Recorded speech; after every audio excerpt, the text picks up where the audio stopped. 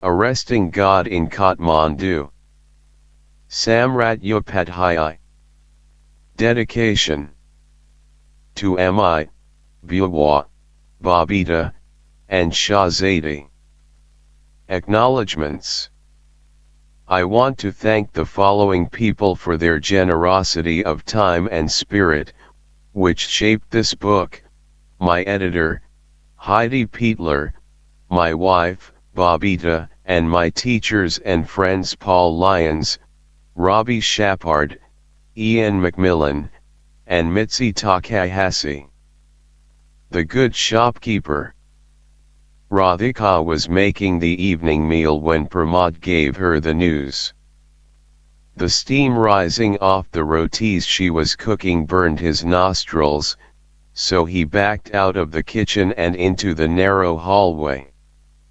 When she turned off the gas and joined him, he put his arms behind his back and leaned against the wall. "What should we do?"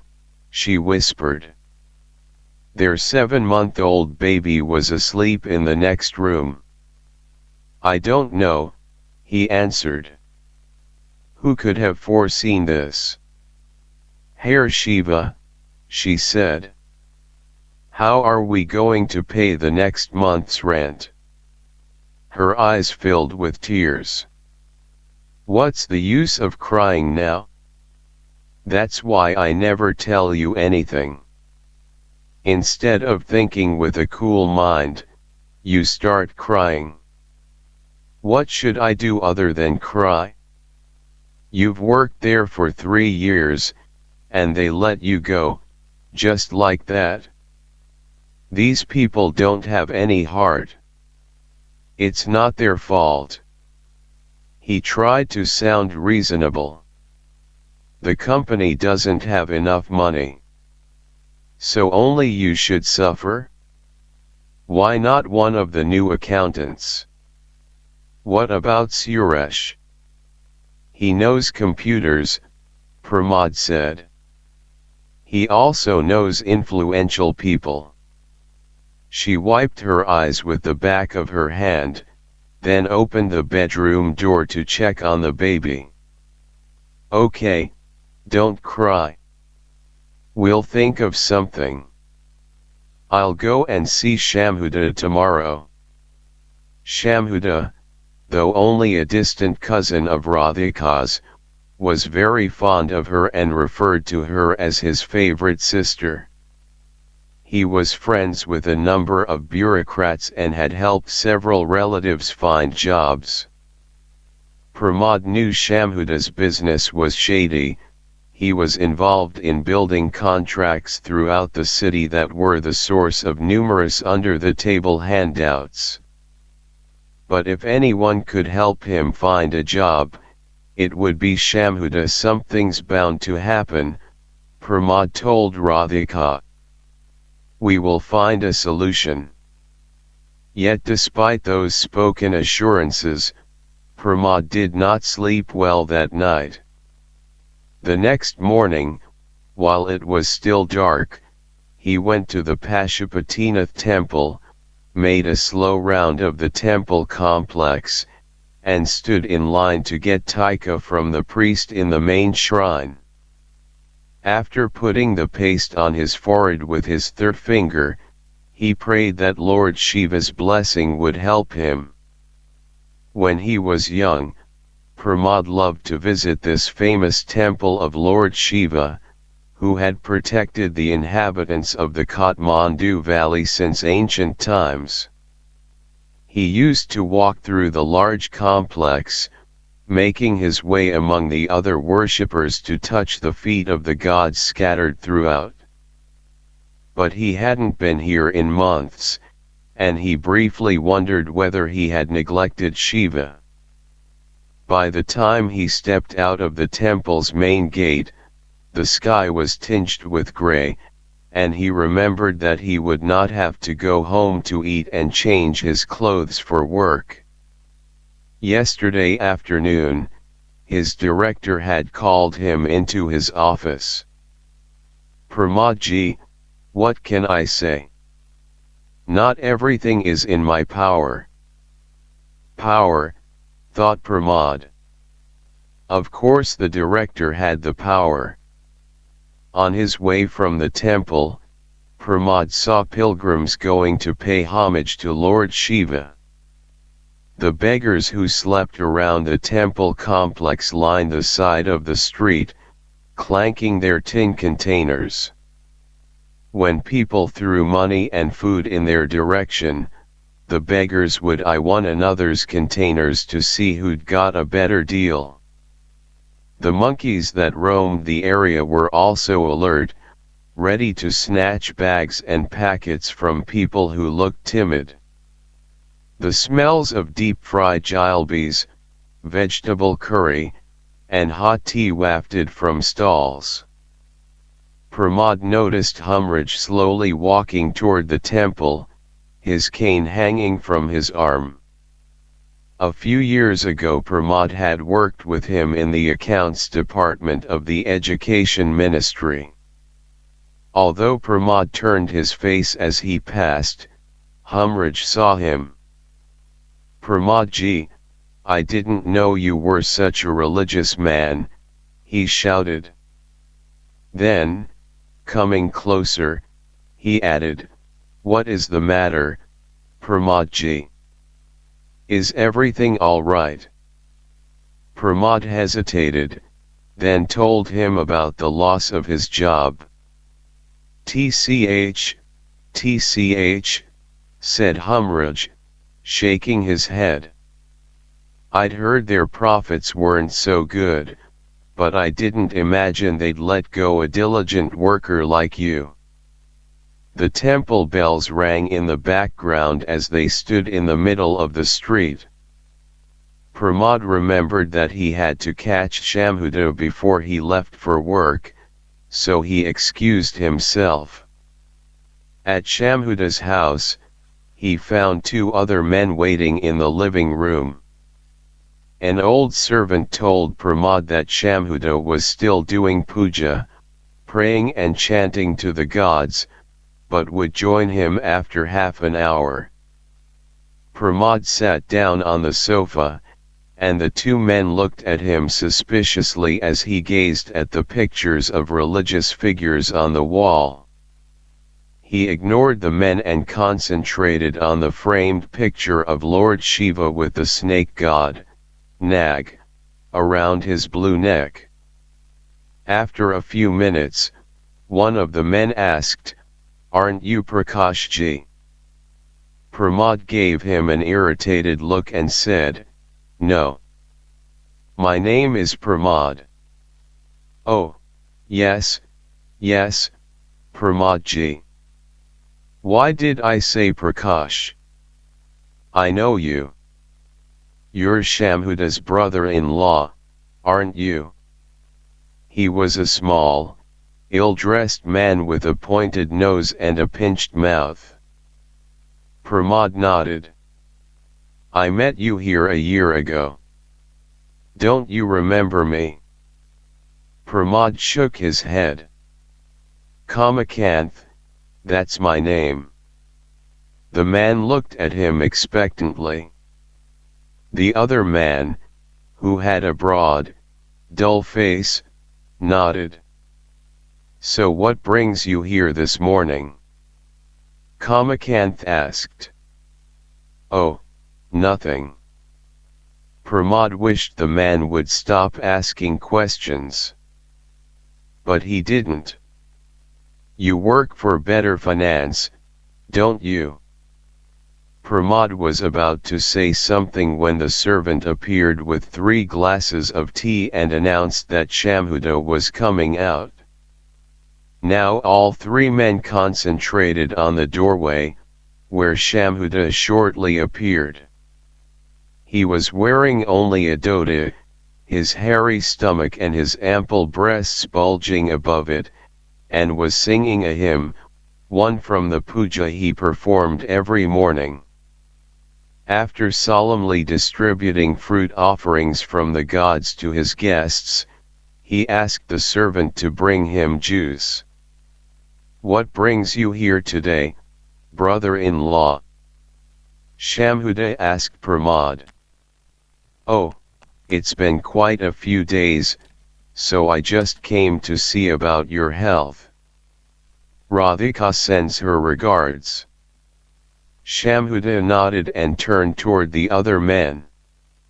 Kamakanth took a sheaf of paper from his briefcase and said, I have arranged everything here in order, Shamhuda.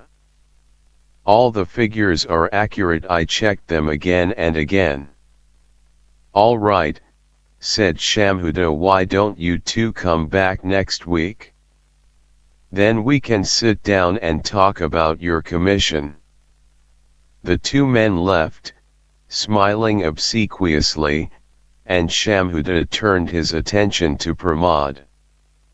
Everything is finished, Shamhuda, Pramod said. I'm finished. Shamhuda took a sip of juice. I've lost my job. Why? Shamhuda didn't look the least bit perturbed. They say the company doesn't have any money. Do they have other accountants? Yes, there's a young man who knows computers. Ah, yes, computers. They're very fashionable these days, aren't they? Shamhuda smiled, then became serious again. This is no good. No good. How is my favorite sister taking all this? How is the baby? When the baby was born, Shamhuda had declared that he would be her godfather. Pramod hadn't liked the idea, but Radhika assured him that if something were to happen to them, Shamhuda would see to it that their baby didn't suffer. I'll see what I can do, Shamhuda said. We'll come up with a solution. Not to worry. He asked Pramod about the director and jotted down his name. Then he stretched and yawned. The telephone rang and Shamhuda became engrossed in a conversation, mumbling hum and ah every so often. Pramod looked at all the paintings of the religious figures on the walls, Kali, Ganesh, Vishnu, Shiva, and wondered whether they had anything to do with Shamhuda's prosperity and quiet confidence. When he realized that the telephone conversation was not going to end soon, he got up to leave, and Shamhuda, covering the mouthpiece with his palm, said, I will see what I can do. Everyone came to know about Pramod, and everywhere he went, friends and relatives gave him sympathetic looks. He was sure that some, those who saw his work at the finance company as lucrative and of high status, were inwardly gloating over his misery. But he tried to act cheerful, telling his friends and relatives these things happen to everyone and that he would certainly find another job. After all, his years of experience as an accountant had to count for something. He hated his voice when he said this. He hated his smile, which painfully stretched the skin around his mouth. He hated having to explain to everyone why he had lost his job. He hated their commiseration, and he hated Radhika's forlorn look, especially when they were with her relatives, who were more well off than those on his side. Every morning before sunrise, he walked to the Pashupatinath temple. The fresh air cleared his mind, and he found solace in the temple lights before they were switched off at dawn. A couple of times he came across Humraj, who always asked anxiously, anything yet? Eventually Pramod timed his walks so that he would not run into Humraj again. And every day, After his trip to the temple, Pramod visited people of influence, those who had the power to maneuver him into a job without his undergoing the rigors of an examination or an interview. He tried to maintain faith that something would indeed turn up, that one day he would find himself in an office of his own, seated behind a desk, with a boy to bring him tea every couple of hours. He missed the ritual of going to the office, greeting his colleagues, settling down for the day's work, even though he had been doing the same job for years. He delighted in juggling numbers, calculating percentages, making entries in his neat handwriting. He loved solving math problems in his head, and saw it as a challenge to refrain from using a calculator until the last moment, or only as a means of verification. He loved the midday lull, when everyone in the office ordered snacks and tea, and a feeling of camaraderie came over the workplace, people laughing and eating, talking about mundane things that happened at home, teasing one another, commenting on politics. Pramod kept up his visits to Shamhuda's residence, showing his face every week or so, asking whether anything had come up, reminding Shamhuda of his predicament, playing on the sense of family by mentioning, every so often, that Radhika was his favorite sister. On every visit, Shamhuda assured Pramod that a job prospect appeared likely and would be certain within a few days. But even though Shamhuda nodded gravely when Pramod described his strained financial situation, Pramod realized that he had to wait longer and longer to see Shamhuda. Kamakanth snickered whenever they happened to be there at the same time.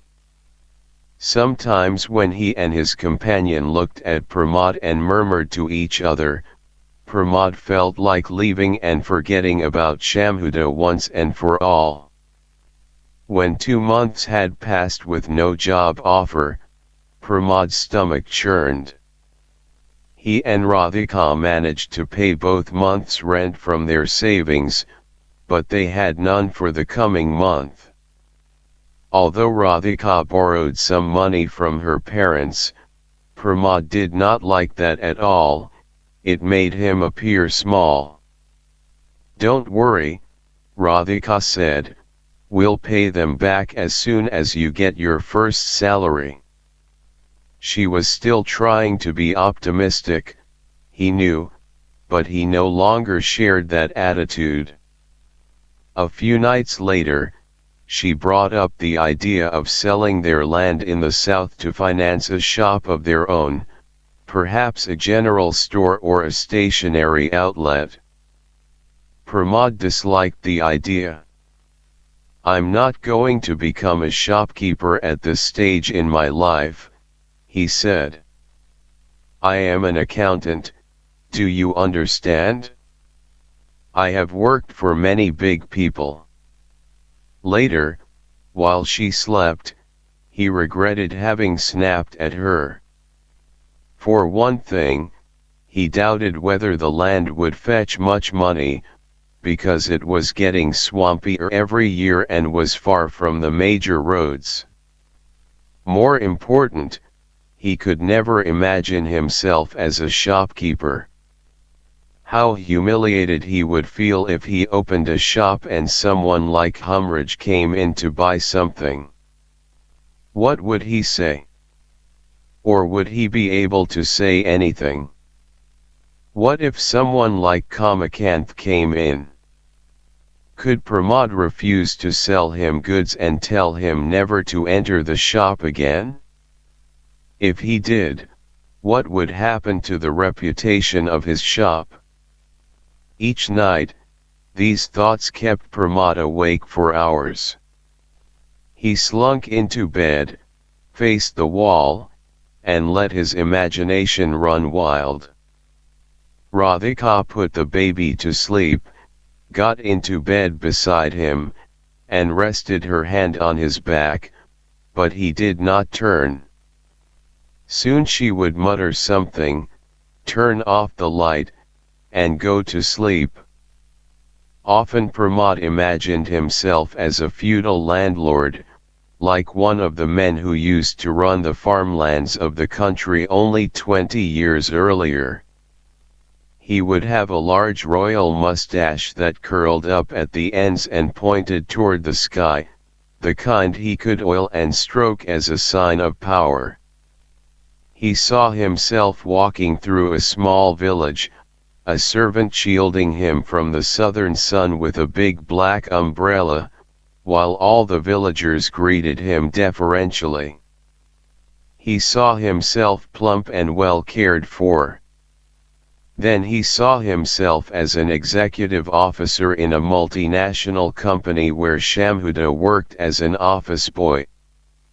Shamhuda was knocking on the door of Pramod's spacious, air-conditioned office, where he sat behind a large desk in a clean white shirt and tie, his glasses hanging from his neck, a cigarette smoldering on the ashtray. Shamhuda would walk in, his cheeks hollow, wearing clothes that were clearly second-hand, and plead for an advance on his wages, which Pramod would refuse. Shamhuda would weep, and Pramod, irritated, would tell him the company had no place for a whiner. Pramod giggled at this little scene. Then when he realized what he was doing, a moan escaped his lips. Radhika sat up, turned on the light, and asked, "What's the matter?" "Having a bad dream." One morning Pramod was sitting on a bench in the city park, smoking a cigarette, after having made his humiliating morning round, when a small, plump young woman sat next to him and started shelling peanuts that were bundled at the end of her dhoti. The cracking of the shells was getting on his nerves, and he was just about to leave when the woman said, "Do you want some peanuts?" Pramod shook his head. "They're very good," she said. "Nicely roasted and salty." She looked like a laborer, or perhaps a village woman working in the city as a servant. "I don't eat peanuts in the morning," said Pramod. "Oh, really?" "I can eat them all day long. Morning, noon, night." Pramod watched a couple of men in suits and ties, carrying briefcases, enter an office building across the street. "The mornings here are so beautiful, no," he heard the woman say. "I come here every day." She popped more peanuts into her mouth. "Where do you work?" The gall of this woman, clearly of a class much below his. "In an office," he replied. "It's nearly 10 o'clock. Don't you have to go to your office?" "It's not a holiday today, is it?" "No, it's not a holiday. I just finished my work." "Holiday or no holiday, I have to work." "Where?" asked Pramod. "In Putala Sadak," she said. "I wash clothes, clean the house. But only in the mornings. They have another servant, but she goes to school in the morning. My mistress is very generous." "Where's your husband?" asked Pramod. He felt himself smile. Talking to a servant girl in the park was an indication, he thought, of just how low he had fallen. "He's back in the village, near Pokhara." He's a carpenter, building this and that. But the money is never enough. That's why I had to come here. You don't have any children. She shook her head and blushed. They sat in silence for a moment. She said, "You know, my husband says one shouldn't think too much." There was a note of pity in her voice. "Why does he say that? Does he say it to you?" "Not me. I don't think all that much. What's there to think about? Life is what God gives us. My husband says it to any of our relatives who is unhappy and comes to him for advice. In this city I see so many worried people. They walk around not looking at anyone, always thinking, always fretting. This problem, that problem. Sometimes I think if I stay here too long, I'll become like them." Pramod sighed at her simple ways. By now the streets were crowded, people were on their way to work. The park, in the center of the city, provided a good view of the surrounding buildings, many of them filled with major offices. The woman stood, stretched, and said, "Well, I should be going home. Make tea and then cook some rice for myself." She looked at him sweetly. "I can make tea for you in my room." Pramod was startled. "It's all right," she said. "You don't have to come if you don't want to. Here you are, sitting and worrying about what, I don't know. So I thought you might want some tea. My house isn't far. It's right here in Asan." She pointed in the direction of the large marketplace. "All right," Pramod said. He got up and followed her out of the park, embarrassed to be walking beside the servant girl, afraid that someone he knew might see him. But he could feel a slow excitement rising in his body. He walked a few steps behind her, and she, seeming to sense his discomfort, didn't turn around and talk to him. When they entered Asan, they were swept into the crowd, but he maintained his distance behind her, keeping her red dhoti in sight. There was a pleasant buzz in his ears, as if whatever was happening to him was unreal, as if the events of the last 2 months were also not true. His worrying was replaced by a lightness. He floated behind her, and the crowd in the marketplace moved forward.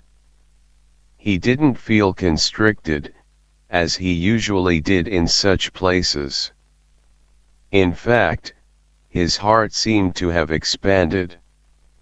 When they reached an old house in a narrow alley, she turned around at the doorway and said, "I have a room on the 3rd floor, the other side." She led him through a dirty courtyard, where children were playing marbles, and beckoned to him to follow her through another door. Pramod found himself in the dark. He could hear the swish of her dhoti. "The stairs are here," she said.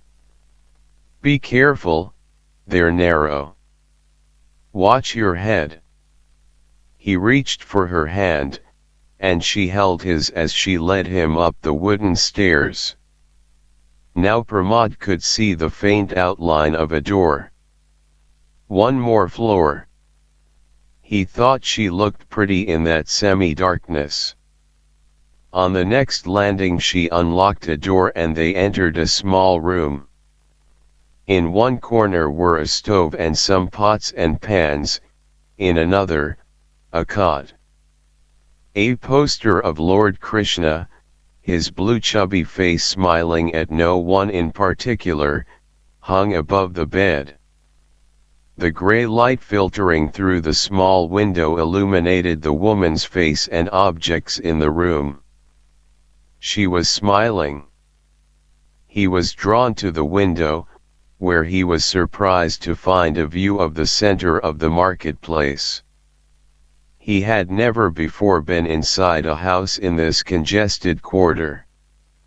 In the distance, vegetable sellers squatted next to their baskets, smoking and laughing.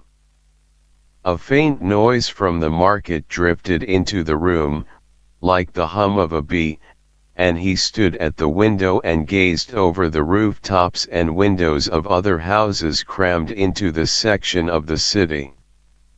"You can sit on the bed," she said. He promptly obliged, and she proceeded to boil water for tea. He wondered how she, with her meager income as a housemaid, could afford an apartment in the city's center. Then a curious thought entered his head: could she be a prostitute? Yet he knew she wasn't. As if divining his thought, she said, "The owner of this house is from our village. He knew my father, and he treats me like a daughter. Very kind man. Not many like him these days, you know." He smiled to himself. Yes, he knew. He said nothing. When she brought the tea, she sat next to him, and they sipped in silence. Soon he felt drowsy and lay down on the bed. She moved beside him, took his hand, and placed it on her breast. He ran his finger across her plump face. Her eyes were closed. He had no reaction except that there was an inevitability to this, something he'd sensed the moment she began to talk to him in the park. When he made love to her, it was not with hunger or passion, the act had its own momentum. He was not the one lifting her sari, fumbling with her petticoat, he was not the one doing the penetrating. She required nothing. She just lay beneath him, matching his moves only as the act demanded. He stayed with her until dusk. They ate, slept, and then he got up to survey the marketplace again. The crowd had swelled. Strident voices of women haggling with vendors rose to the window. He felt removed from all of it, a distant observer who had to fulfill no obligations, meet no responsibilities, perform no tasks.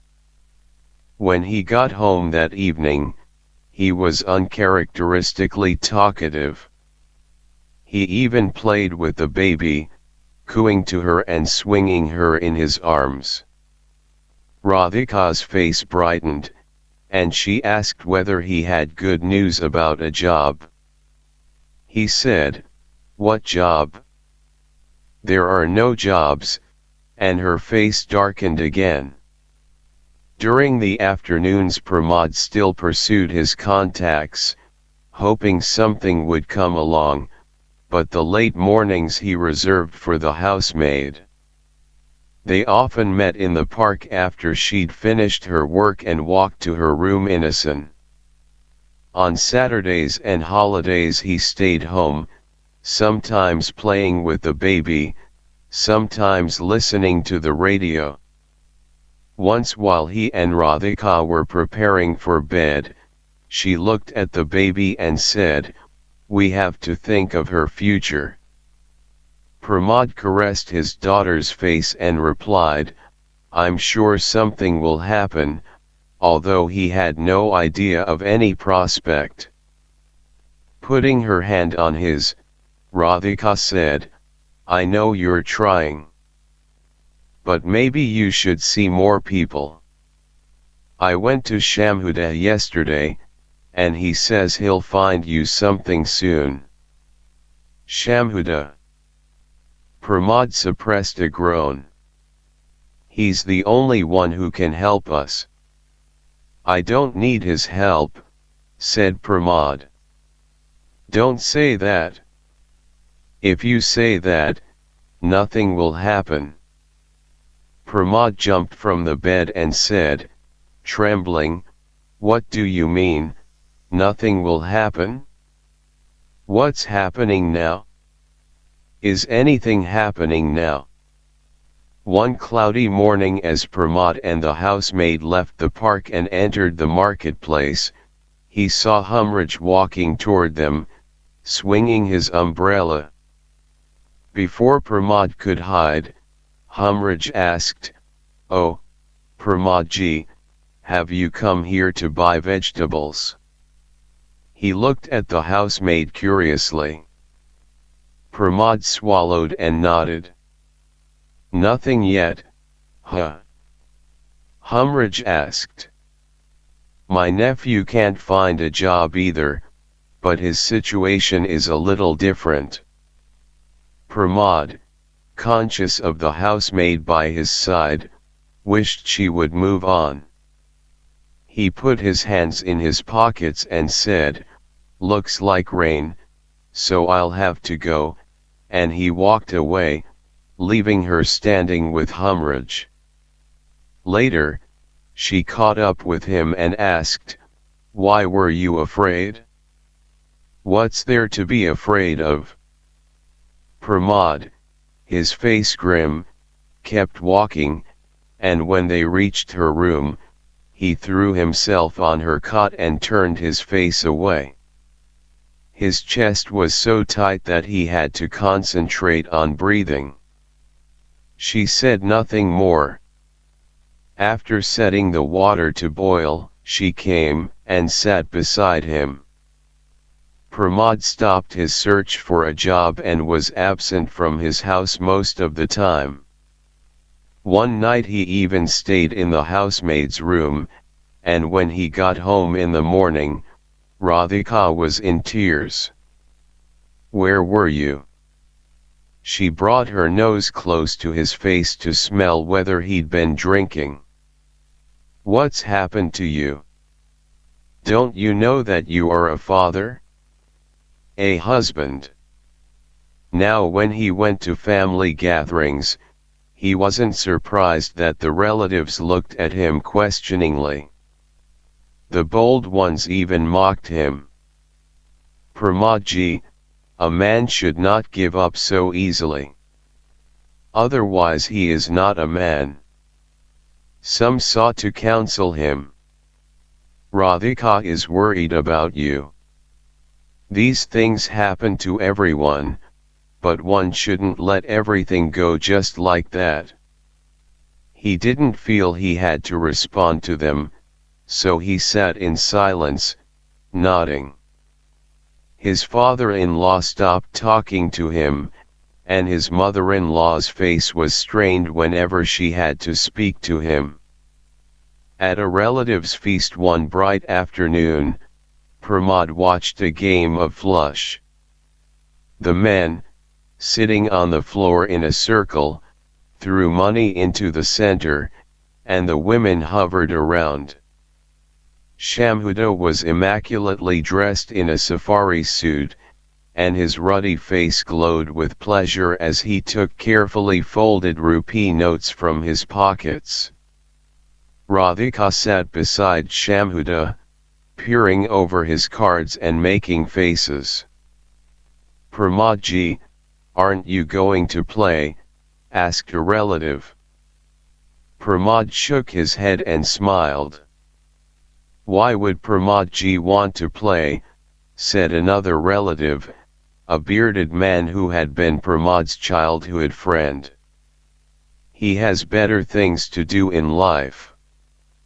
This was followed by a loud guffaw from everyone. Radhika looked at Pramod. "After all, we're the ones who are fools. Working at a job and then, poof, everything gone in an afternoon of flush. The bearded relative, with a dramatic gesture, tossed some money into the jackpot. No job, no worries. Every day is the same, someone else said. Radhika got up and left the room. Pramod sat with his chin resting on his palms. Shamhuda looked at the bearded relative with scorn and asked, "Who are you to talk, Pitambar? A bull without horns can't call himself sharp. What about you, then, who drives a car given to him by his in-laws, and walks around as if he'd earned it?"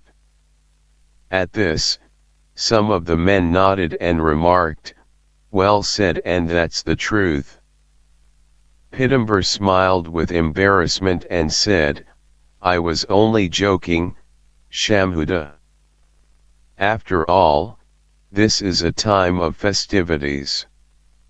"You don't joke about such matters," said Shamhuda with unusual sharpness. "Why should you joke about this, anyway? What about the time you embezzled 5 lakh rupees from your office? Who rescued you then?" The room became quiet. Shamhuda himself looked surprised that he'd mentioned that incident. Pitambar threw his cards on the floor and stood up. "What did I say, huh? What did I say?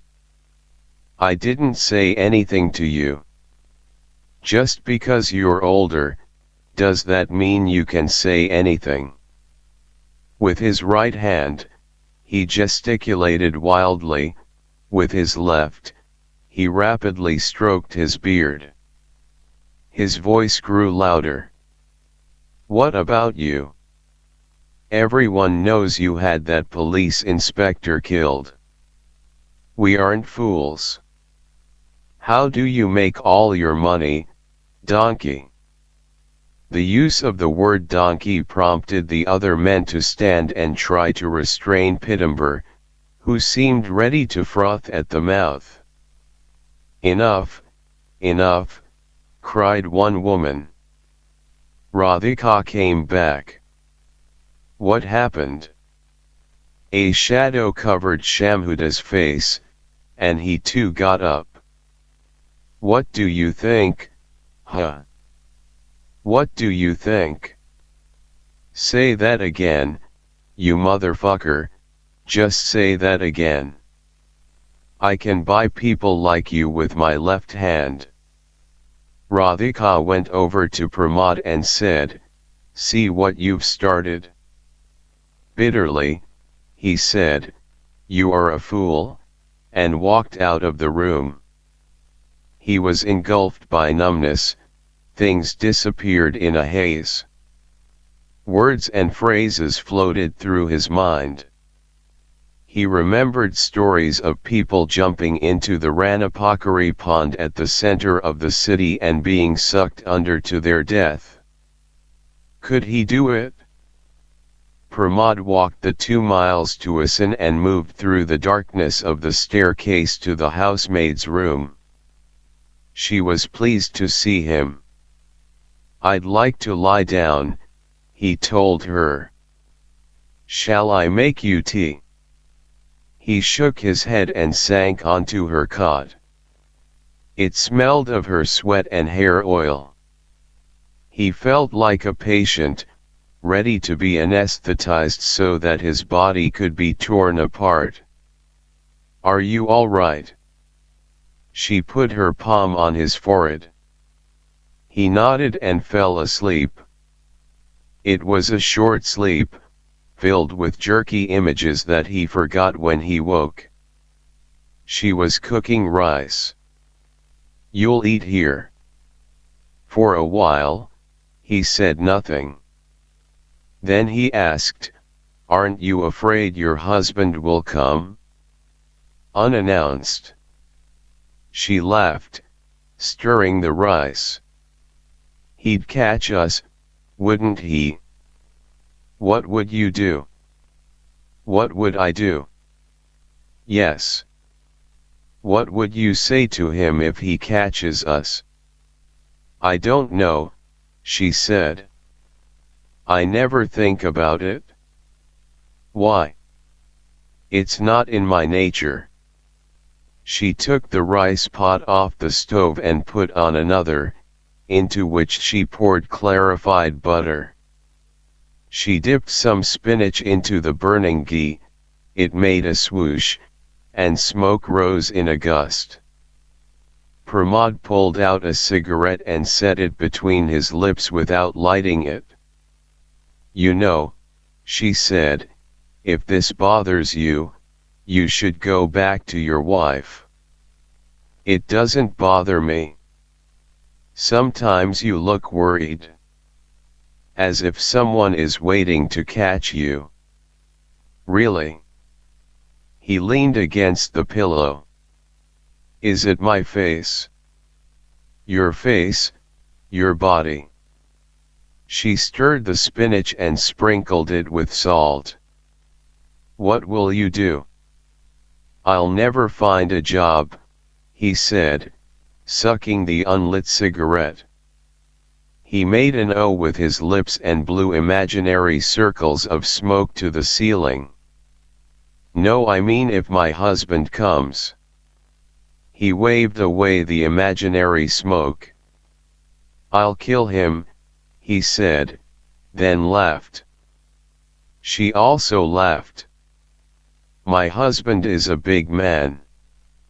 With big hands. I'll give him one karate kick. Pramod got up and kicked his right leg vaguely in her direction. Then he adopted some of the poses he had seen in kung fu movies. I will hit Pitambur on the chin like this. He jabbed his fist hard against his palm. I will kick Shamhuda in the groin. He lifted his leg high in the air. His legs and arms moved about, jabbing, punching, kicking, thrusting, flailing. He continued until he was tired, then sat down next to her, breathing hard, with an embarrassed smile. What good will it do, she said, to beat up the whole world? He raised a finger as if to say, wait. But when his breathing became normal, he merely smiled, leaned over, and kissed her cheek. I think I should go now. But I made dinner. Radhika will be waiting, he said.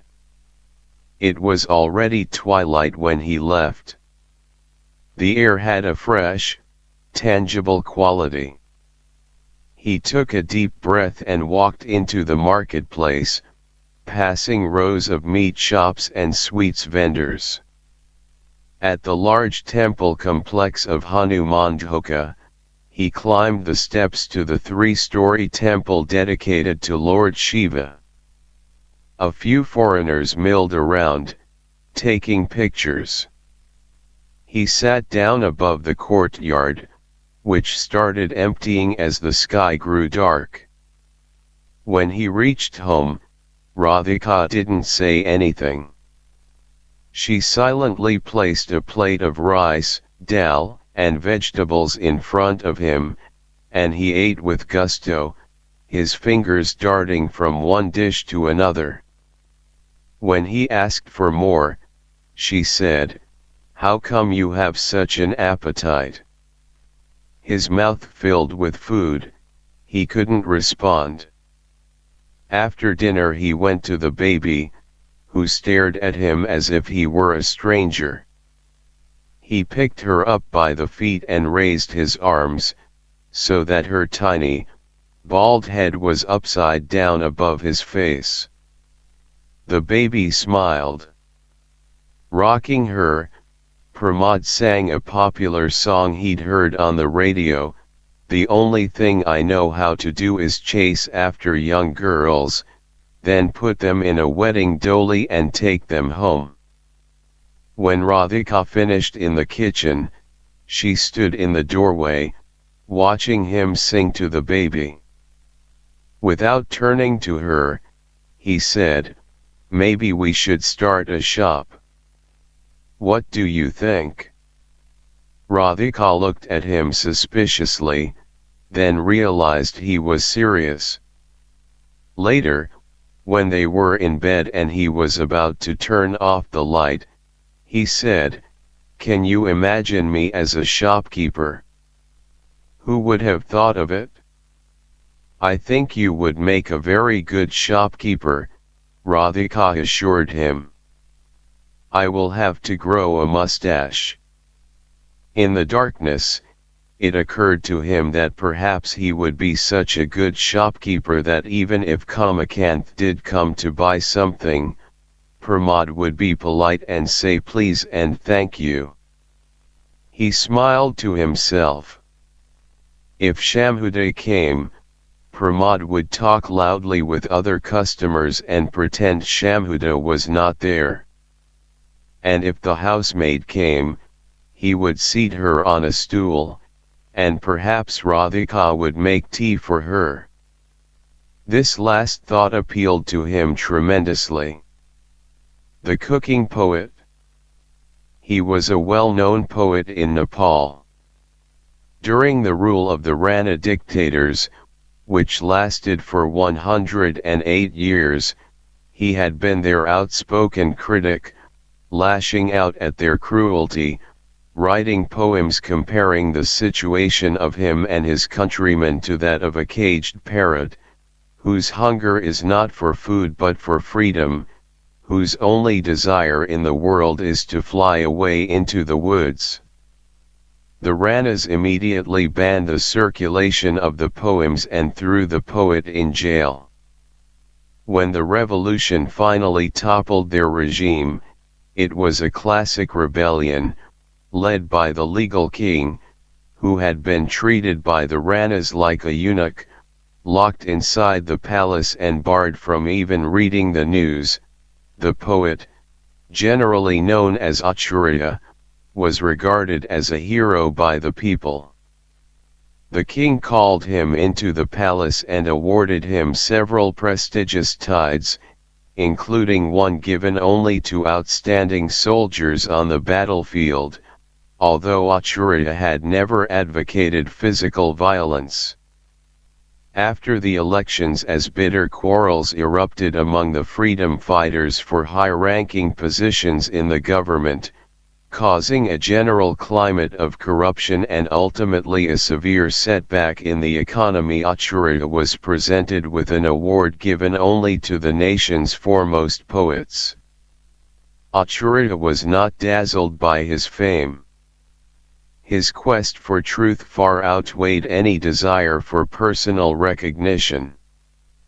It amused and surprised him that people made a fuss about his poetry. Some critics went so far as to call him our Shakespeare, for he loved poetry as an art, not as a means to achieve personal aggrandizement.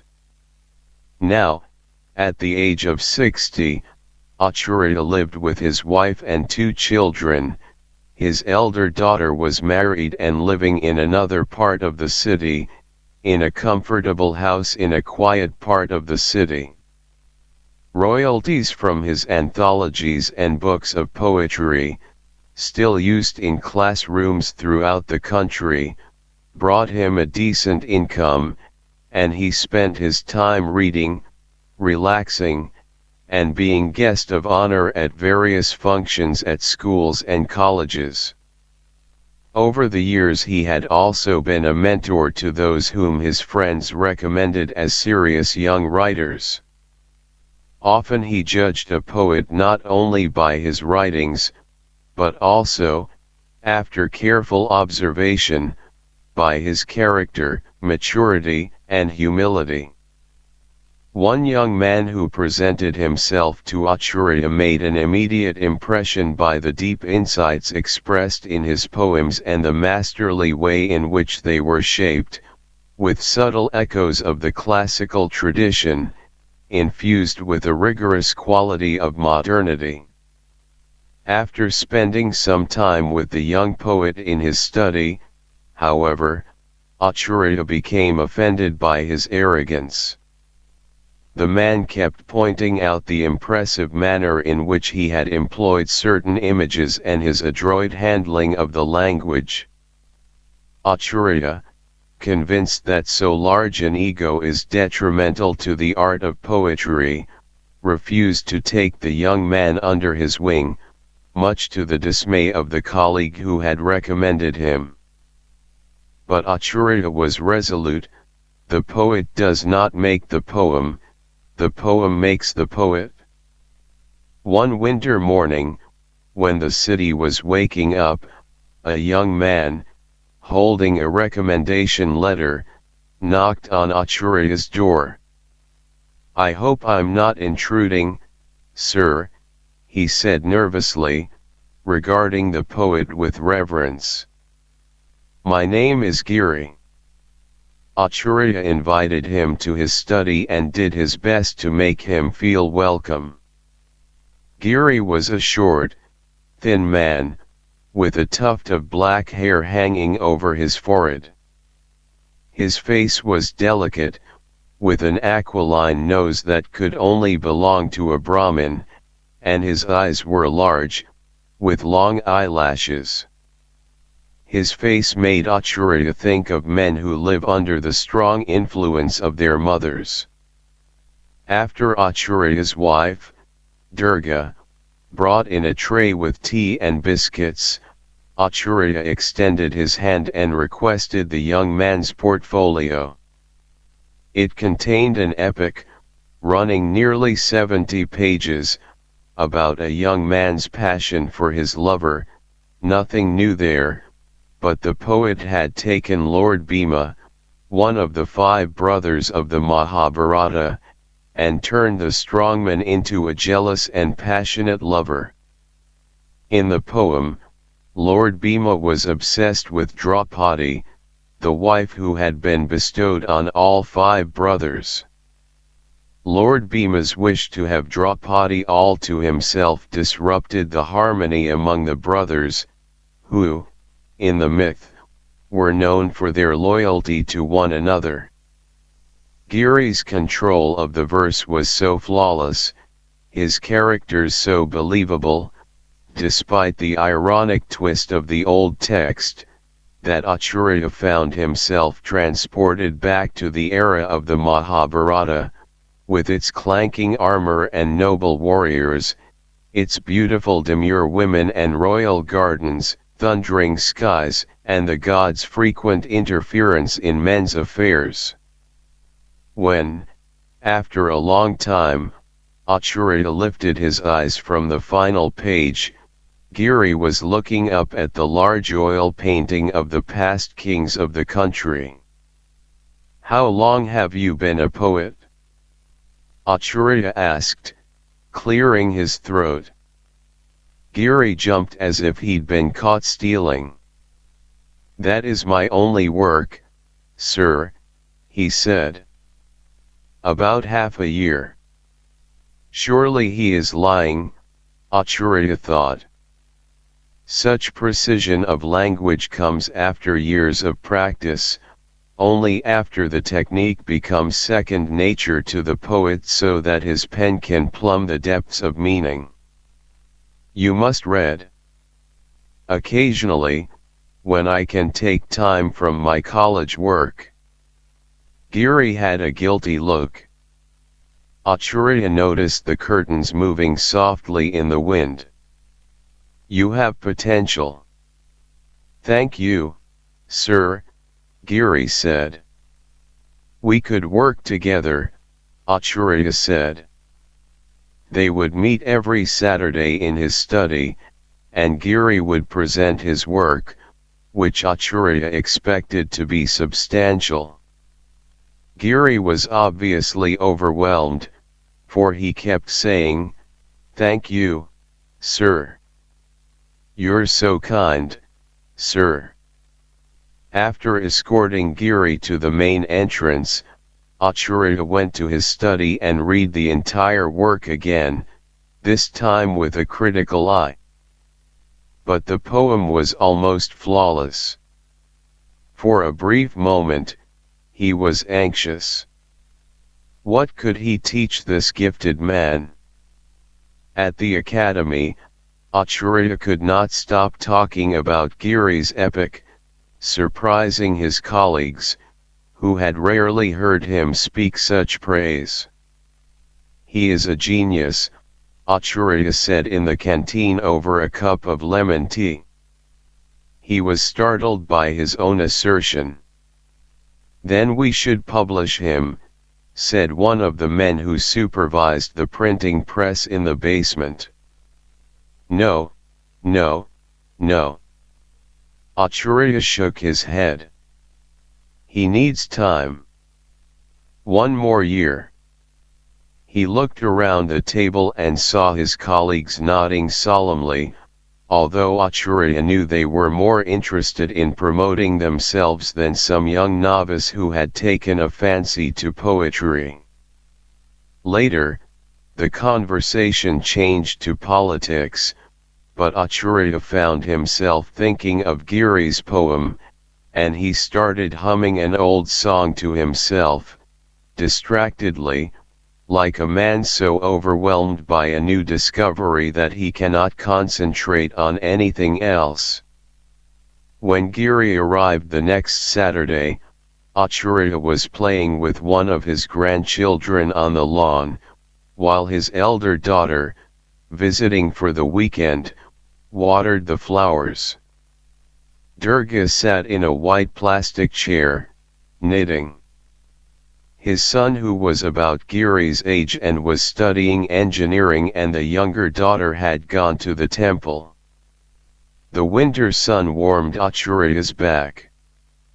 Come in, Acharya shouted when he saw Giri standing hesitantly at the gate, as if afraid to break into this family scene. Make yourself comfortable, don't be shy, Acharya said. Consider yourself family. He had never before offered such hospitality to a pupil, and he detected a note of awkwardness in his voice. After the formalities were over and Acharya had read Giri's new poems, he once again found himself transported flying, weightless, over the crowded streets and alleys that these poems described. When he finished reading, Acharya could feel himself smiling. This is good, he said, trying to calm his excitement. Thank you, sir. Giri looked at him anxiously, waiting for the real criticism. You could polish your imagery, Acharya suggested, and launched into a long discussion of the poems. Every time he pointed out a small flaw or an area that could be improved, he became unsure of himself. These were minor criticisms, and he was not confident that any changes would necessarily improve the poems. In fact, the minor faults seemed to add dimension rather than lessen it. After Giri left, Acharya, tired, stared at his empty chair. His daughter came to his side and said, "Is something wrong, Papa? You don't look well." Acharya shook his head. Such talent so young. That night, sitting at his desk and reading a colleague's poems, he was suddenly inspired to write an epic. A major undertaking, but a worthwhile one. As a young poet he had written a book-length poem that he considered a failure, though it was still studied in higher-level classrooms. Now seemed an appropriate moment to undertake another such venture. He had experience both in poetry and in life. Moreover, he was not oblivious of his advancing age. The previous year he had suffered heart palpitations. Lately, he had experienced back pains, to the concern of his family and friends. One colleague had given him a special chair, which sat, unused, in a corner of his study. Yes, this would be the right moment for an epic, perhaps the last major work he would write.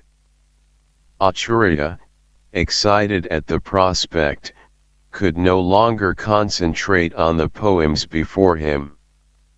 Resolved to begin his epic the next night, he turned off the light in his study and went to bed. But he didn't fall asleep for a long time. He lay there listening to frogs croak outside and thought about his epic. He tried to come up with a central image that would define the poem, but he was distracted by Durga's faint snoring. Then, at some point during the night, Acharya awoke from uneasy dreams with a nagging pain in his back. He decided not to wake Durga. His throat was parched, but even after finishing the water in the jug by the bed, he was thirsty, and he went to the kitchen. He could feel the cold water he drank reach his stomach. As he headed back to the bedroom, almost as an afterthought he went to his study, switched on the lamp, and took the copy of Giri's epic from the shelf. He read it again, slowly, noting the juxtaposition of certain words, discovering with each breath the subtle rhyme patterns. He had no idea how long he'd been standing by the lamp when he saw Durga in the doorway, her stout body like a ghost in the grey light. "A good poet, is he?" she asked, looking at him curiously, her eyes puffed from sleep. Said Acharya, somewhat embarrassed. "The world is changing," Durga said. "A good night's sleep should clear your mind." Not receiving any response, she went back to bed, and, after a short while, Acharya followed her. Giri's visits to the house became more frequent. Sometimes he appeared soon after dawn, carrying fresh tomatoes, cauliflower, or radishes in a bag. Every time he came, he stood at the door uncertainly, as if he were not sure of his status with the family since his last visit. Durga became fonder of him with each visit. Any mother would be proud to have such a son, she often said to her husband, who, although pleased to see Giri, was not comfortable with such rapid family intimacy. Giri often spent time in the kitchen, helping Durga cook the afternoon or evening meal, tasting the egg curry or fried okra, suggesting new recipes. Acharya's son, the one studying engineering, started to call him the cooking poet. "Is this how you cook your poetry, Giri? Fry everything in clarified butter, a little coriander here, a little basil there." Giri's face turned crimson at the teasing, and he barely lifted his gaze from the onions he was chopping or the squash he was stirring. It was as if a new child had entered the house. Acharya suspected that his daughter, who was barely 18, was developing a crush on Giri, for in his presence her normal haughty, impatient ways disappeared, and she acted demure. Through conversations he overheard and tidbits he gathered from Durga, he never questioned the young poet directly about himself. Acharya pieced together, like a jigsaw puzzle, Giri's life outside his poetry. His father had died at an early age, and Giri had been raised by his mother. Here Acharya congratulated himself on his earlier intuition, in a village outside the city. He had a younger sister, who was mentally retarded and lived with the mother.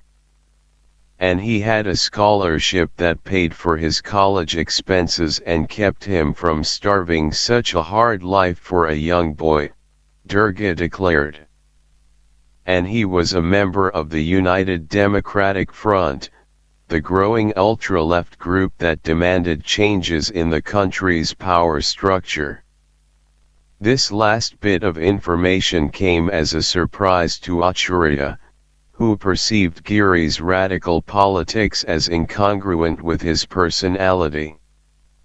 The few members of the UDF he had met or seen in colleges had a brazen attitude hinting at mania. He had been unable to comprehend them. Yet here was Giri, who cringed before a raised eyebrow. Occasionally Giri missed his scheduled weekly appointment and then turned up the following Saturday with a bag of vegetables, again looking uncertain. Acharya would scold him for not keeping the appointment, and Giri would apologize and say that he had had to arrange for a meeting. Acharya would shake his head, thinking, "Your commitment should be art, not politics." But once he'd read Giri's new poems, he would feel foolish, because they were as good as ever. Acharya arranged for Giri to present a reading at the academy. "Just wait," he told his colleagues. "This one is of a different breed." On the day of the reading, Acharya and Giri sat in the back of the car for a last-minute consultation, while Acharya's son drove and Durga and their daughter sat squeezed together in the front. Giri had oiled and neatly combed his hair, which made him seem even younger. "He looks like a child," Acharya thought as the car pulled into the academy compound. Before the reading started, Acharya restlessly roamed about the auditorium, checking to see whether the microphone was working, greeting a colleague he hadn't seen for some time, reprimanding his daughter for her breathless questions about Giri. When Giri walked to the podium, Acharya went to the back of the sloped auditorium so that he had to look down at the stage. The members of the academy were seated at the front, but he did not wish to sit among them lest their faces distract him. After the introduction, Giri, his soft face white under the bright lights, thanked Acharya, without whose guidance I would not be privileged to stand humbly before you today. Then he began to read, hesitantly.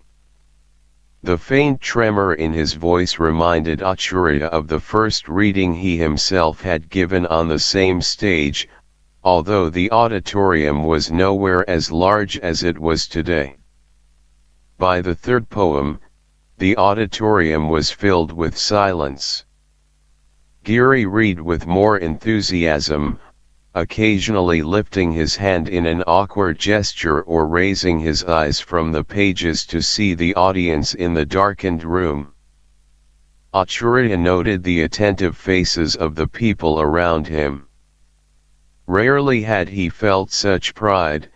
At the same time, a restlessness swept over him. He could not concentrate on Giri's words, though the poet's small frame on the brightly lit stage was intensely clear. Even from a distance, it was as if Acharya were looking through a telescope. He felt that Giri needed protection, although from what, he did not know. His reverie was broken by the applause that followed the end of the reading. Giri walked all the way up the aisle to touch Acharya's feet in homage. Acharya pulled him up and embraced him. His colleagues came over and congratulated him on his new discovery and patted Giri on the back. Amid all the congratulations, Acharya suddenly wanted to leave. Often when Acharya sat down to write, he was beset by anxiety. His epic was not going well, that was certain. And he started to doubt the quality of his past work. He went through most of his poems and found them lacking. Even the one about the parrot, which had propelled him to fame, now seemed simplistic and self-conscious. Giri's epic loomed above him as the ideal. Acharya's study became littered with writings violently crossed out, much to the chagrin of Durga, who, after she first saw the discarded papers, said, "Perhaps we should go on a pilgrimage." "No." Acharya impatiently waved her off, annoyed by the thought that religion would solve his writing problems. The more lines he crossed out, the more urgent was his compulsion to write. His back troubled him more frequently, a searing pain extended to his neck, and he found himself using that special chair in the corner.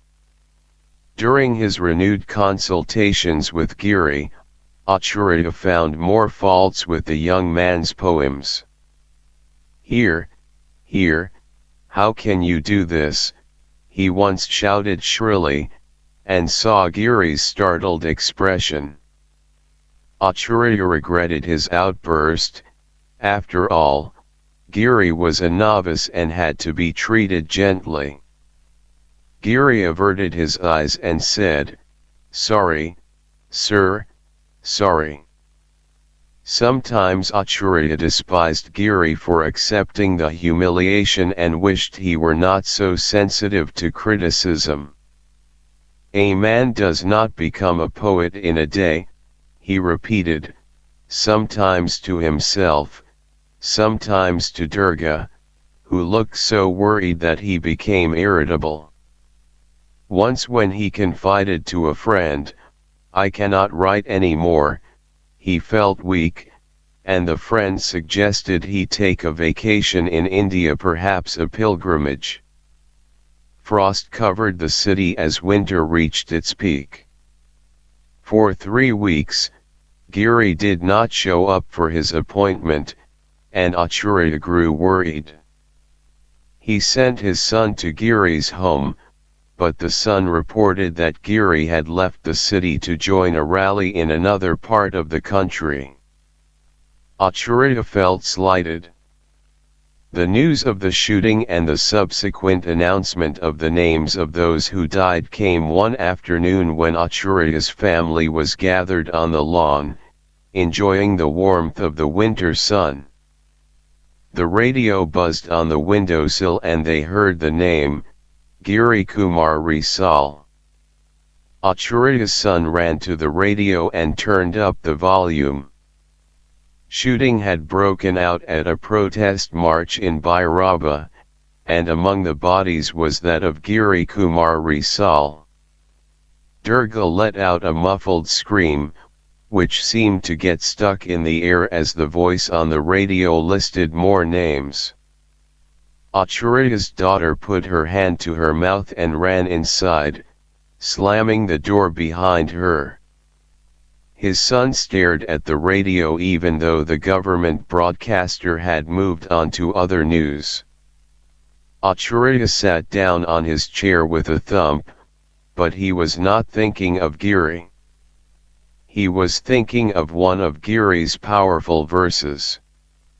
The complete account of the shooting came to Acharya in pieces, as did the story of Giri's life outside his poems, from men who had been at the rally and others who had second-hand information.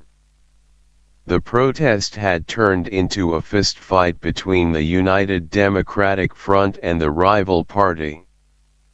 Giri, trying to break up the fight, had appealed for a united protest against the government at the very moment that someone had fired a pistol blindly into the crowd.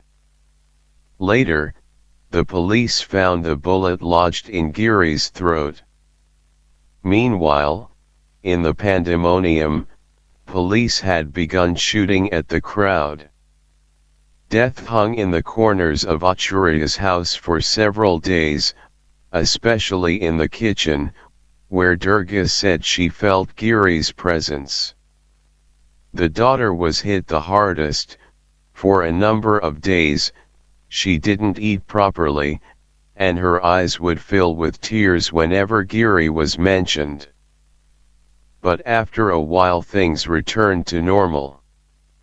Durga once more referred to Giri by the name her son had given him, the cooking poet. Poor cooking poet, my kitchen feels empty without him, and soon they recalled him only occasionally, mostly when they were cooking in the kitchen. Once Acharya's daughter said solemnly, I loved his poems, although she had never read them. For a few weeks Acharya was wrapped in confusion. He did not know how to adjust to Giri's death. It was like waking up from a long afternoon nap and finding that you had been robbed. Colleagues consoled him, for they knew he mourned for his most prized pupil. Acharya thought of the shy man who turned red when admonished and repeated, Sorry, sir, so sorry. He regretted having been critical of Giri's work. Had his poems really become less effective, or had Acharya's disapproval of Giri's political involvement distorted his appreciation of Giri's work? After all, Giri had lived a dual life, and his political self had prevented Acharya from understanding Giri's true nature.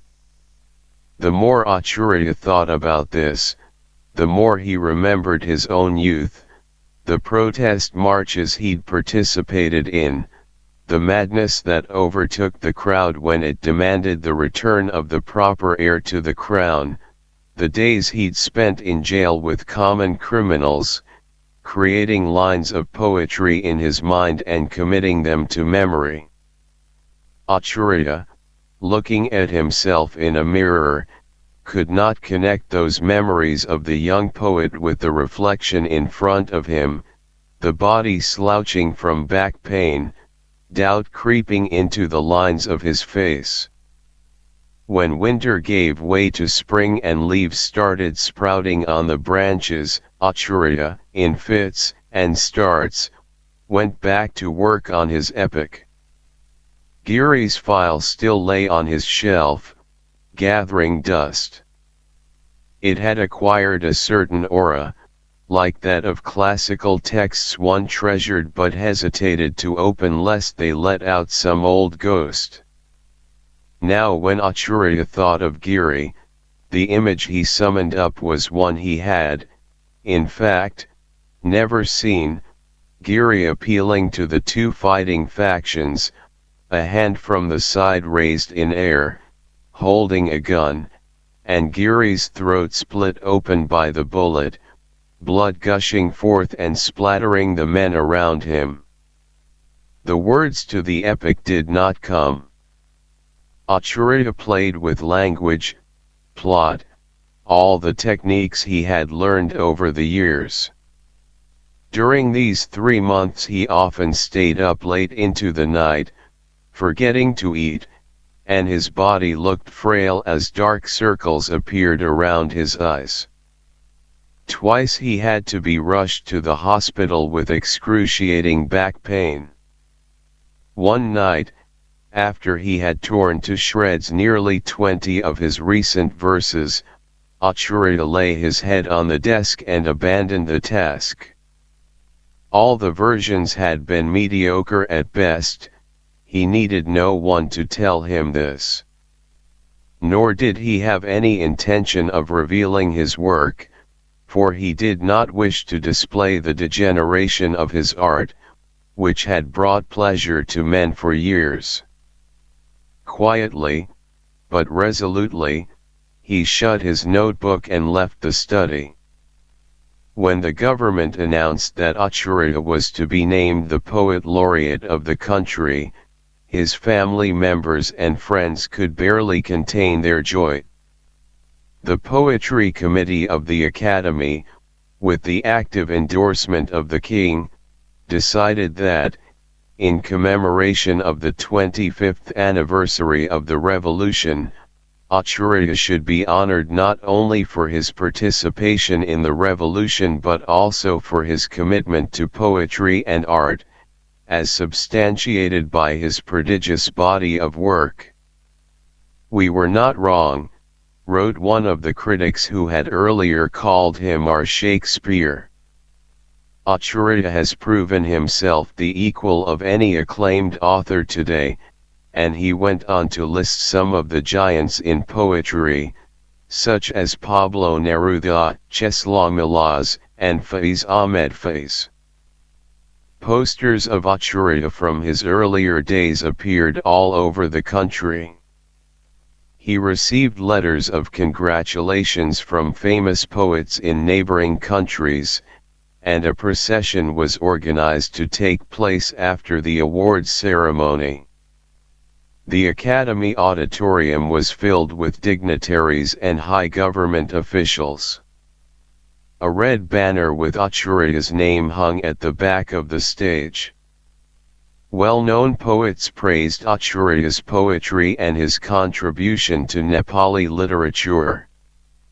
Acharya, sitting in the front with the country's prime minister, who would soon present the award, watched the ceremony in a daze, the noise buzzing around him.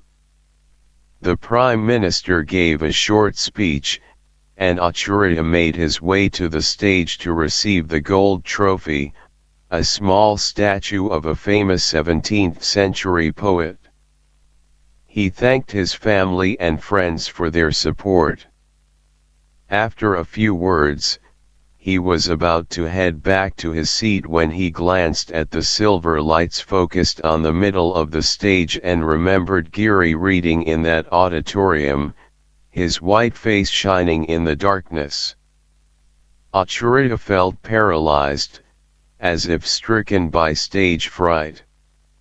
He did not see any faces, only dim figures that could be sitting, standing, dancing in the dark, offering applause that rose and fell, until a steady din started circling the high walls and ceiling of the auditorium. Deepak Misra's secretary. The trouble began for Deepak Misra when he kissed his unattractive secretary in the office. But later he decided that the trouble had actually started some time before, around 10 o'clock one morning, when a friend called to tell him that his ex-wife Jill, who had left him a couple of years earlier and returned to her native Cleveland, was back in the city. "Where?" Deepak asked, his voice tense. "She's staying at the Annapurna Hotel. Says she's looking for an apartment." "An apartment? Looks as if she's here to stay, Deepak."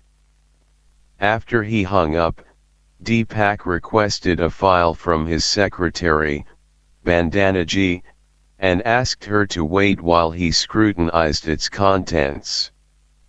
He thought of Jill's long face, the way her thin fingers, hovering over the canvas with a brush, gave the illusion that they were thinking. "My wife is back in Kathmandu," he said shortly.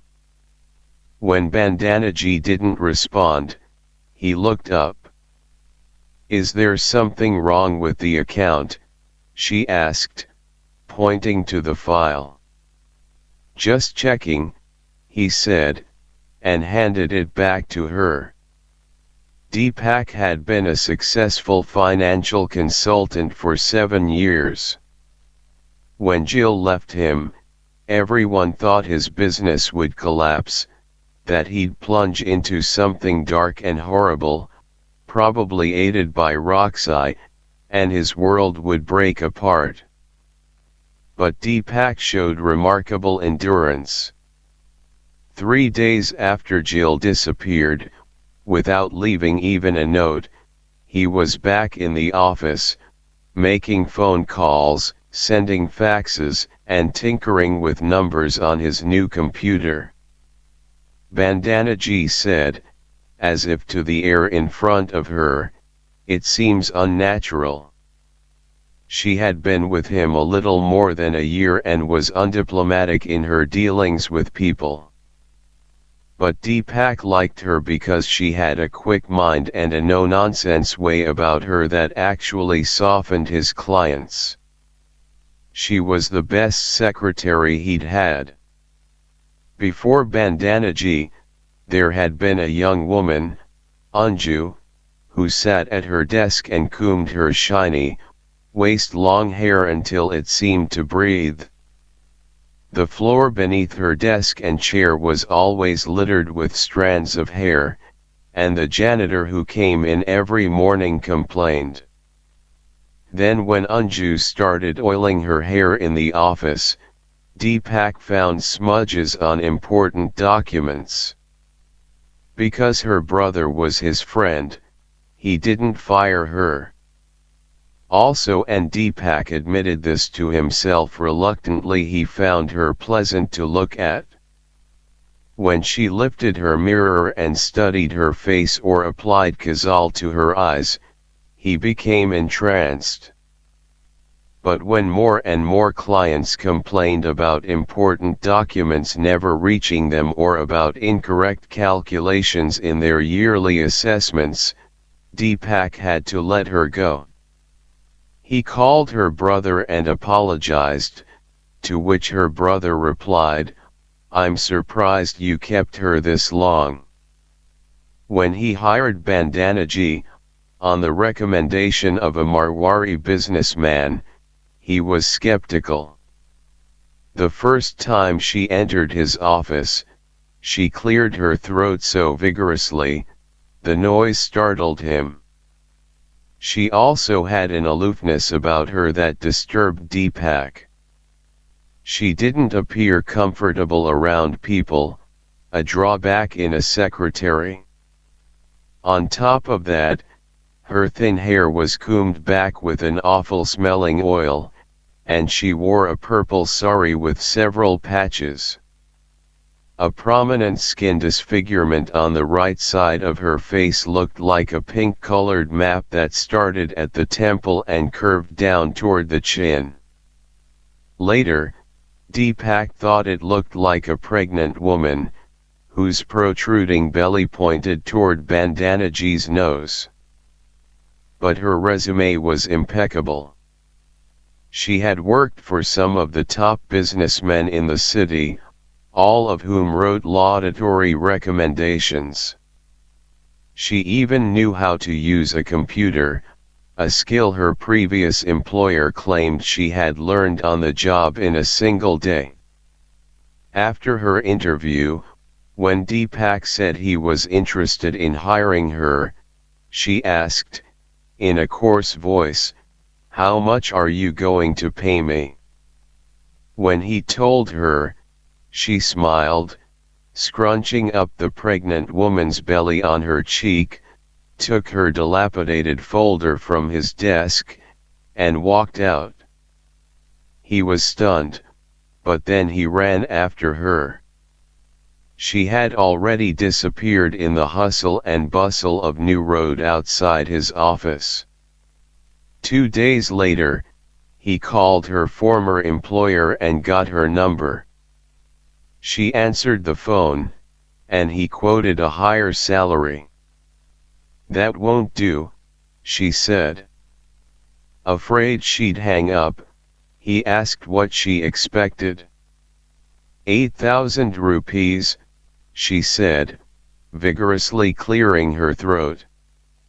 He promptly agreed, though after he put the phone down, he wondered why he'd given in to her exorbitant demand.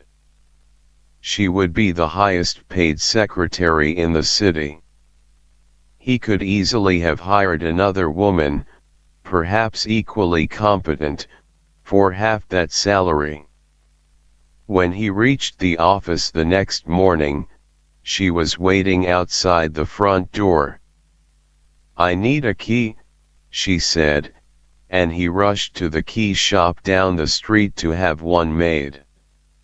From then on, when he arrived at his office in the morning, she was there, and from the amount of work already accomplished, he knew she had been at her desk for at least an hour. The second day he made an extra cup of tea in his office and took it to her. "I don't drink tea," she said, her eyes glued to the computer. "Soft drink?" he asked. "I don't drink soft drinks," she said. He stood there, helpless, holding the cup of tea, staring at the hair on the back of her neck. She never drank or ate in the office, though she was there all day. A few days later he told her she should feel free to take an hour off for lunch, and if she brought lunch from home, she could put it in the fridge. He also recommended some restaurants down the street. "The Punjabi restaurant has the best tandoori chicken in the city," he said. "All right," she said. When he came out of his office around lunchtime the following day to go for a walk and clear his mind of the numbers, she hadn't left her desk. "Make sure you lock the door when you go out for lunch," he said pointedly. She was still there when he returned. Now, on this day, Deepak finished his work and went to the Annapurna Hotel. The receptionist checked the computer and said, "Yes, Jill Misra, room 223. A small hope lit up inside Deepak. She'd kept his last name. He took the elevator upstairs and knocked on the door. There was no answer, so he went down and ordered a beer from the bar and let the cold seep into his stomach. He finished his beer in the lobby just as she walked in with a man. Deepak was about to call her name, but something stopped him. She had put on weight, and there was a glow to her face. The man with her was Nepali, thin and dark, and sporting a mustache that curved down to his chin. They walked past him and stepped into the elevator. That night Deepak drank half a bottle of whiskey and listened to some ghazals, Urdu poems set to music that he and Jill had loved during their 3 years of marriage. She likened the words of the ghazals, especially the surprise endings, to the strokes of her paintbrush. She had had her paintings exhibited in Kathmandu and Singapore, and before she left him, she had been trying to arrange shows in New Delhi and Bombay, cities with thriving artist communities. Deepak got so drunk that the room began to spin.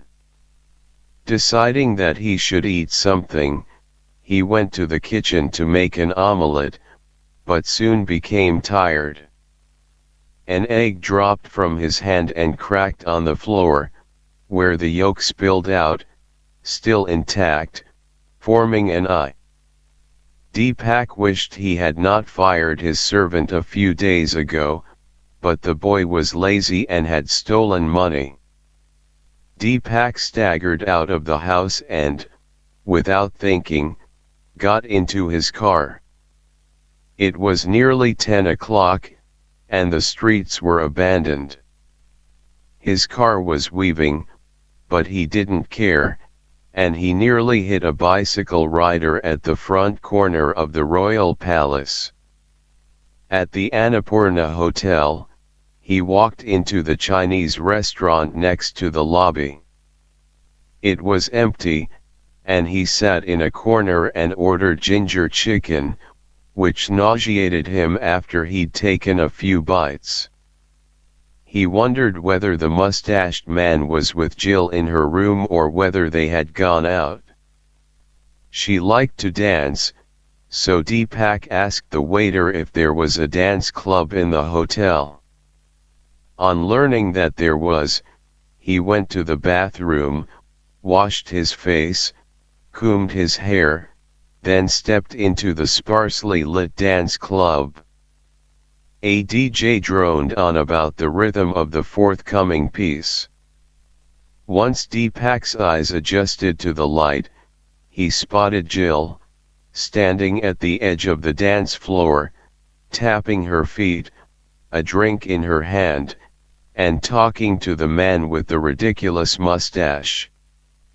"Welcome to Kathmandu," he said in English, awkwardly, when he reached them. She looked at him not with surprise but amusement. "I had a feeling," she said in stilted Nepali. Her Nepali had been fluent when she left him. She introduced the mustached man as Birendra, and Deepak offered his hand.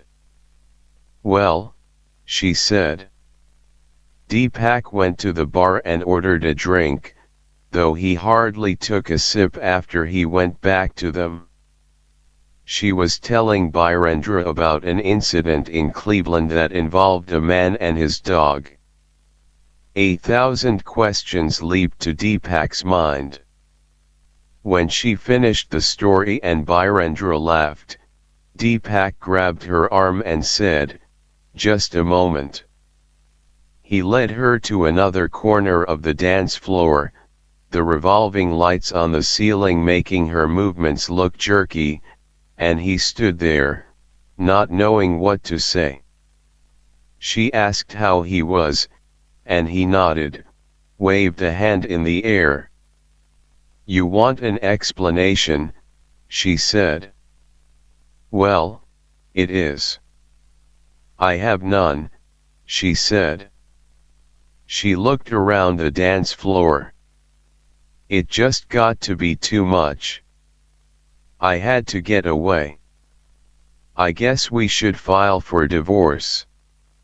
She was wearing a fillet on her nose, its diamond glittering, and her beauty stung him as it had when they first met, at a party. He recalled how his parents, who died soon after he married Jill, had advised him not to marry a foreigner. "You'll suffer later, son," his elderly mother had told him. "We could," he told Jill now. He swallowed his drink in one shot and said, "What makes a woman leave her husband just like that? What had I done? No letter, no postcard. Nothing." She stood there, holding her drink. "You knew I wasn't happy," she said. He glanced at Birendra, who was staring in their direction. "Your friend," Deepak said. "He's nothing," she said and asked Deepak whether he would drive her to the Swayambanath temple, a few miles away. She left without saying goodbye to Birendra. In the car, she launched into a lengthy explanation about why she'd left him, but her words floated around him like a haze. He realized, now that she was here, that the question of why she had left him was no longer important, even though it had filled his mind so insistently during her absence. They climbed the steep steps to the temple, and, at the top, he kissed her. She pushed him away. In his drunkenness, he started to cry, and she held him, as one holds a weeping child. He told her that he was willing to forget what she had done to him, although he knew the alcohol was twisting his thoughts. He wanted to take her home, but in the car she said that she wanted to go slowly, and he accepted this, trying to envision a time when she would come back to him and everything would be as it was before. "We should probably make today a holiday," he declared to Bandanaji as he walked in. "I have too much work to do," she said, without asking why he wanted a holiday. She rarely looked at him when she talked about subjects other than office matters. Deepak went to his room and called the hotel. The receptionist told him that Jill Misra was not in, so he left a message. Although there was much work to be done, his mind wandered. Through the glass partition, he saw Bandanaji staring at the wall. Maybe she didn't feel well. She hadn't missed a day of work since she started. One Saturday afternoon, a few months after she joined him, he came to the office to fetch his address book and found her at her desk, working. "I don't want you to work on a Saturday.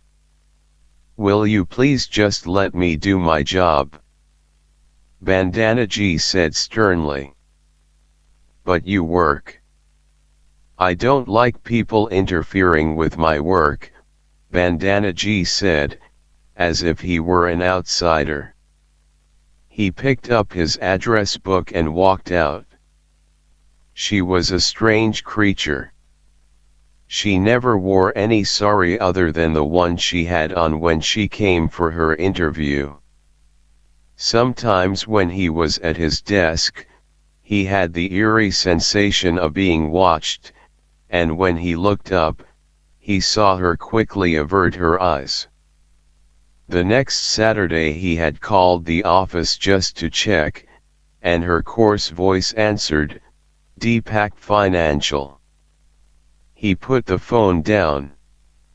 Now, watching her staring at the corner, Deepak called her into his office and asked whether she was sick. "I feel fine," she said. "I saw you sitting still. You want me to work like a slave?" She cleared her throat. Deepak was taken aback. "No, I mean, did you see your wife? Is that why you are so perky?" He looked closely at her face. Her eyes were small behind her heavy glasses. He started to tell her about the night before, but she interrupted him. What did she have to say? "Nothing," he said, suddenly unsure that he should be talking to her about Jill. "These foreign women," Bandanaji said, her face angry. "She is just. They think they can play with other people's lives?" And she went back to her desk. Deepak was touched by her concern. She had never given an indication that she thought about Deepak's life outside the office, other than the one time she said, "It seems unnatural," when he came back to work the third day after Jill left. He thought, then, that she meant his returning to work so soon, but now it occurred to him that she may have been referring to Jill's abrupt departure. His mind on Jill, Deepak didn't speak to Bandanaji for the rest of the day. After work, he drove to the hotel, where the receptionist informed him that Jill had checked out an hour before. When Deepak asked whether she had left a forwarding address, The receptionist, a young man in an oversized suit, shook his head. "Did she get my message?" Deepak asked. "She must have," the receptionist said. "There's nothing in her box." For a few minutes, Deepak lingered in the lobby. He checked the restaurants, the dance club, the swimming pool, but Jill was nowhere. He left the hotel and, leaving his car in the hotel parking lot, walked toward the area of Gantagar and Ranapakari. Near the Gantagar clock tower, he saw students walk into Trikandra campus for their evening classes, the girls holding their notebooks close to their chests. The clock tower chimed 6 as he walked beneath it. At Ranapakari he stood near the railings that surrounded the pond and stared down at the greenish murky water. He moved on to Asan, the bustling marketplace, and slipped into the crowd to distract himself from thinking about Jill. As he passed a sari shop, he saw a reflection of Bandanaji in one of its large mirrors. She was looking at the colorful saris laid out on the counter. Deepak stood still. She appraised a sari and bantered with the shopkeeper. Then she looked up and their eyes met in the mirror. Deepak wanted to pretend he hadn't seen her, but she was staring at him, so he stepped inside. "Buying something," he said. "I'm trying to," she said, "but he's asking too high a price." The sari was bright pink, with a delicate embroidery of flowers and hearts. A thin strip of velvet bound the edge. "How much?" he asked the shopkeeper, who, on seeing a well-dressed man, became deferential. "Only 3,000 rupees, sir," he said. "Discount price." "Pack it up." Deepak reached into his pocket and gave him the money. He expected a strong protest from Bandanaji, but she just stood there, clearing her throat. They left the shop and moved toward Indrakok as if they had planned this encounter. She walked with short, brisk steps, holding the bag with the sari and not looking at him. He found himself matching her steps. He knew she lived in the opposite direction, toward Bah Bazar. They were repeatedly separated by other pedestrians, and every time they joined up again, Deepak had nothing to say. The sun, about to set, cast a pink glow on the buildings. The crowd thinned once they reached New Road, near his office, where Deepak felt compelled to say, "Where are you going?" "You." "Just walking around." He told her he had left his car at the Annapurna Hotel. "It's a beautiful evening," she said. She was attempting a smile. "Are you going to wear that sari to the office?" "You want me to?" He nodded. "Then I will." Together, they went toward the office. Now she walked close to him, the bag held to her chest, her shoulder occasionally touching his.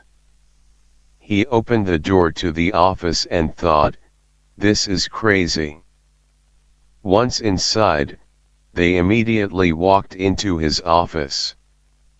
She looked at Jill's paintings on the wall as if she had never noticed them before. He sat in his chair and watched her. "She's not that good," Bandanaji said. "She's talented." She came to him and sat on his lap, still holding the bag. "Deepak Misra," she whispered. Deepak put his hand on her back. There wasn't enough flesh between each vertebra. He pulled her face toward him, kissed her on the lips, lightly, then with more force. His hand went to her breasts, so small that he could scarcely feel them. She responded with vigor, darting her tongue inside his mouth while her palms held his head. "Deepak Misra," she whispered again. When he found himself groping for the gap between her thighs, he became aware of the absurdity of the situation and gently pushed her aside. He opened a file and bent his head. "You're thinking about her," she said accusingly. "Who?" He brushed his hair with his fingers and sat up straight. "Your American wife." Deepak shook his head. "I'm going to leave now." "She'll hurt you." "You want that?" "Bandanaji," he said, "this is unbelievable. If you don't mind my saying so, it is none of your business." She stood before him, her arms crossed over her scrawny chest. She started to speak, but when he said, "Don't," she stopped.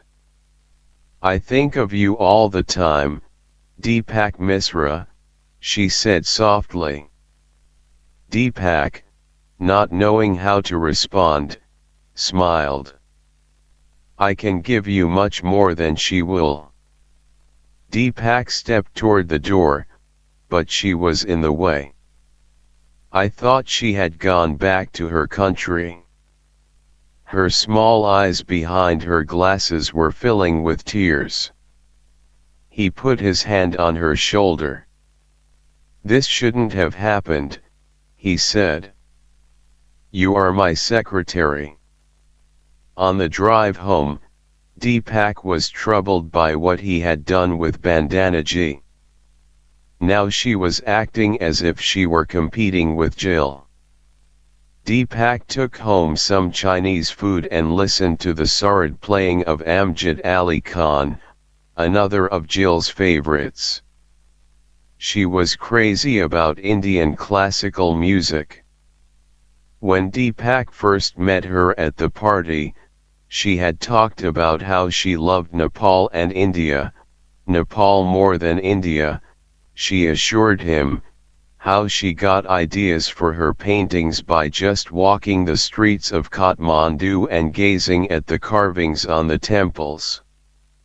Deepak had found her charming, although she was like many of the Nepal-crazy foreigners he knew, people who lived in the country in a romantic haze, love-struck by the mountain beauty and simple charms of the people, but grossly naive about their suffering.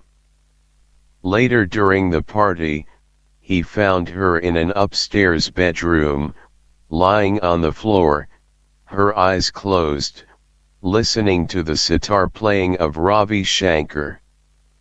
There was something about her, the way her blonde hair fell about her face in disarray, the way her nose twitched when the music took a turn, that made him sit beside her and study her face. A while later she opened her eyes, started to say something, then merely smiled at him. After they were married, he discovered that she lived in a space inside her mind that he could not reach. When they returned from their honeymoon in Pokhara, she concentrated so much on her painting that he believed she wouldn't even notice if he left. At social gatherings, she mingled with other guests with an ease that was alien to him. He had always been shy, and he felt abandoned when she left his side to talk with her friends. She became increasingly critical of his mannerisms, of his taste. You didn't even smile at him when I introduced you, or you call that a suit. Her criticism hurt him, and before long he struck back, mocking her friends, calling them superficial, making negative comments about her paintings, criticizing her lack of cooking skill. He didn't want to, and he suffered pangs of self-loathing. So he began spending more time at work, for he loved her, and he couldn't abide the way she wounded him with her words. Often when he reached home at night, she was at a party. When she returned, she'd slip into bed without a word, and he was left staring at the ceiling. After a few months, she told him she was not happy. He held her, caressed her face, refusing to believe they couldn't be intimate again. The morning she left, 2 years ago, he got up around 6 o'clock, just as the sun was rising, and saw the empty bed beside him. Although for the rest of the day he pretended that she was visiting friends, he knew that she had left him. What Deepak remembered most clearly about that morning was that the neighbor's cat, who always came into their house and cuddled up beside Jill, was sitting on the windowsill, staring at him, its green eyes eerie in the dim light. When he reached out to stroke its fur, it shrank back as if it were fearful of his touch. "It's your wife," Bandanaji said as she transferred the call. "I need to talk to you," Jill said. "What can I do for you?" She told him she was coming over. When she appeared at the door, Bandanaji didn't look in her direction. Jill, wearing a sari, walked past Bandanaji and said, "You're still working for him?" Bandanaji kept her eyes on the computer screen. She hadn't yet worn the sari Deepak had bought for her. "Is she still strange?" Jill whispered as she sat in front of Deepak. He nodded. "Why didn't you tell me you were checking out of the hotel?" She was wearing the gold necklace he'd given her for their wedding. Her earlobes were weighted with heavy earrings, and she'd pulled her hair back so that her smooth cheeks shone under the office lights. "Didn't have time," she said. "Birendra offered me a room in his apartment. She'd lost money in the casino, and now, since she didn't want to stay with Birendra, she needed to borrow money from Deepak." "The house is still there," he said. "I can't stay with you, Deepak." Deepak went to the window. On the street below, 2 drivers were arguing, and traffic had stalled. He knew she was using him, yet he couldn't bring himself to say no. He opened the safe in the corner, extracted 10,000 rupees, and handed them to her. "I'll return this soon." He waved a hand in the air and became conscious that Bandanaji was watching them through the glass.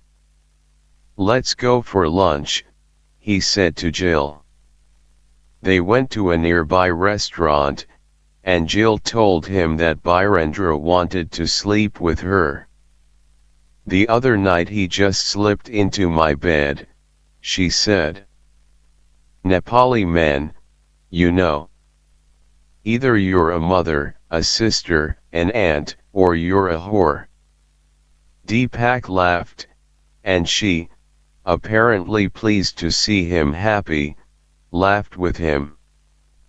Before they parted, he demanded she promise to call him as soon as she found an apartment. On his return to the office, he found the door locked. Inside, on Bandanaji's desk, was a note, "I am not feeling well." Finally some time off, Deepak thought. The next morning Bandanaji came to the office wearing the pink sari and a matching pink blouse. "How different you look," he said. He wasn't sure someone so dark should wear such a light, buoyant color. He also noted a trace of lipstick on her lips, and was reminded of the story of the crow who wanted to become a swan. Deepak asked her to stay after closing to finish some important documents that had to be mailed the next day. She came into his office, and they were cross-checking some numbers when he reached up and touched her lips. As the lipstick smudged his fingertips, he told her, "This color really suits you, Bandanaji." She smiled, and suddenly Deepak felt his head become lighter. She bent toward him. "Deepak Misra," she whispered. "Every night in bed, you come and settle in my heart." They kissed, and his hands roamed her body. He unbuttoned her blouse, pushed up her bra, and began to suck her breasts. She helped him undress, and as he sat ridiculously naked on the Tibetan carpet, his penis firm and standing like the Tower of Dharahara, she carefully took off her sari and petticoat but left her glasses on. She reminded him of a stork as she stood in front of him, her palms feebly covering her breasts. She smiled shyly, like a bride, and he felt a surge of happiness. When he entered her, she kept repeating, "Om," which sounded a lot like Om, the mantra for Lord Shiva, and it made him laugh, which made her laugh. Deepak's erection grew stronger by the minute. He was alive, as if the cells inside his body had awakened from sleep. They had sex in the office once a week. Deepak became convinced that he had never before experienced such pleasure. Although sex with Jill had been satisfactory, she liked to talk about her paintings while he was inside her, and that bothered him. It excited her to talk like that, she said. But Bandanaji gave him her complete attention, and the sweetness that entered his heart lasted for a couple of hours after they climaxed. They lay on the carpet, and she fell asleep, her head tucked neatly on his chest.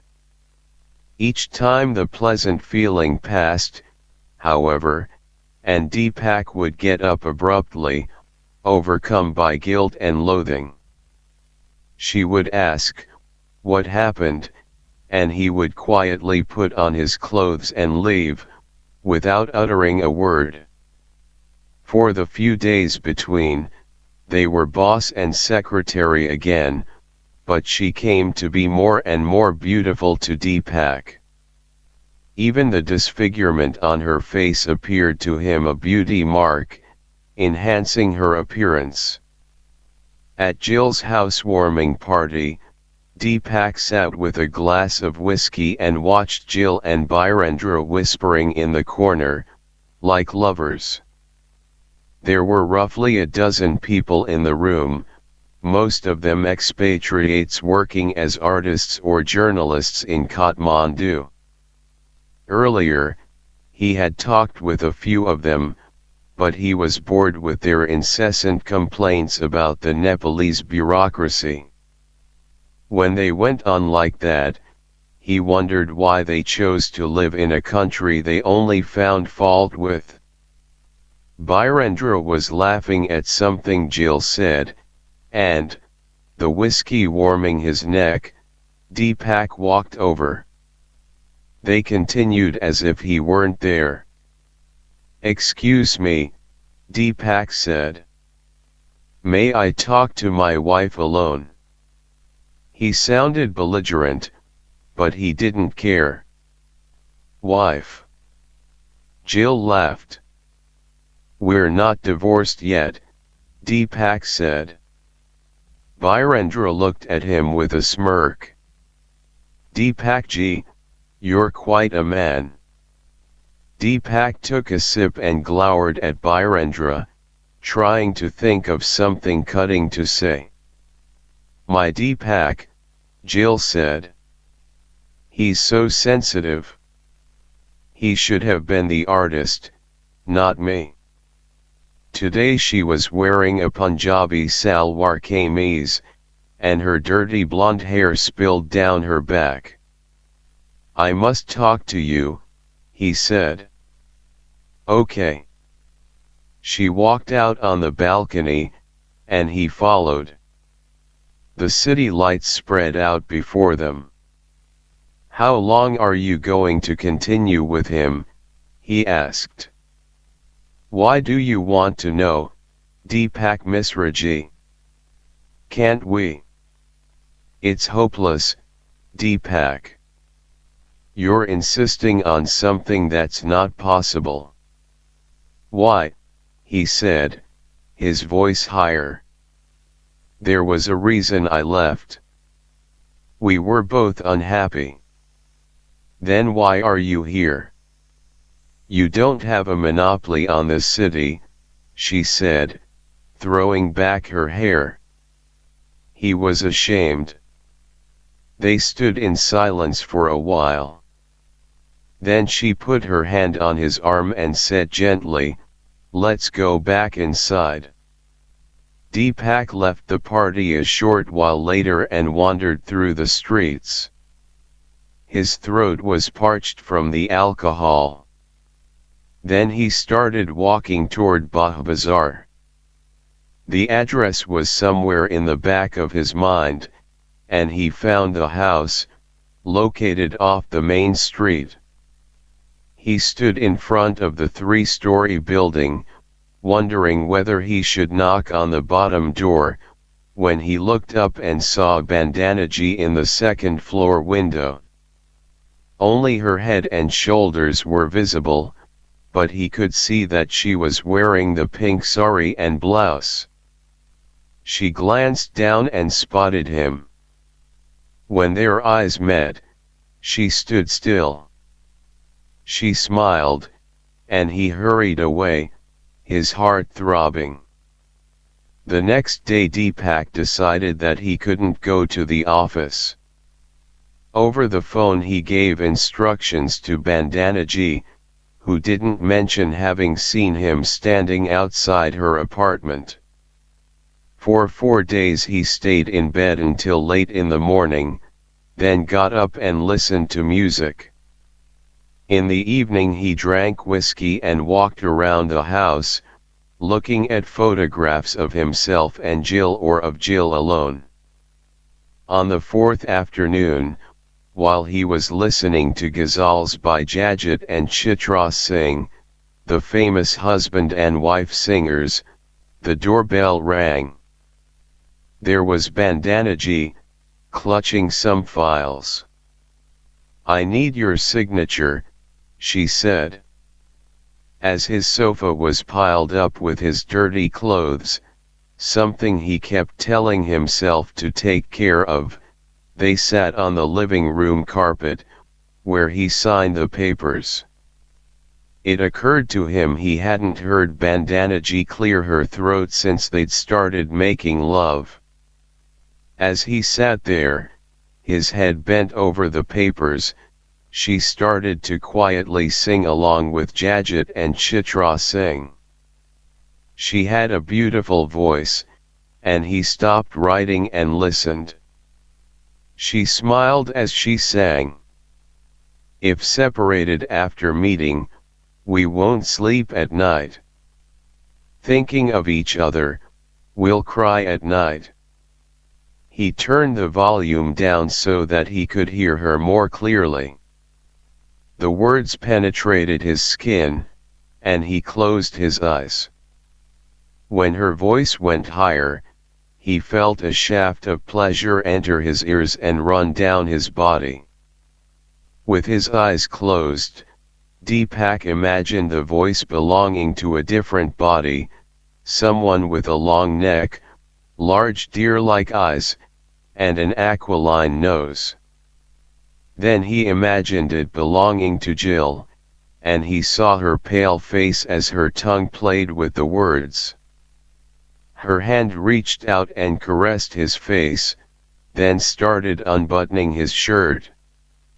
He opened his eyes and let Bandanaji undress him. He undressed her, his throat dry with anticipation. She kept singing even when he entered her. Deepak stayed in bed for days, sometimes reading, sometimes staring at the ceiling, often drifting into sleep. In the evening he got up, put on ghazals, and slowly drank himself into oblivion.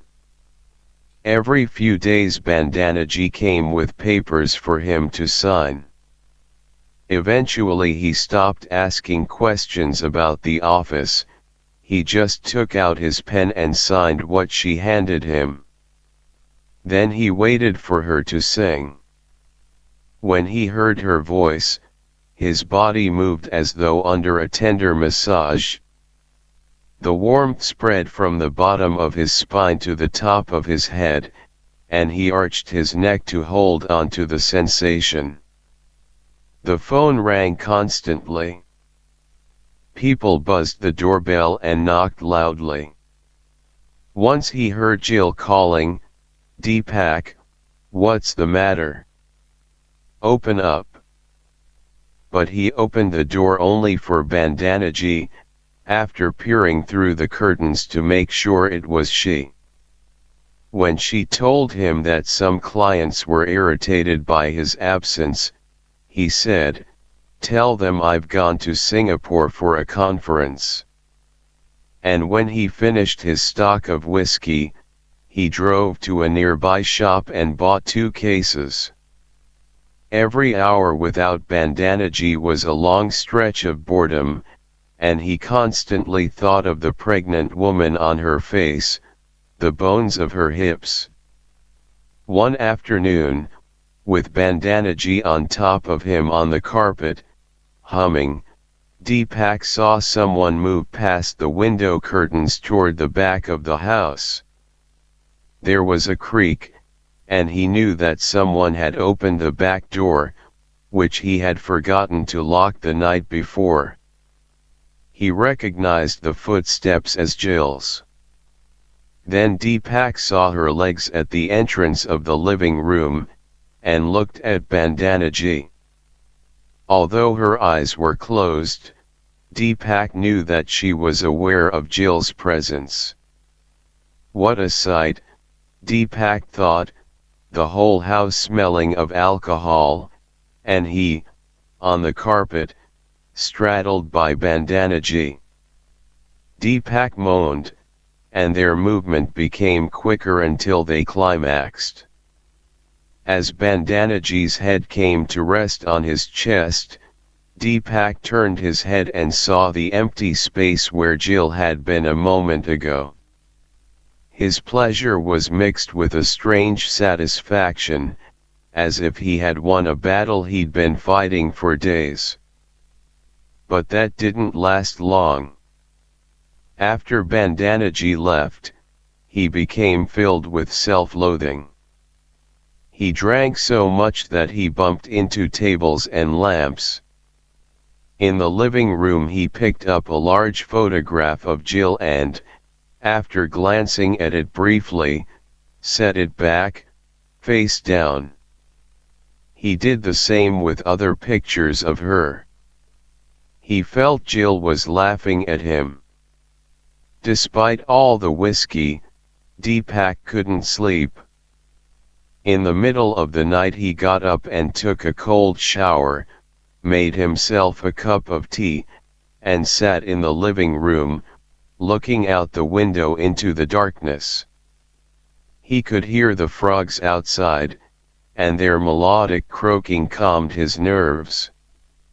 As the darkness gave way to a gray light, and the birds started chirping, his head cleared, and he reached a decision, a painful one.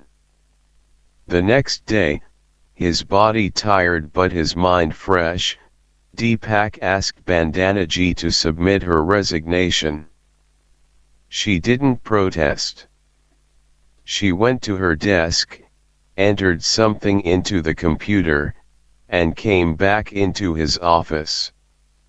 He had a stack of money in front of him, much more than what he owed her, but she carefully counted the money and took only what was due her.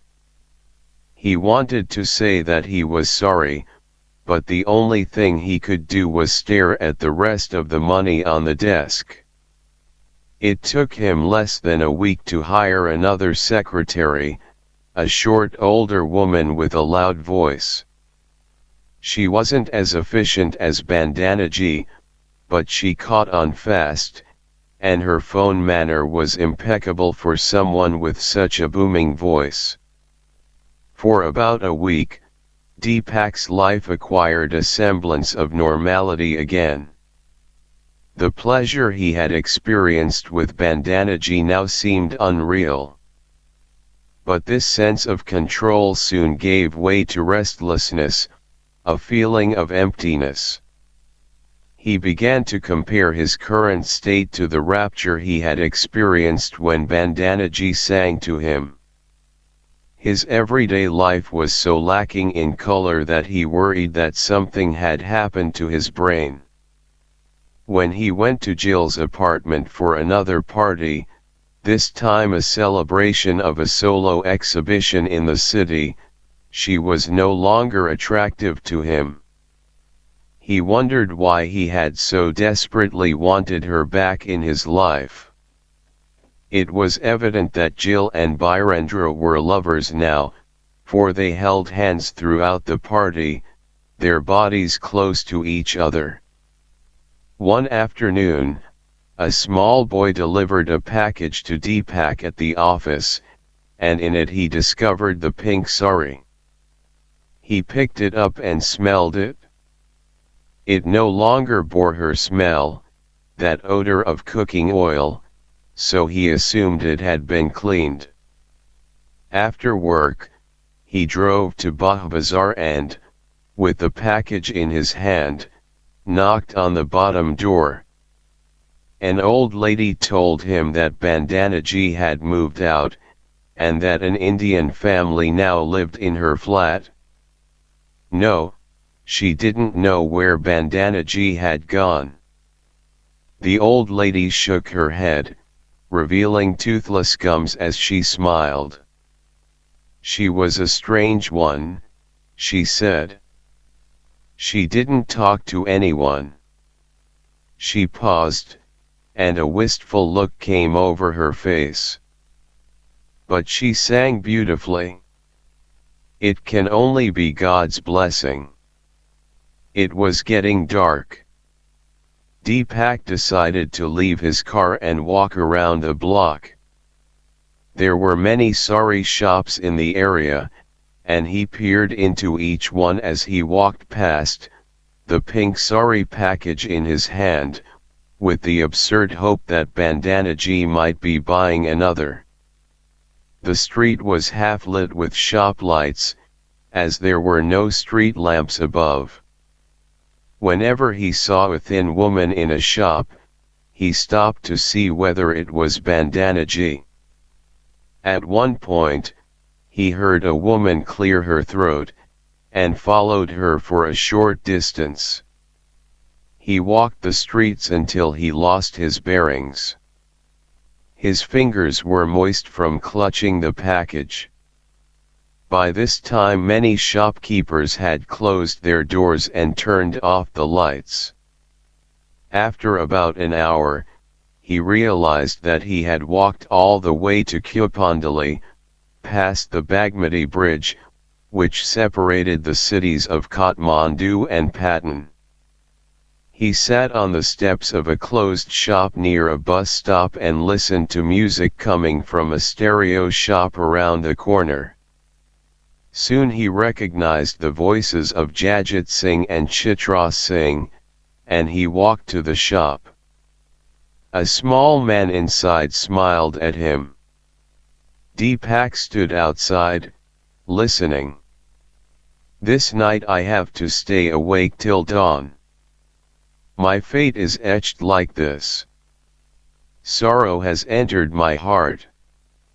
Stars, why don't you fall asleep?" He closed his eyes, and in a moment he realized the voice he was hearing was Bandanaji's, not those of the famous singers. And he saw her face, the pregnant woman on her cheek. Arching his neck, Deepak waited for the sensation of bliss to enter his body. The limping bride. "Get him married," Rudra said. "Once he has a wife, he'll come to his senses." "Who'd marry him?" Hirelal said. "The whole city knows he's a drunkard." They were smoking, sitting in Rudra's rice and beans shop in the neighborhood. Hirelal dragged on his yak cigarette, and Rudra smoked from the chilim, making gurgling sounds as he sucked on the long thin pipe. Hirelal and Rudra had grown up in the same neighborhood, attended the same school a few blocks away, and had teased the same girls. Over the years, as his business prospered, Rudra had grown fat, and now he sat in his shop all day, groaning whenever he had to get up to scoop rice for a customer. "We'll find someone," he said. "I don't know," Hirelal replied. The sun was setting, and he could hear voices haggling at the nearby vegetable market. It was always in the evening that Hirelal most missed Ramaya. From his window he'd see her in the courtyard, combing her long black hair under the mild winter sun. She'd tilt her head as she combed the coconut-scented dabur anwala oil through her hair. Occasionally she'd look up at him, and he'd say something like, "Aren't you going to come up?" She'd shake her head and go back to her combing. When she did finally come upstairs, he'd hover around her, just to smell her hair. A woman came in to buy some mung beans, and after she left, Rudra said, "Why don't I ask my wife to find someone? Anyone. I think the important thing is to get him married."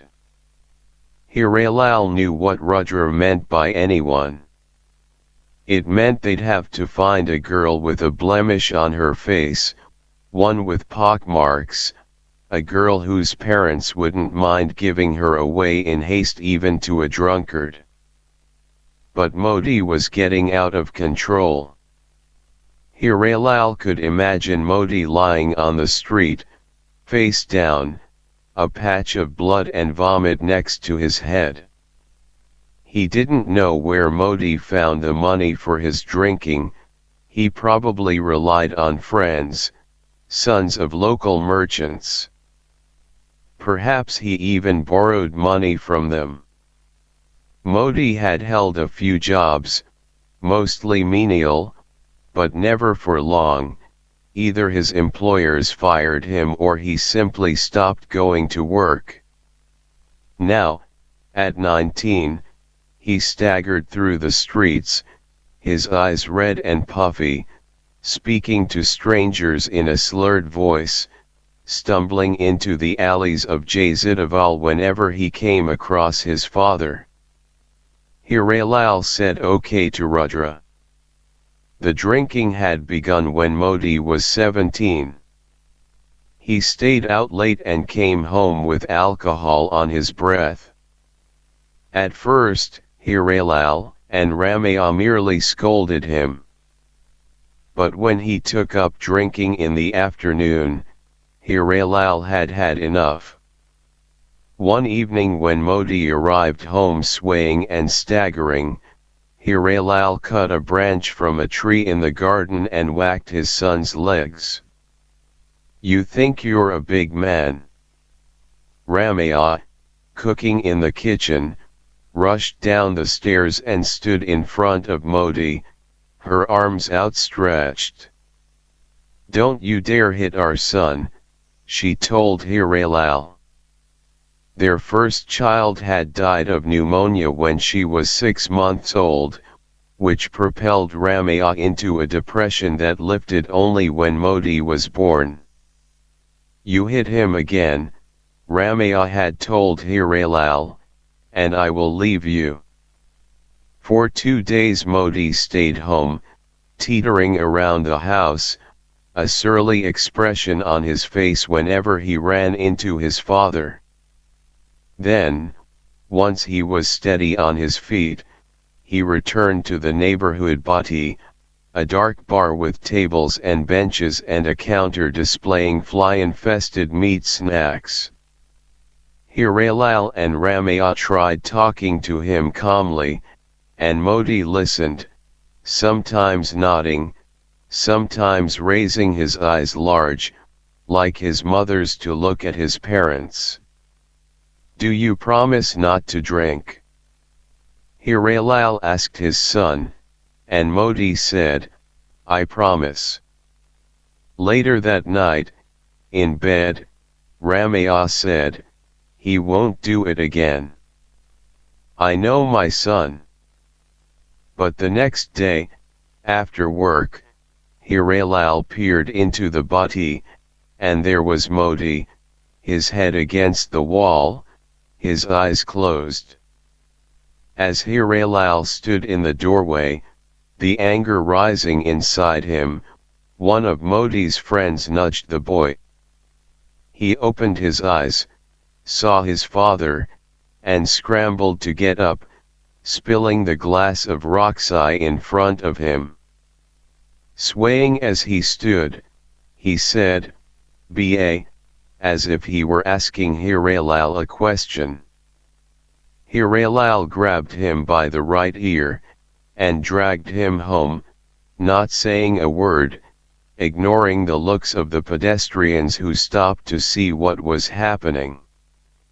At home, he took Modi to Ramaya in the kitchen, and said, "You said you knew your son." When it became clear that Modi would not stop drinking, Ramaya again became depressed.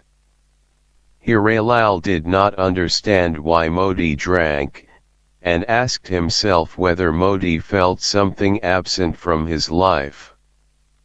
Both Hirelal and Ramaya had doted on their son. It occurred to Hirelal that perhaps that was the problem, perhaps they had pampered him.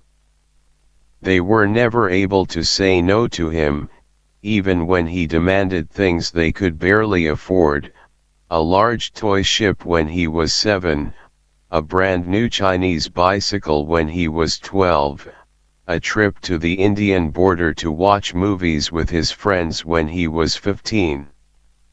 If Modi didn't get what he wanted, he threw a fit, and Hirelal and Ramaya would succumb. Their giving in to their son's every demand, Hirelal now thought, had turned Modi into a needy teenager, someone who felt insecure when faced with the rejections and disappointments of the larger world. Even as a teenager, Modi had clung to Ramaya and sought her protection when he couldn't deal with his father's anger. "It's not our fault," Hirelal told Ramaya. "People do what's etched on their foreheads at birth." He enumerated for her the children from good families who'd gone astray, his cousin Bola's young daughter, who had eloped with a truck driver, their neighbor Horn's son, who languished in jail for the murder of a police inspector, Rameau's own niece, who was rumored to be working as a prostitute in the city's luxury hotels. But Rameau could not be consoled. She moved around the house slowly and took longer to do her household duties.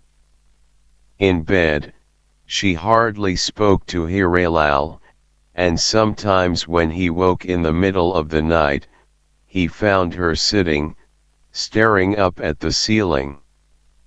One morning she complained of a headache, and within a week she was gone. Meningitis, the doctors said. It was as if someone had sucked the breath right out of Hirelal's body. And no tears came. He tried to cry, but his eyes only burned.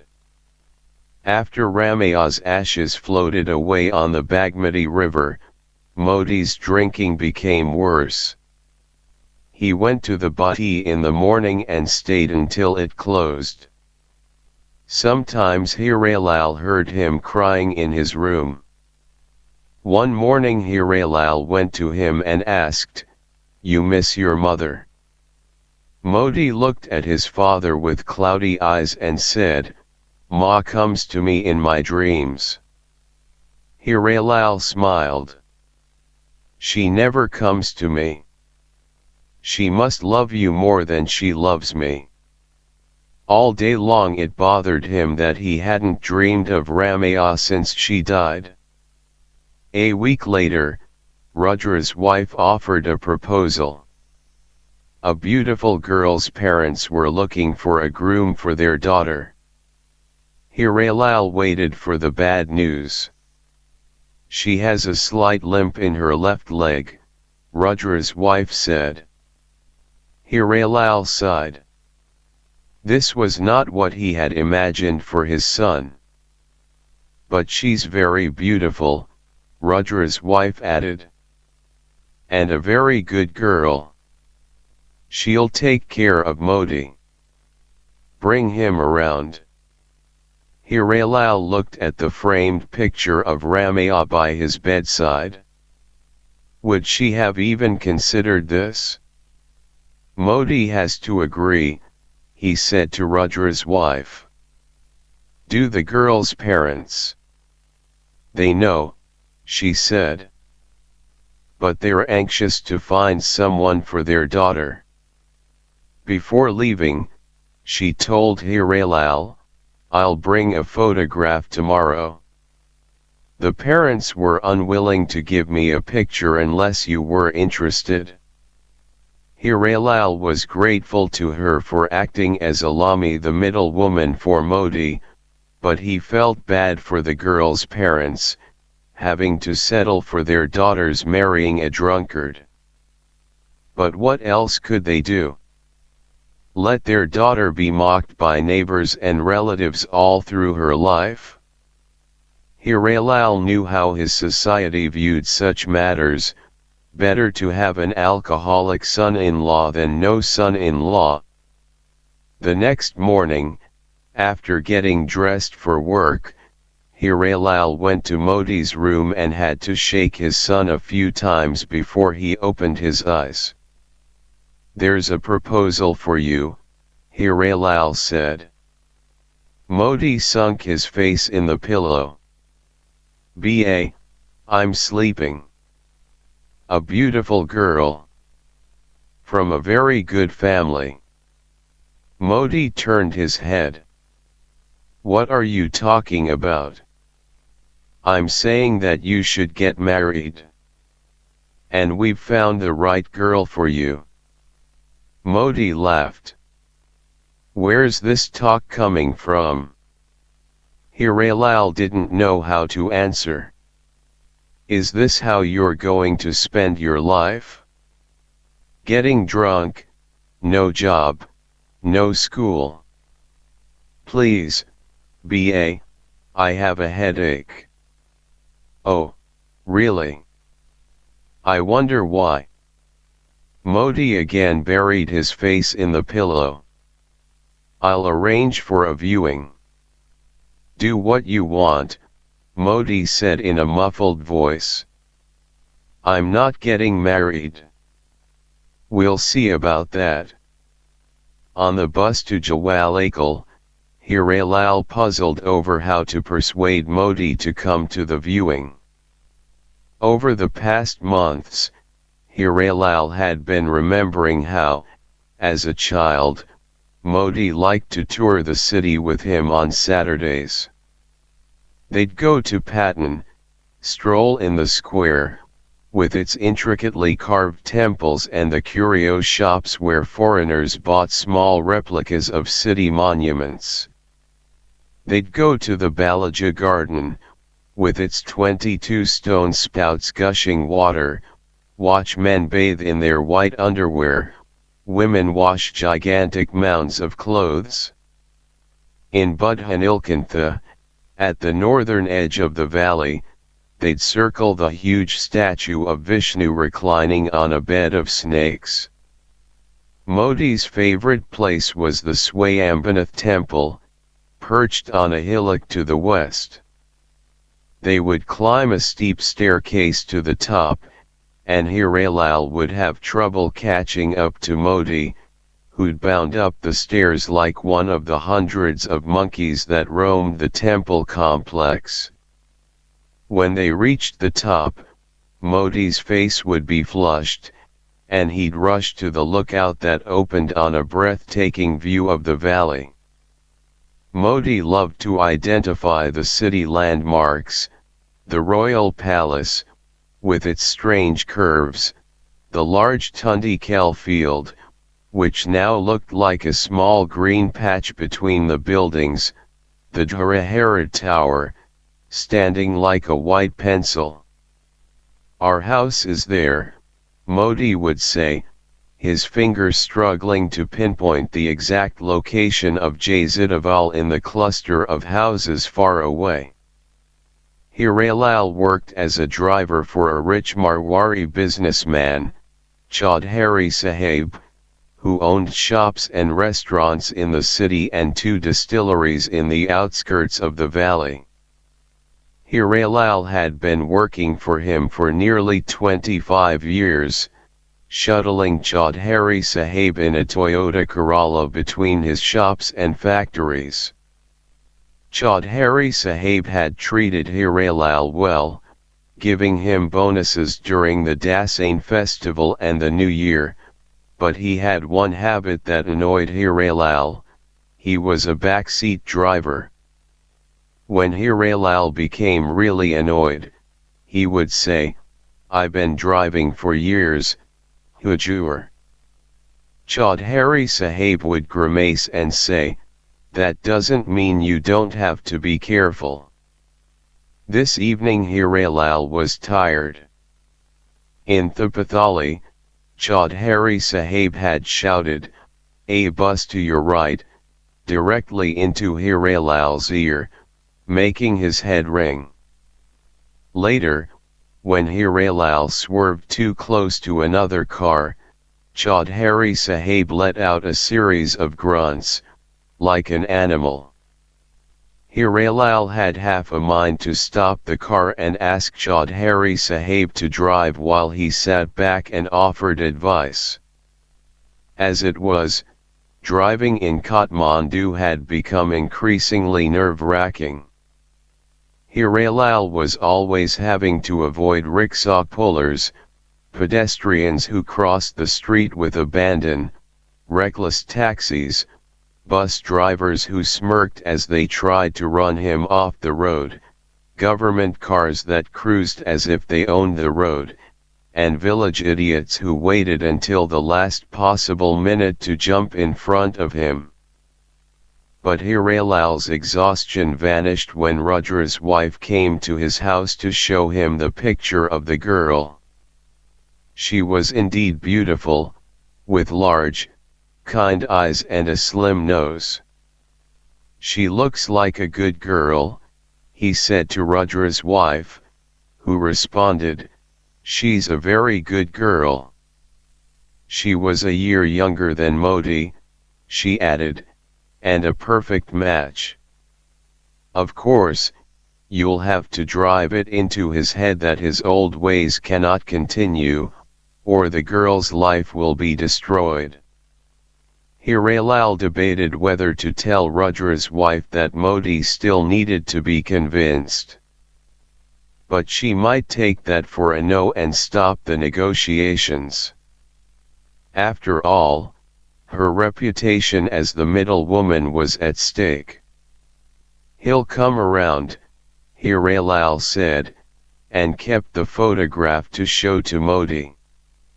Late that night when Modi came home, Hirelal took a plate of dal bhat to his room. "I'm not hungry," Modi said. He was struggling to get into his pajamas. The room reeked of cheap liquor. "You have to eat something. With all that drinking." "I already ate." He sat on the bed. Hirelal sat beside him and held up the picture. "Here, take a look." Modi gave his father a quizzical glance and then laughed. "You don't give up, do you? I told you. Just take a look." Modi nodded at the picture and said, "No. Look closely. See how beautiful she is." Modi started to say something, then took the picture and peered at it. Hirelal, watching his face closely, thought Modi's drunken eyes lit up. "She's okay," Modi said after a moment. "So, I'll arrange for a viewing. As I said before, I'm not getting married. I'll go for your sake, but I won't marry her." Hirelal put his arm around Modi. "Son, she's a good girl. You'll get married, get a job, I'll have grandchildren." Modi chuckled. "I'm just 19, ba. What will I do with a wife? Just produce grandchildren for you. What's the harm in looking?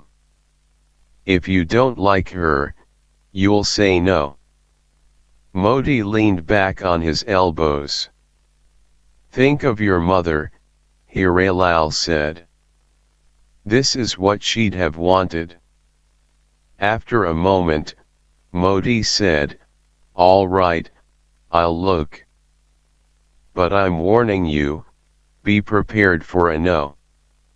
Hirelal left the picture by the bedside.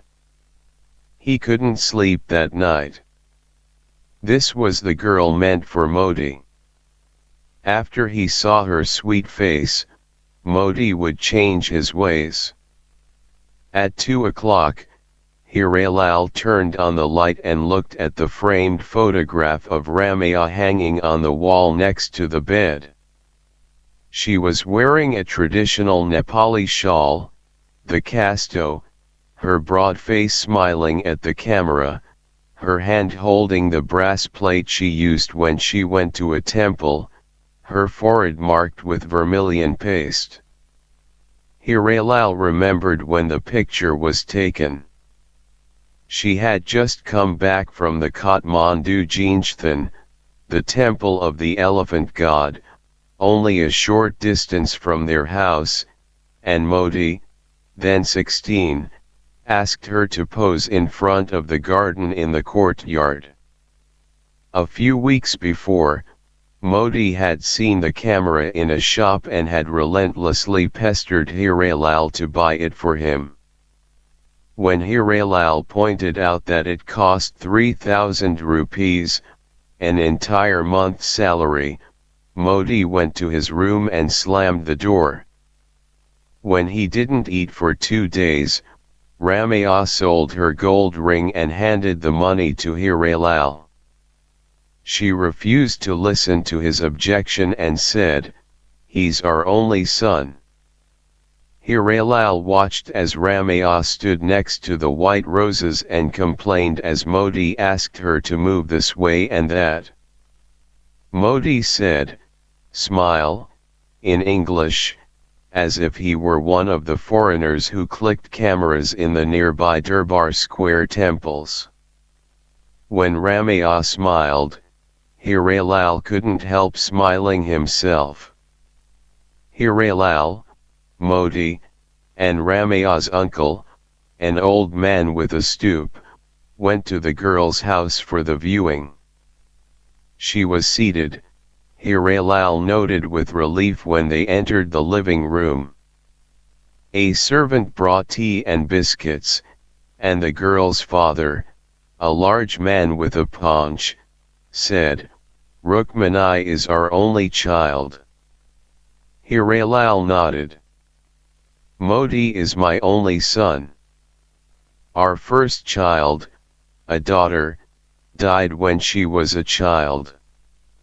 They chatted for a while, and eventually Rukmini's father said, "Well, I expect Modi Babu will get a job once they're married." Of course," Hirelal said. Modi was wearing a suit and had combed his hair, and Hirelal thought he looked handsome except for his eyes, ravaged by all that drinking. Hirelal had pleaded with him not to drink on this important morning, and to his surprise Modi had complied. Modi stole glances at Rukmini, who sat beside her mother on the sofa, her eyes focused on the floor. She was wearing a pink sari and matching pink lipstick. Once she briefly lifted her head to catch a glimpse of Modi, and then looked down again. Hirelal noticed that her legs were covered by her sari. When they were about to leave, Modi abruptly said, as if to the air in front of him, "It would be good if she and I could talk alone." The room became silent. "This is not normally done," Rukmini's father said. Hirelal, though surprised by Modi's request, said, "What harm will it do? Just for a short time." Rukmini's father looked at his wife, who nodded.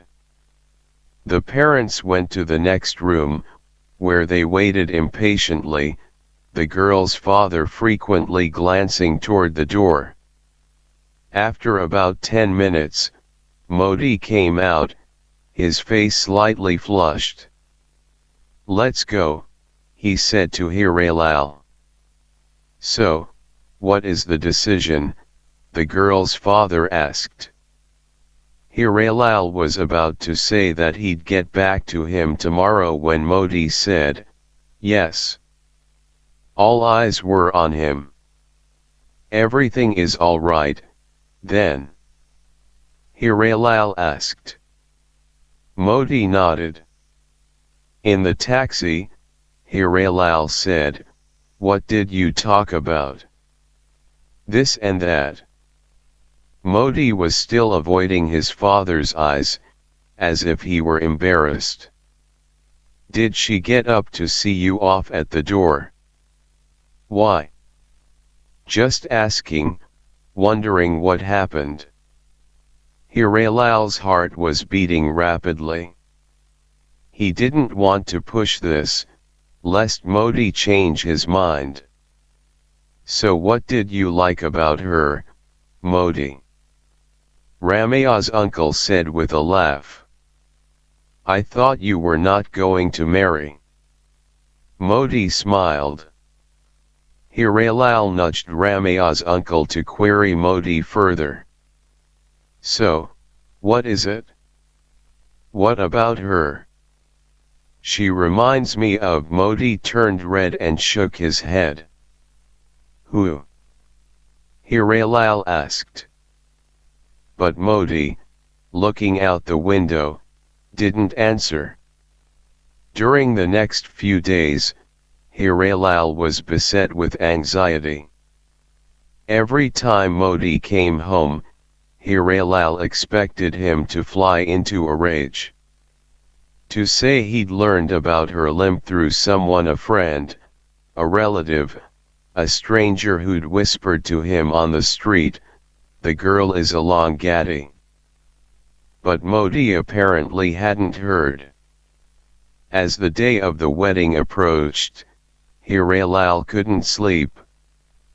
Once or twice he almost got up and went to tell Modi the truth. But the wedding was already set.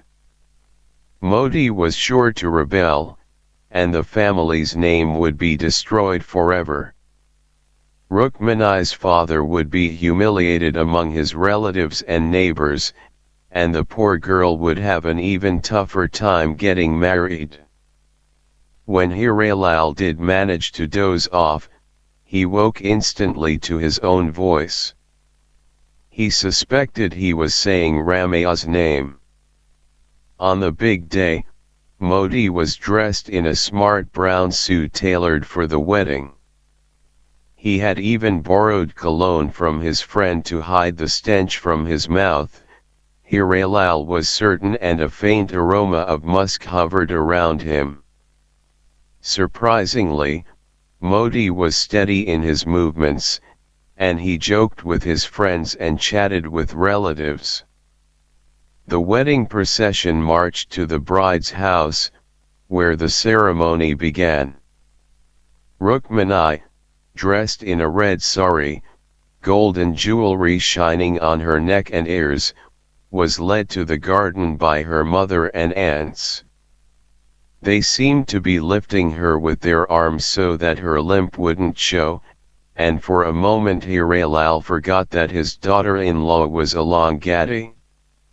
He hated that ugly word anyway, it reduced this beautiful girl's entire existence to her limp. Under a canopy, the bride and groom were seated side by side, and the priest started chanting. After an hour, it began to rain, first small drops, then a torrent, which sent the guests scurrying to the large tent in a corner of the compound. "Rain means there's blessing from above," people commented.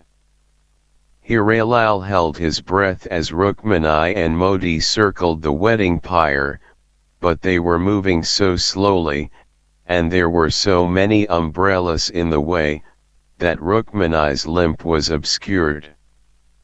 At one point Hirelal overheard two women whispering that Modi wasn't aware the girl was a Longati, but they stopped when Hirelal glared at them. Hirelal had managed to borrow Chaudhary Sahib's Toyota Corolla for the day, so the bride and the groom rode in the back seat while a procession of cars, taxis, and motorcycles followed them toward the groom's house. Hirelal's aunt ushered Rukmani into the house and then into Modi's room, where she was introduced to all the members of her husband's extended family, one by one. She knelt before them and touched their feet. After the introductions, the relatives left, and Rukmani was alone. Modi was in Hirelal's room, talking with his friends, who also soon took their leave. Hirelal hovered between the two rooms, then peeked into the room where Rukmani sat on the bed, head down, and told her, "If you need anything, I'm in the other room." He paused. "Anything?" He went to his own room, where Modi was lying on the bed, his eyes closed. "Tired?" Hirelal asked. Modi nodded without opening his eyes. "Well, there's someone waiting for you," Hirelal said. Modi got up and went to his bride. Hiralal changed, then sat on his bed. It had been a long day, but his heart was beating so rapidly, he knew there would be no sleep. He lay down and stared at the ceiling, trying to hear sounds from the other room. He could hear Modi murmuring, but he couldn't make out the words. Would Modi notice her limp now? Hiralal didn't even know how bad it was. Was one of her knees twisted? Was one leg shorter than the other? He should have asked Rudra's wife. He must have fallen asleep, because he woke to a loud slam of the downstairs door. He quickly went to the window and saw Modi heading out of the courtyard to the street. He looked into Modi's room and saw Rukmini sitting on the bed, crying. "What happened?" he asked. She kept crying. Hiralal sat beside her and put his arm around her shoulder. She looked up at him, the kohl on her eyes running down her cheeks. "He didn't know?" she asked. Hiralal shook his head. "How could you do this?" she said. "He told me he wasn't going to stay with me." "He will," Hiralal said, unsure. "He will accept it? He's lucky to have someone like you." "First, I get married to a drunkard," she said between sobs. "Then, he calls me a long gaddy and walks out. On my wedding day." He tried to console her, saying that Maud's rage was only temporary, that he'd appreciate her once he got to know her. When she became quiet, he told her, aware of the absurdity of his words, try to get a good night's sleep, and left her to her misery. It was midnight. Hiralal changed into his trousers and walked out of the house. The street was deserted. A few houses away, he came across a group of young boys loitering outside a closed shop. One was Modi's friend who had attended the wedding. Without being asked, the friend said, "Modi bought a bottle of Roxy here and went, I don't know where." Hiralal nodded at the boys and left.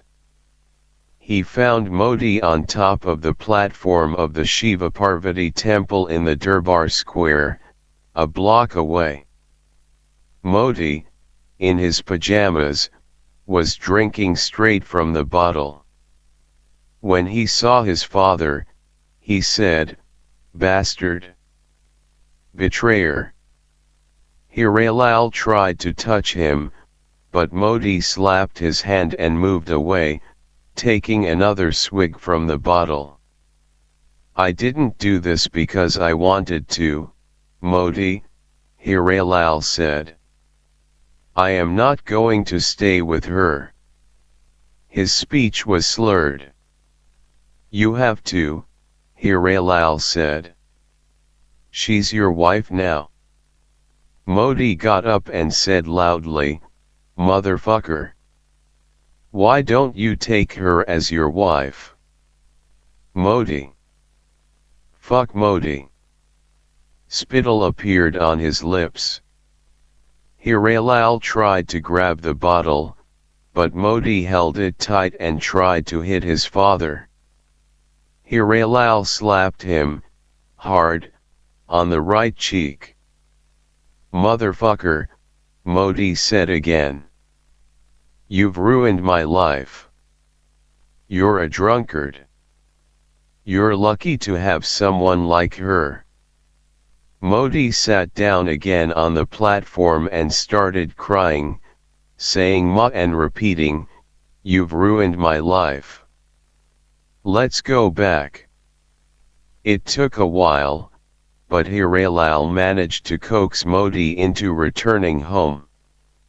He still held the bottle, taking a swig every now and then, his cheeks wet with tears. When the two came across his friends, Modi shouted, "My wife is along Gatti." The boys stared at the father and son. On the staircase, Hiralal succeeded in prying the bottle from him. Modi could hardly stand up, and he was mumbling more obscenities. Hiralal led him to his room, where Rukmini sat in the same position as when he had left her. When she saw Modi in his drunken state, she turned her face away. Modi said, "I'm not sleeping here," and struggled away from his father to lurch into the kitchen, where he crashed to the floor. Hiralal told Rukmini, "He'll come around. Not to worry." Grabbing a blanket from his room, he took it to the kitchen, where Modi was lying face down, and placed it over his son. In the morning, Hiralal woke to sounds in the kitchen. Soon Rukmini appeared, the edge of her dhoti covering her hair, a glass of tea in her hand, the bangles on her wrist jingling as she set the tea on the table. In the light of the morning, Hiralal saw her face clearly for the first time, and was struck, once again, by her beauty. Why would God curse such a beautiful girl with a lame foot? "Would you like something to eat?" she asked. Her voice was low and sad. "Shall I boil an egg?" He shook his head. "Is Modi still sleeping?" She nodded. He wanted to comfort her, tell her his son was not a bad boy. But she had spent the first night of her married life alone while her husband lay, drunk, on the kitchen floor. As she walked away, he saw that her limp was quite pronounced. She had to hobble to make her shorter foot touch the floor. Modi came home drunk every night and slept on the kitchen floor. He didn't speak to Hiralal, and he didn't utter a word to his new wife. When he woke in the morning to the sounds of Rukmini cooking and cleaning, he abruptly got up and went to the bathroom. He washed himself, changed, and left the house. At around 9 o'clock, Hiralal ate in the kitchen as Rukmini sat in front of him, ready to serve more lentils or vegetables. "Why don't you eat with me?" he once asked her, but she said, "I'll eat after you leave." He wondered whether she thought about going back to her parents. If she did, she gave no indication. She worked around the house cooking, cleaning, not speaking unless spoken to. One morning, just as Modi was coming out of the bathroom, Hiralal said, "How long will this go on? How long are you going to treat her this way?" Modi said, "You have no right to speak to me," and pushed past him to his room. At work, Hiralal found himself wondering what his daughter-in-law was doing. One afternoon, after dropping off some documents at a branch office in New Road, Hiralal drove to Jaisidawal. That morning Chaudhary Sahib had taken ill, so Hiralal had some free time. As he entered his courtyard, he saw Rukmini, seated on Ramaya's straw mat in a patch of sunlight, combing her hair. Hiralal stopped. Rukmini's comb was black, not yellow like Ramaya's, but she, 2. Tilted her head as she ran the comb through her hair in long strokes. When she saw Hirelal, she abruptly tied back her hair, stood, and went inside. He followed. As she hobbled up the staircase, he sniffed the air behind her, but apparently she didn't use coconut oil. She walked into the kitchen, and he went to his room, sat on the bed, and looked at the floor. When at last he came out, he ran into her just outside the door, holding a glass of tea. "I have to leave," he told her, and she said, "But I just made tea." He glanced at his wristwatch and saw that he had a few minutes before he was scheduled to pick up Chaudhary Sahib's son from school. He took the tea from her and went to the kitchen, where he sat down on a perka and started sipping. "And you?" he asked. She poured tea for herself and sat on her haunches in front of him. They both sipped, Hirelal making loud noises, while hardly a sound came from her lips. He stole glances at her face, trying to figure out what she was thinking, but she concentrated on the tea.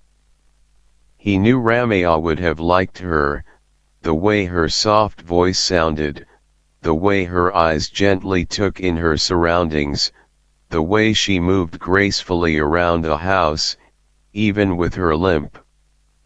"Would you like bread?" she asked.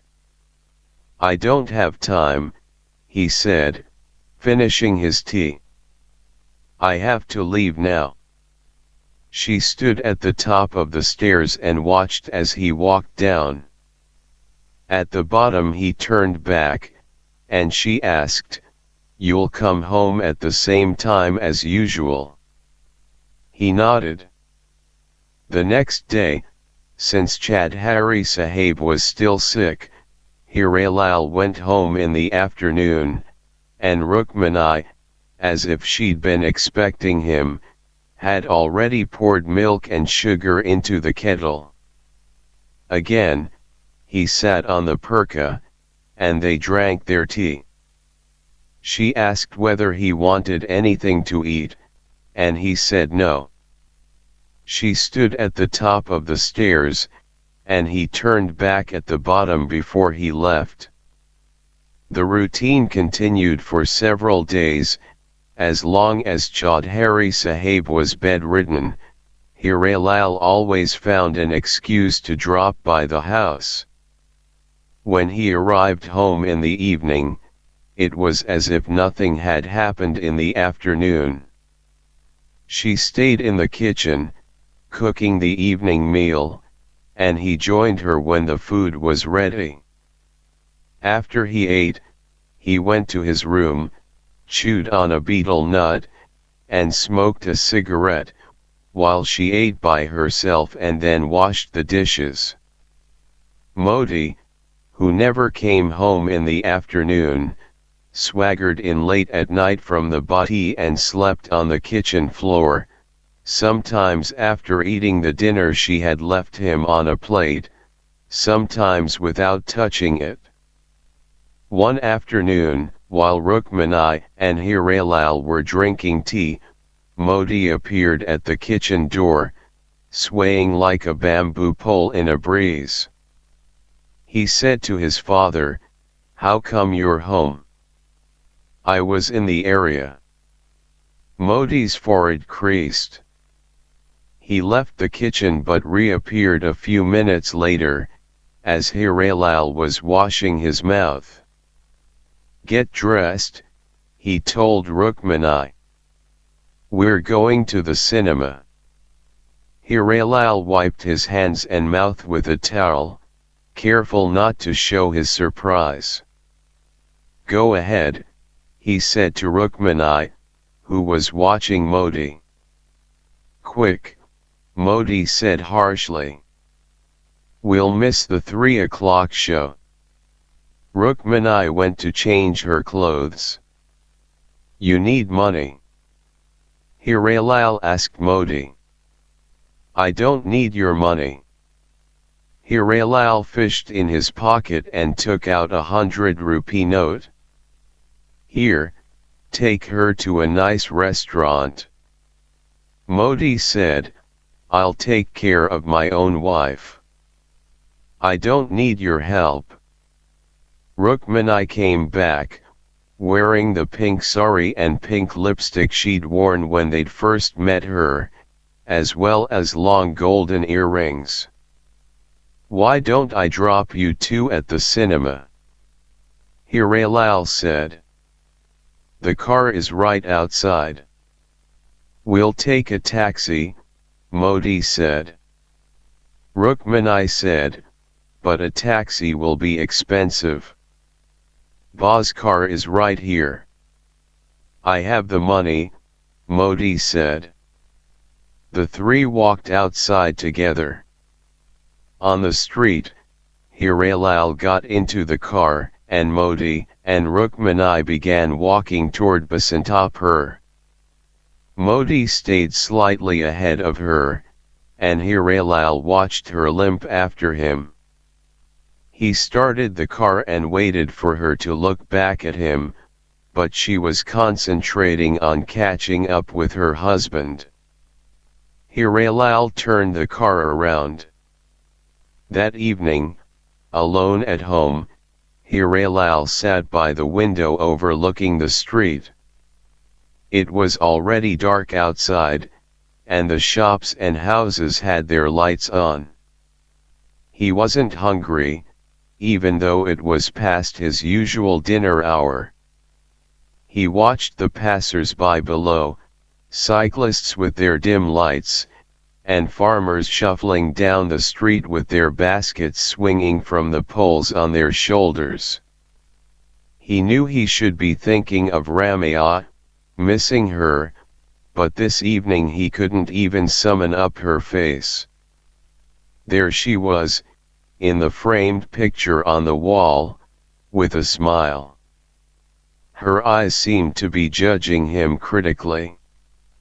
He moved from the window to the door, and her eyes followed him. Hirelal left the room and went down to the courtyard, where he could feel a breeze across his face. A few minutes later, Rudra passed by, twirling his shop keys on his finger. What's happening, Hirelal? He said jovially. Looks as if Modi has finally taken a fancy to his wife. He'd seen them get into a taxi in front of his shop. I told you he'd come around. After he left, Hirelal waited outside for nearly an hour, but his legs grew tired, so he went to the kitchen and sat on the perka. He didn't want to go to his room and face Ramaya's critical eyes.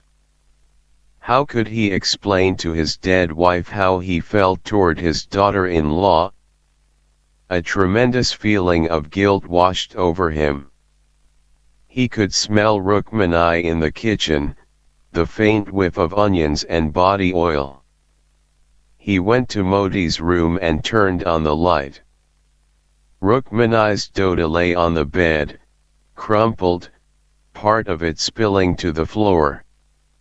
Hirelal knelt down and smelled it. Yes, it had her smell. He pulled the dota to his face and rubbed it against his cheeks. Downstairs, there was laughter. Hirelal turned off the light and stood at the top of the stairs, watching Rukmini hold Modi's arm as he stumbled up drunkenly. He was singing, probably a song from the film they'd seen. When Rukmini saw Hirelal, she asked, with concern, "Did you eat, B.A.?" Hirelal shook his head. "Why don't I heat the rice for you?" Modi shot one glance at his father, then went to his room, humming. Rukmani lit the stove while Hiralal sat on the perka. He remained silent as she heated the leftover rice and vegetables from the morning. Then, as she served him, she said, "I asked him not to drink, but he wouldn't listen." Hiralal was eating. "He even forced me to drink." He tilted his head in surprise. "You drank?" "Just a little," she said. "One glass of beer." "Let's smell," he said. He moved doughs to her face, and she opened her mouth and said, "Haa," revealing her pink tongue. The smell of beer was negligible, but Hiralal felt his chest tighten.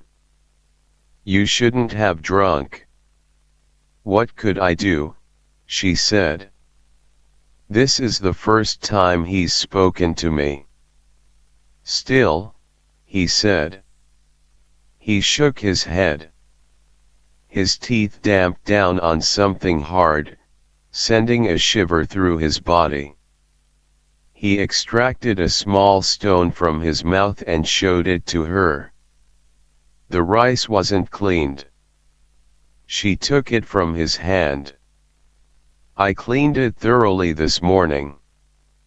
"Well, you need to do it properly." He pushed the plate aside and said, "You must be more responsible. I thought you'd get him in line." Her eyes filled with tears. "Just today he spoke." "I know," he said. "Don't drink with him from now on. Make him stop." Later that night he regretted having spoken to her so harshly. She was a good girl, and Modi was starting to take an interest in her. Hiralal listened to the sounds from the couple's room. They were making love. Hiralal could hear Rukmani's soft sighs. Once Chaudhary Sahib got better, Hiralal could no longer go home in the afternoon. Besides, Modi stayed in his room all day and drank. By the time Hiralal got home in the evening, the house smelled like the bhatti from which Hiralal had once dragged Modi. The three ate together in the kitchen, and Modi couldn't keep his drunken eyes off Rukmani. Hiralal marveled at this change in his son. "How did she do it?" Hiralal watched her carefully. She had an earnest, childlike face, yet her eyes suddenly looked wise, as if they could sway the events of the world by merely gazing at them. Hiralal was startled. In the mornings, while Modi was sleeping off his drunken stupor, Rukmani served food to Hiralal. One morning, she said, out of the blue, "At least now he's drinking at home."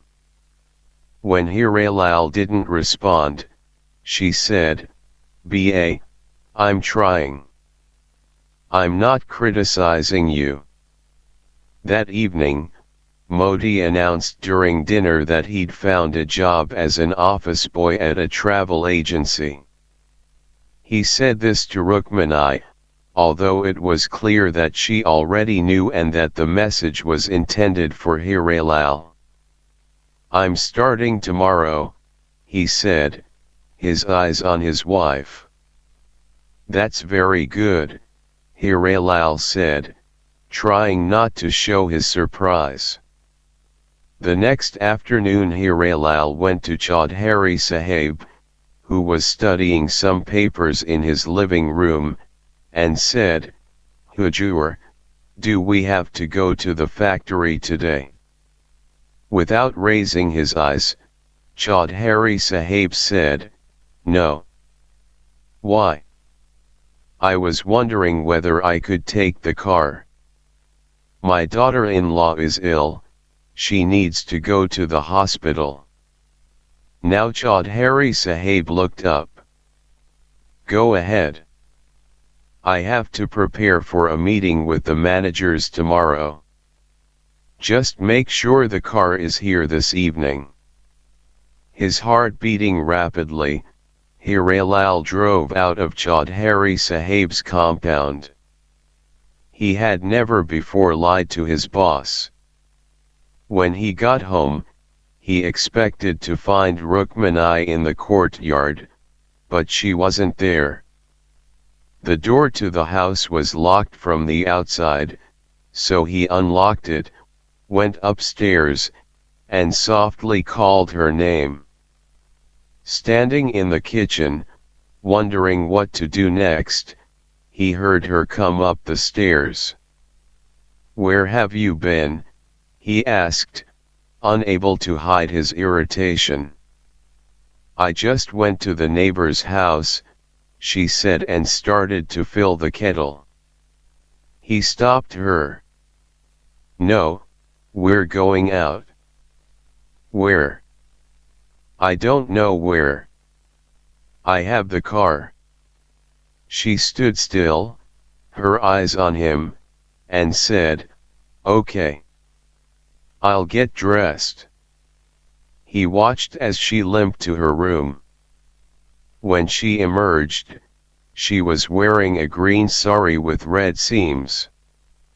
She hadn't put on any makeup. As they left the house, Hirelal saw a neighbor watching from her window. Where are we going? Rukmini asked again once they were in the car. He turned to her and smiled. You tell me. It's your day. I borrowed the car especially for you. Really? She appeared pleased. But we'll have to come back soon so that I can cook dinner. It's Modi's first day at work, so I'm cooking goat. We'll be back in time, he said. Because she couldn't name a place she wanted to visit, they drove around the city. They passed through New Road, with its bright shops and newspaper vendors. They circled the Tundikel field, drove past Harahara, its tower soaring up to the sky. She laughed at the heads of goats and sheep, their teeth bared, outside the Muslim butcher shops. They look as if they're grinning, she said. He smiled at her and said, they're happy they don't have to think anymore. She laughed. Hirelal turned the car and headed south. I know where we can go, he said at the traffic circle in Tripuraswar, and sped toward Teku, then on to Tahachal. He drove quickly, passing small lorries, even taxis. Drivers honked at him, annoyed. He could sense that she was holding her breath, and he drove even faster, until she said, Do you have to go this fast? He slowed down immediately, but by this time they were already in the outskirts of the city, in Swayambhu. He parked the car at the bottom of the hill. Are we walking up? She asked, calculating the hundreds of stairs leading to the stupa. In his excitement he had forgotten about her limp. We don't have to, he said. We can circle the bottom in the car. She squinted at the stupa. No, we're already here. May as well go. She took twice as long as he did to mount each step. Halfway up the staircase, she nearly fell, and he grabbed her arm.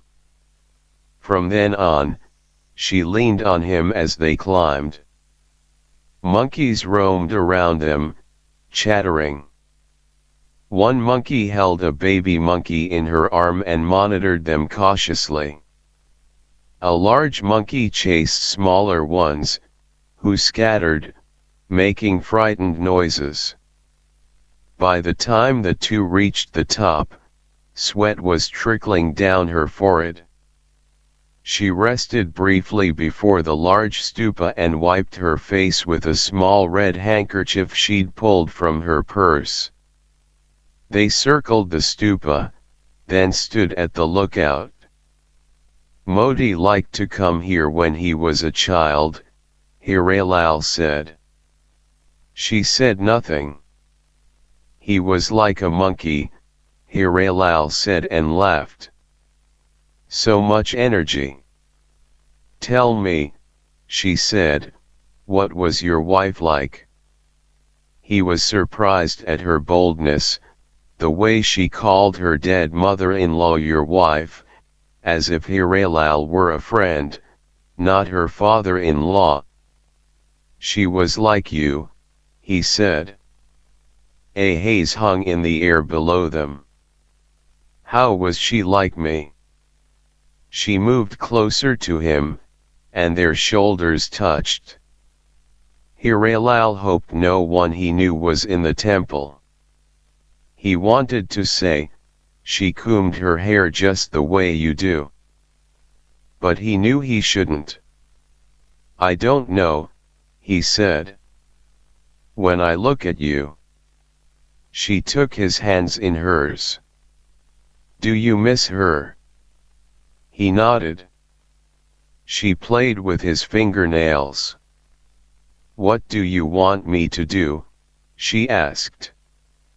What do you mean? I don't want you to do anything. No, you want something from me. What is it? I want you to take care of Modi. Make him stop drinking. Make him a responsible man. Give me grandchildren. No, that's not it, she said, shaking her head slowly. That I'll do. But you want something else. He realized that his knees were shaking, and so were his hands. I don't know, he mumbled. I know what you want, she said. But you have to promise me. Once you get it, you can't ask anything more of me. Without fully understanding what he was agreeing to, he nodded, his heart pounding. They walked down the steps in silence. Inside the car, she told him to drive behind the temple area. After they crossed Ring Road, which circled the city, she asked him to stop at an area off the road, in a clearing among trees that blocked their view of the surrounding houses. She placed her hand on his chest and started rubbing, and he touched her shoulders and moved his face close to hers. As he kissed her, he felt like crying.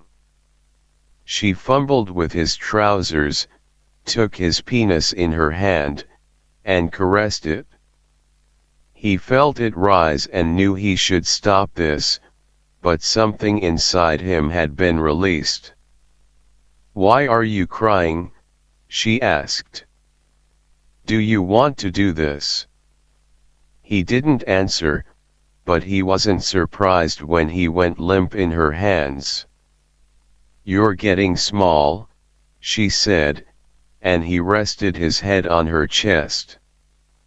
They drove back in silence, slowly, as the evening rush hour filled the streets with trucks, cars, three-wheelers, and mopeds.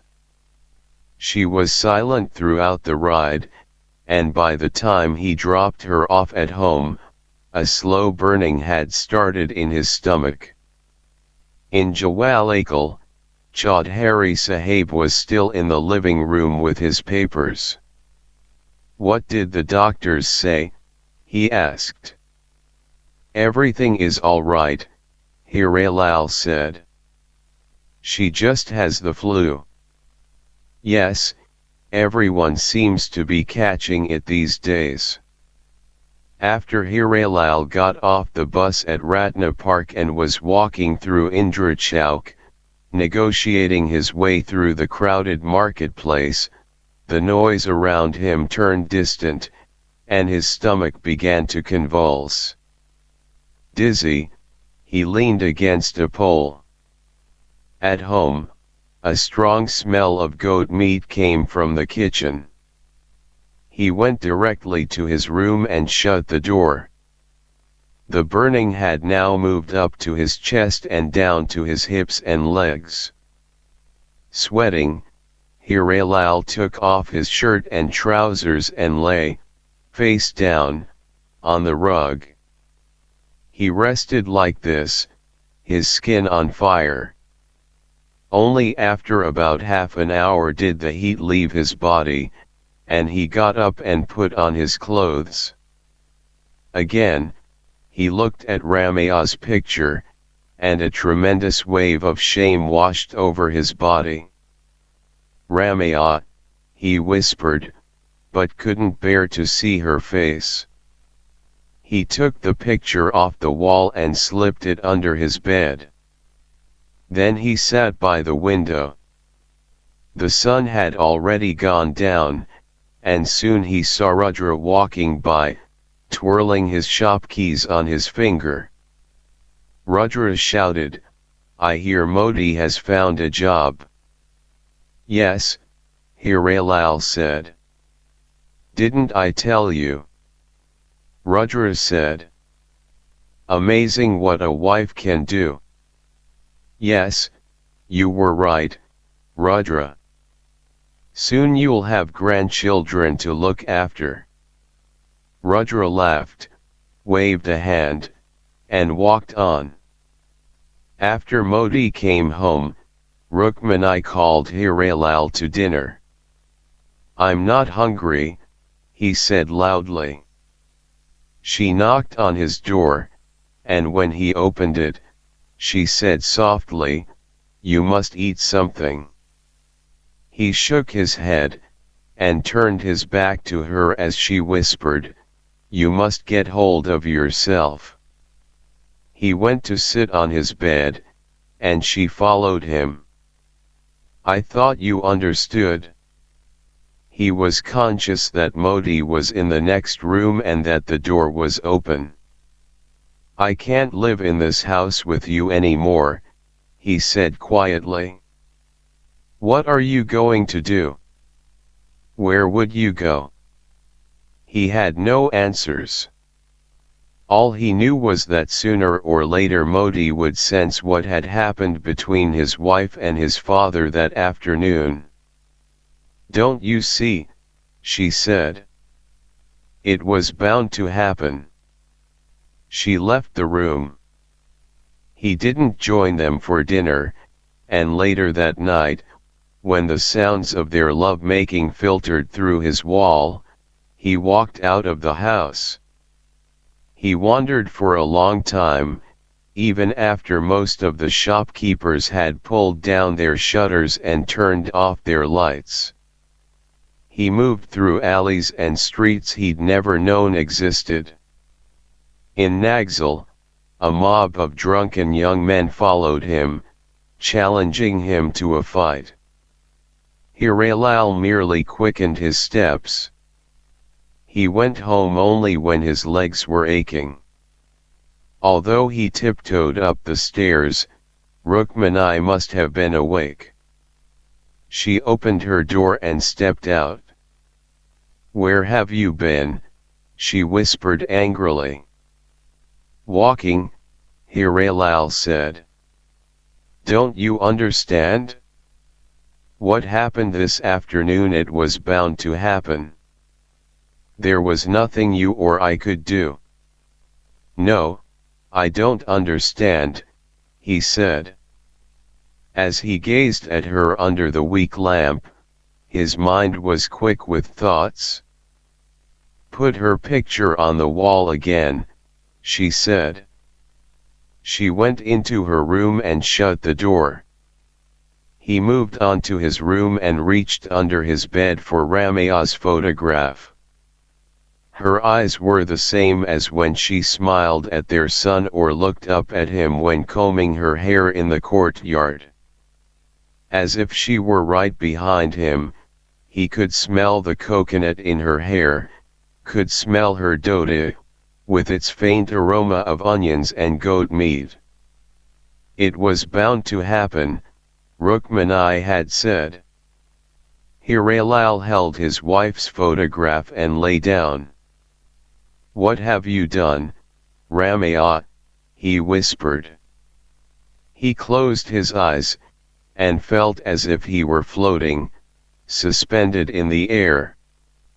During the festival, Ganesh lay on his back in bed, one hand behind his head, his legs dangling off the side, while his wife rummaged through the dresser for the sari to wear that evening. He watched her plump body in petticoat and bra, her fingers lingering on one sari, then another, finally pulling out one of red chiffon. When she turned and saw him watching her, she asked, "What's the matter? You don't want me to go?" "No." "You go," he said. She asked him to help button her blouse, so he went over to her half-naked body, his heart hammering in his throat. He went down to see her off through the courtyard, and climbed the stairs back to their apartment. He could imagine her walking down the street, her neatly combed hair pulled back, a tika on her forehead. He could imagine the taxi driver peeking at her in the rearview mirror, unable to take his eyes off her faintly powdered face, wondering what kind of a husband she went home to, how it would feel to lie next to her and hear her sigh under his caress. Ganesh could see her entering the wedding tent, adjusting her sari, her eyes appraising the crowd, familiar faces lighting up when they spotted her, a childhood friend of hers coming to greet her proprietarily, introducing her to guests, the men eyeing her from behind their wives. He opened the door to the small balcony and stepped out.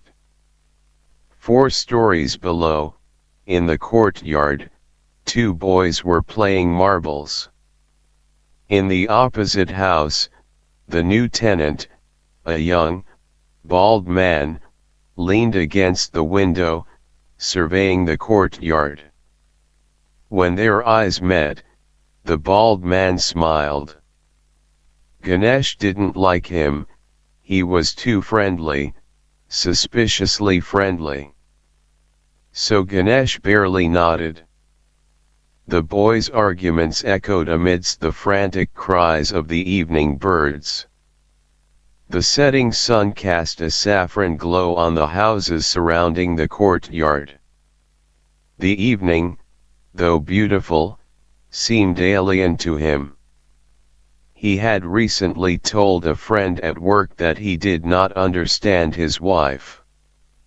He had said it casually, as if it were a joke. His friend blew into his cupped palms, as he always did when considering a serious matter. "Do you think your wife has a secret life?" he asked. "There's something about her," Ganesh said, shaking his head. Lately he had been studying her, he watched her while she slept, tried to imagine her thoughts when she stirred eggplant or beans in the kitchen. He also wanted to know what she thought about when he wasn't around, what areas her mind lingered on. He suspected that her thoughts excluded him, and this possibility filled him with dismay, with pain. They'd been married for 3 years, and Ganesh had not worried this way the first 2 years. Before he married, he lived on the second floor of a small house in Chhatrapati with his mother. Ganesh barely remembered his father, who died of a brain disease that no doctor or shaman had been able to cure. And there were rumors that Ganesh was really not his father's son, that he was the son of the man who had been his mother's lover for many years. It was his mother who had arranged Ganesh's marriage. She'd sung the praises of his future bride. She has the most beautiful eyes, she's known in the neighborhood for her faultless manners, until he too began to think she would make a wonderful wife, even though he'd not yet met her. When she first came into the house, he had been surprised by her beauty. He'd seen pictures of her, but in person she was 10 times more striking. Her jet black hair made a lovely contrast with her fair complexion, and she had a long, slim nose from which a diamond glinted whenever she smiled. A mere glance from her made his heart beat rapidly, and when she laughed, the tiny gap between her two front teeth made her irresistibly charming. "Your daughter-in-law's face glows like the sun," he heard relatives tell his mother, and everywhere he and his new bride went, people commented on how his wife's beauty would usher in good luck for the rest of their lives. He had basked in the warmth of these comments, but later, that pleasure had given way to weariness, for he couldn't believe that such beauty could be enjoyed at no cost. He tried to recall the exact moment when he first had doubts about her. It was, he thought, when they were at the eastern wall of the temple complex of Lord Pashupatinath on a sunny day, looking down at the dirty Bagmati river. A young man standing near them said to Ganesh's wife, "Look how filthy the river is. Look there." He pointed to a couple of women washing themselves contentedly, letting their soap suds drift into the blackened water. "How uncivilized these people are. Look there." He gestured to a mass of garbage on the river's edge. "Our holy Bagmati river." The man laughed, and Ganesh's wife laughed too, with an abandon that Ganesh had found disconcerting. "No one is doing anything about it," she'd told the young man. "The politicians are more interested in their fat wives." And then her laughter seemed to ring throughout the temple complex, mixing with the bells, reverberating with the chants of the priests. When they left the temple, Ganesh asked her, "Do you know that man?" And she said no. As they walked home that day, he compared his body with hers, and decided that he was a tight man, with muscles that were closed, restricting. He realized that he hardly moved his arms when he walked, whereas she constantly swirled her arms, sometimes scratching an itch on her face, at other times playing with her sari. Suddenly a phrase that had plagued his childhood echoed in his mind, "Mama's boy." That's what his friends called him whenever they saw him cling to his mother, his fist clutching the end of her sari. "The boy needs a father," he'd heard his relatives whisper among themselves. "Mama's boy," they'd called him, although they did so with affection. That day, walking away from the Pashupatinath temple with his wife, he wondered whether his muscles were so constricted, and his body so closed, because he'd watched the world for so long from behind his mother's sari. On his way home from work the next evening, he saw women in brilliant saris walking with their husbands, strolling down the street or rushing to keep appointments. It was the time of Indra Jaitra festival, the 8-day festival in honor of Lord Indra, the ruler of heaven. Eons ago, Lord Indra had come down to the valley in disguise to steal scented white parijat flowers for his mother's annual fasting ritual. The powerful god was apprehended by the people of the Kathmandu valley, bound with rope, and thrown in jail. Only after Indra's mother descended from heaven in search of her missing son did the valley inhabitants realize what they had done. As an apology, they initiated a great festival in his honor. They donned masks and danced, acted out folk dramas, and marched in celebratory processions. Everywhere around him, Ganesh saw people's faces filled with joy and excitement. He knew he should have enjoyed that excitement. Instead, he felt as if a giant bird had descended from the sky and spread a shadow over the city. Ganesh was in bed by the time his wife came home, and her cool skin startled him. Her petticoat brushed against him, her perfume wafted around him. Humming a tune, she played with his hair. After her breathing slowed, he slid out of bed and quietly went downstairs. In the kitchen he turned on the lights, opened the cupboard, and poured himself a shot of the strong local liquor. The drink burned his throat. Under his breath he sang the song she had been humming. The warmth of the liquor spread to his thighs. He put on his coat and trudged down the stairs to the street. The knowledge that she was upstairs, unaware of his absence, filled him with excitement. The cloudless sky, the cold, shimmering stars, granted him a strange freedom, an expansion that came to him as a release in his lungs. Just as he was walking beneath the clock tower in the city's center, it began to chime. Looking up, he discovered that it was 3 o'clock in the morning. He climbed over the fence surrounding the Queen's Pond, took off his clothes, and dived in, not caring whether a police squad would approach. The chill of water invigorated him as he waded through the lilies floating on top. He wondered how long it would take, if he allowed himself to sink, for the water to fill his lungs.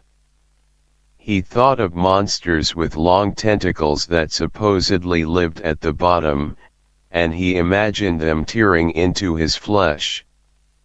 Would his wife be able to recognize his body? He heard the clock tower ring out 4 times, and he swam to the edge. When he reached his house and slipped under the bed covers, she murmured but didn't wake up. Sunlight assailed his eyes when he woke the next morning. The late morning heat on his bed had made him sweat, and his pajamas were sticking to the hairs on his chest. He reached for his cigarettes and lit one, propped up a pillow, and leaned against it. The light of day made last night's swim seem almost unreal. When he turned the latch to the balcony door, he heard a steady thump thump thump. His wife was down in the courtyard, near the tap, beating a bundle of clothes against the cement slab. A few women stood close to her, talking, waiting to fill their pitchers. A small girl, her thumb in her mouth, watched his wife's movements while clinging to her mother, a widow who lived in the house opposite. He suddenly imagined climbing over the railing and letting himself fall down the 4 stories, his clothes swirling upward as the air pressed against them, the sensation of dropping underneath a clear, well-lit sky, the little girl spotting him in midair and excitedly reaching for her mother slowly turning her head, and, finally, splat, his consciousness fading, his wife's horror as the tap water steadily gushed into a brass pitcher. Now his wife looked up and, seeing him lean against the railing, shouted, "The railing is weak." He moved back a step and noticed the bald man across the courtyard watching them, the muscles on his arms protruding as his elbows rested on the window bar. The man smiled and nodded. Ganesh quickly left the balcony. He went to the cupboard and found a large black and white framed picture of their wedding, his wife looking directly at the camera, as if trying to stare it down. He looked happy, his head was tilted to one side, the beginning of a smile on his lips. It occurred to him that she may not have been happy on their wedding day, perhaps she had secretly wanted to marry another man, someone with more money, better looks, a prestigious family. As he set the wedding picture back in the cupboard, his fingers brushed against another picture, one of his mother. He took it out. She was standing on the footsteps of a temple, which he recognized as Bodha, the city's Buddhist temple, where hundreds of pilgrims congregated each day. It was an old photograph, probably taken right after he was born. The paper had yellowed at the corners. His mother was looking directly at the camera, the same way his wife had done. Maybe that's what women do, he thought. The photograph of his mother reminded him of people in the neighborhood whispering, when Ganesh was young, that he was the child of her union with her lover, not with his father. Throughout his childhood he had been haunted by an image of this so-called lover, a thin man with stick-like arms, sad eyes, and an aloof manner. One day when he was 7, he'd asked his mother whether she knew a tall man with sad eyes, and she had, with curiosity, scanned his face, then ruffled his hair and said no. He watched for such a man in his neighborhood and at the carnivals his mother took him to, carnivals with games and swings and giant wheels, but no one resembled the image that returned to him, again and again. His wife cooked lunch, and while they ate, she brought up the wedding. The tent was huge, she said. It could have held 1,000 guests, but there were only about 100. A woman was wearing a necklace with 12 big diamonds. Imagine wearing that. What a burden on your neck, and the fear you'd have while you wore it. A man there asked about you, said his office is down the hall from yours, he does the revenues or something like that. She talked of the evening as though assured of his interest. Her words filled his mind so that his own thoughts clamored for room. In time, he grew angry and shifted his feet. "I'm not hungry," he said and walked out of the room and down the stairs. His head throbbed with anger. She hadn't even asked what he'd done while she was away last evening. He felt humiliated. Outside, he took to the small road and alleys, with no direction in mind. He imagined going to his friend's house, standing beside the bed, where his friend would be reading a silly magazine, and declaring, "My wife is having an affair." Of course he didn't know whether that was true, but he wanted to reach the truth, no matter what it was, even through a lie. The streets were crowded, and brightly dressed children chased one another through the throngs of people. In Durbar Square, Ganesh came upon a group of people playing drums and cymbals. A small boy, his face painted white, taunted a large man wearing a mask with wide, thick lips and large, glaring eyes. Peacock feathers rose from the back of his head, and frills on the seams of his vest flew in every direction as he waved his arms in circles. The little boy danced near the man and made faces at him. The masked man, also dancing, attempted to strike the boy whether as an act or in real anger. It was hard to tell at which point the music reached a crescendo and then resumed its normal beat. The masked man swooned with the powers of a deity, and the onlookers gave him wide berth. Ganesh leaned against the side of a house and watched. People appeared at windows, and the crowd around the performers thickened. Every time the boy's darting figure came close to the masked man, the spectators let out a collective gasp, and drums threatened to crack the narrow sky above. And every time the boy approached the man, Ganesh clearly saw the boy's apprehension, the danger, the thrill of being so close to a deity whose slap could send him sprawling across the brick street. When the boy escaped punishment, however, Ganesh watched the masked dancer, saw his humiliation, the lack of appreciation from the crowd, the maddening fury of his not being able to silence the teaser. At one point the masked man, his legs apart for a second's break in rhythm, threw a wild look right at Ganesh, who flattened himself against the wall like a shadow, a thrill running through his limbs. She waited for him, circles under her eyes, at the front of the house and demanded to know why he'd walked out like that, where he'd gone. "Everything is all right," he said. "It's just that lately my heart's been restless." He went inside and lay on his bed.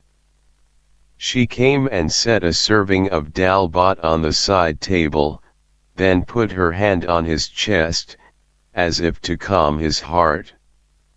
"What's wrong?" she asked. "Is everything all right at work?" He nodded and closed his eyes. Her hand on his chest felt good, but he feared that if he let it stay there, he would feel even weaker, so he got up and rubbed his eyes. "I'm hungry," he said and lifted the plate. He ate quickly, and realized only after he'd finished that she was not eating with him. That night, after he was sure she was asleep, he draped a shawl around his back and moved to the balcony. The big moon hung above the courtyard. There was a light in the bald man's window, but the curtains were drawn. Ganesh could see a figure, fading and reappearing, and he sat on the cold floor of the balcony. The figure moved about the room, its silhouette becoming clear, then disappearing. He awoke, just before dawn, with the chirping of birds, to discover that his feet were cold. Shivering, he went back to bed. In the morning, she asked for some money so that she could go to the market. He reached into his pocket and quietly handed her a 50-rupee note. She said, "But I also need to buy rice and kerosene." He pulled out another 50-rupee note. That evening, when he came home from work, the stove was empty, and she was nowhere to be found. There was a musty smell in their bedroom, as if someone else had been there. His body grew limp, and he sat on the bed.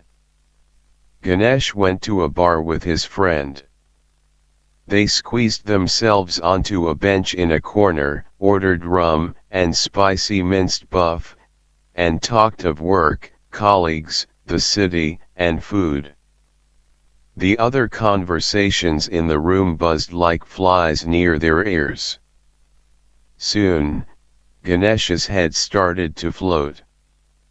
"So, how is your wife?" the friend asked, chuckling.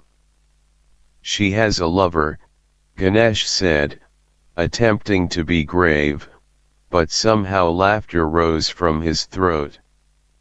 His friend stared at him for a moment, then he, too, broke into a smile. They both fell into a fit, stamping their feet and spilling drinks on the table. And suddenly, as if the laughter had been a necessary prelude, Ganesh found himself crying. The customers stared in his direction, and the owner came over to ask whether he was all right. Ganesh simply shook his head and repeated, "How could she do this?" After he calmed down, he and his friend talked about the festival of Dasain, only a few weeks away, when they would slaughter goats as sacrifice to appease the goddess Durga. "I wonder how many of them I can slaughter," Ganesh said. "The last time, I killed 4 before I had enough." The friend called for more drinks. "I can't drink any more," Ganesh said. His stomach was burning, and the room had become hazy. "Mama's boy," his friend said, laughing. "I thought you were stronger than this." "Don't call me that." "What? You're a mama's boy." "Really?" he said. "You want to see how much I can drink?" He asked the owner to bring another jar of the local liquor, and he drank, his eyes on his friend, who was now having a hard time keeping up with him. "So, who's a mama's boy?" he said. "Huh? Tell me, bastard." His throat and his belly were on fire, but he kept drinking and needling his friend, who finally said, "All right, all right. I take it back."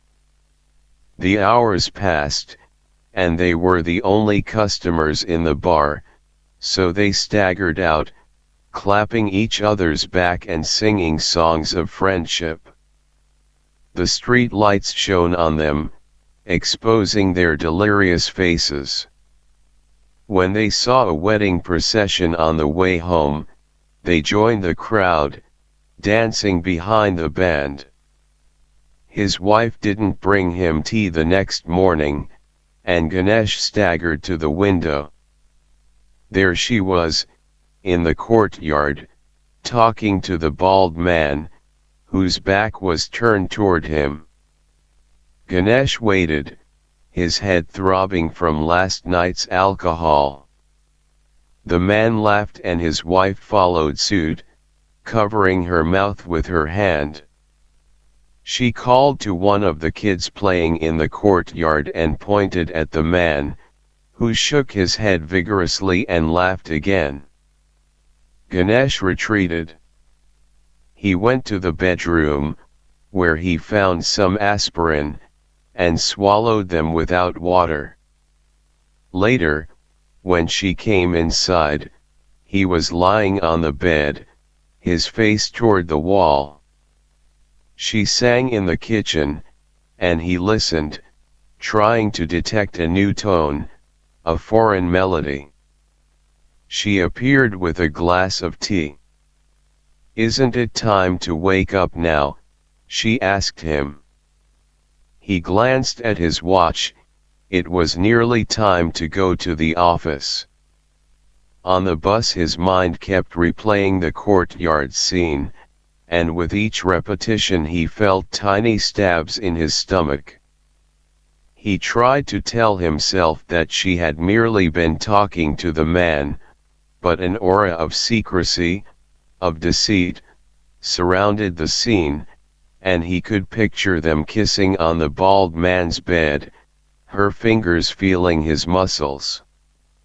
At work his friend approached and said, "It was fun last night, eh? I haven't drunk like that in a long time, not since last year's festival."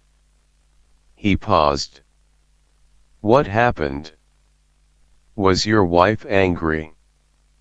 Ganesh shrugged his shoulders. "She'll be all right," the friend said. "By the time you get home." That evening Ganesh went by the pond on the way home. He shivered. It was hard to believe that he actually dived into that dirty water the other night. It was dark when he reached his house. Walking through the courtyard, he nearly bumped into someone. It was the bald man, his muscular arms shining in the light coming from one of the windows. Ganesh thought, "He's going to kill me." The man's voice floated toward him in the dark, "I know your wife." Ganesh couldn't see the man's face, it was half in shadow. "I saw you together," Ganesh eventually said.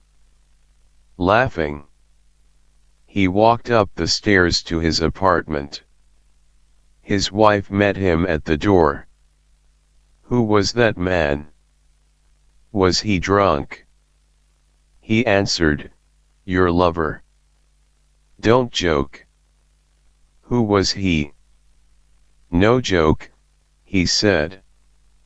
"You should have told me." She turned and walked to the kitchen, and he followed her. "How long has this been going on?" His breath was stuck high in his throat. Her back to him, she began slicing tomatoes.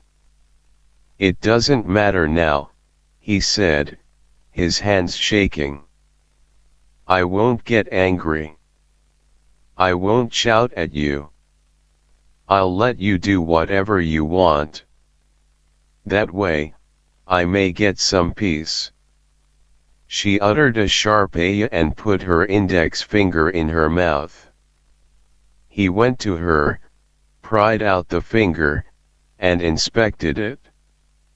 The cut was small, right above the second joint. He fetched the rubbing alcohol and patted her wound. She didn't look at his face but watched the cut with growing dismay. "Here. I'll slice the tomatoes," he said. "You are jealous, suspicious. You think I have a lover." "I don't know," he said. "I really don't know." He waited for her to say something. "Would you kill him if you thought he was my lover?" "Who?" "The man downstairs." She seemed exasperated. "No, no," she said. "My lover, any lover." Something occurred to her. Who was that man downstairs? He didn't answer her and finished cutting the tomatoes. Dust rose inside the bus, tiny particles glittering in the afternoon sun. The bus lurched toward its destination, the temple of the goddess Durga on the outskirts of the city. His wife was asleep, her head resting against the window. In front of them sat a man with 4 hens, their feet tied together. With every jolt, the hens tried to rise in the air, cackling insanely, sending feathers floating up and down the length of the bus. The coal on his wife's eyelids trickled down her cheeks. Ganesh smiled and stretched his legs. He looked forward to the ceremony at the temple, where his relatives would ask him to kill goats because he was good at it. And Ganesh would hoist the kukri knife high in the air, its sharpened edge glinting in the dusk, amid the appreciative cries of the onlookers. Another vision came to him. He was sitting in the middle of a field, his mother in her petticoat leaning over him, smiling and whispering. Blood was running down his nose, soaking the front of his shirt, trickling down his thighs and into the earth, where his friend was waiting with an open tongue.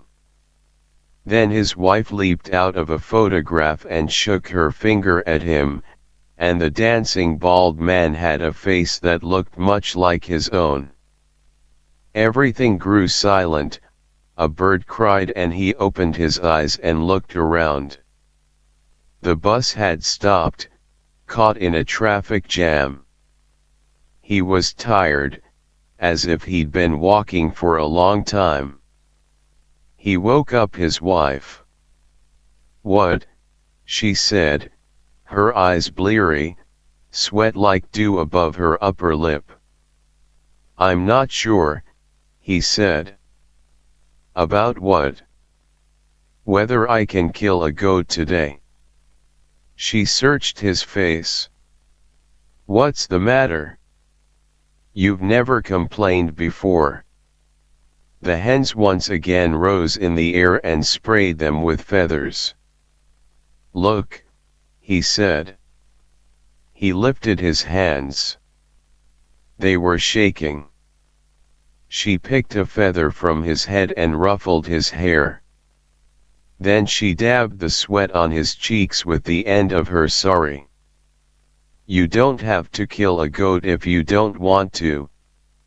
Her hand on his face felt good. "But what will everyone say? They will laugh at me." "Who cares?" she said. "What can it do to us?" His eyes dosed, he felt her lips brush against his cheek. "My mama's boy," she whispered. "My sweet, sweet mama's boy." Now her lips were nibbling at his ear, and he opened his eyes. The man with the hens was staring at them, and he felt embarrassed, but he didn't stop her, her words were soothing. The bus came to a stop. They got out, dutching the bundles of rice and fruit they had brought to offer the gods. In front of them was a large field filled with cars and trucks, and, in the distance, the temple's pagoda. As they joined the crowd moving toward the temple, some of Ganesh's fatigue vanished. He stopped to take off his shoes, the grass felt good beneath his feet. He shifted the bundle of rice he was carrying, and as they walked on, he touched his wife's hand with his free hand. She looked at his face quizzically, then took his hand in hers. The sky was bright blue, and the sun shone on their faces. The temple bells sounded, a dear ding-dong that reverberated inside his body, then expanded into their surroundings. As the crowd around them chanted songs praising the mother goddess, he briefly thought of his wife's lover, but in this crowd, with its fervent devotion, the man had become inconsequential, faceless, dissolving into the crowd in which Ganesh was moving. The room next door.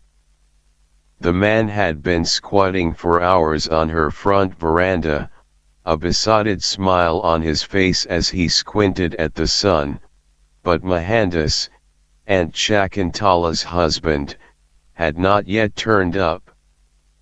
Aunt Shakuntala had told the man, "Come back some other time. My husband is not here." The man merely looked at her, smiled, and did not budge an inch. What kind of a husband was she married to, Aunt Shakuntala thought, who asks people to come, for whatever reason on earth, and vanishes for hours, leaving her with the burden of taking care of them, especially on a Saturday, when everyone else is relaxing. God knows she didn't have time for this. Aunt Shakuntala had been raised by parents who doted on her, told her repeatedly that the man she'd marry would be the luckiest husband on earth. Yet here she was, stuck with Mohandas, who was not only indolent but didn't appreciate her. Hadn't she given him 2 fine children, a son and a daughter who were bright, hard-working, and obedient? Didn't she keep an immaculate house? Hadn't she gained tremendous respect from neighbors and relatives for the way she handled the household and the way she reared their children? To everyone, old and young alike, she was Aunt Shakuntala. She brought the man a glass of tea. By this time, his head was in his hands, and he was dozing. "Here." She set down the glass. "You may as well drink this." He woke up. She hoped her tone had made it clear that catering to strangers was not exactly what she'd been born to do. The man smiled obsequiously, an ugly mole on his upper lip stretching with his mouth, and raised a hand in gratitude. She told him, after drinking the tea, "You leave." He beamed. Mohandas was an irresponsible man. He was lazy, absent-minded, obstinate, an idiot. "Yes, he is an idiot," repeated Aunt Shakuntala to herself. A few days ago, he brought home a sadhu, a Shiva devotee, whom he'd found wandering around, and put him up in the living room for a week. The sadhu, smelling of old clothes and ashes, lay sprawled on the sofa all day, stroking his long black beard. He asked Aunt Shakuntala for tea and sweets, and when she confronted Mohandas, all he said was, "The holy man has no place to live. What's the harm in giving him a roof for a while?" She replied that she wasn't born to cater to strangers, and he told her, "You need some compassion in your heart." Last year, when it was announced that 3 clerks in the government bank where Mohandas worked were to be promoted, he did not go to the local district officer, a distant cousin of hers, who could have exerted influence in the matter. He kept putting it off, making excuses like, "Today I have a headache," or "I think he'll be very busy today."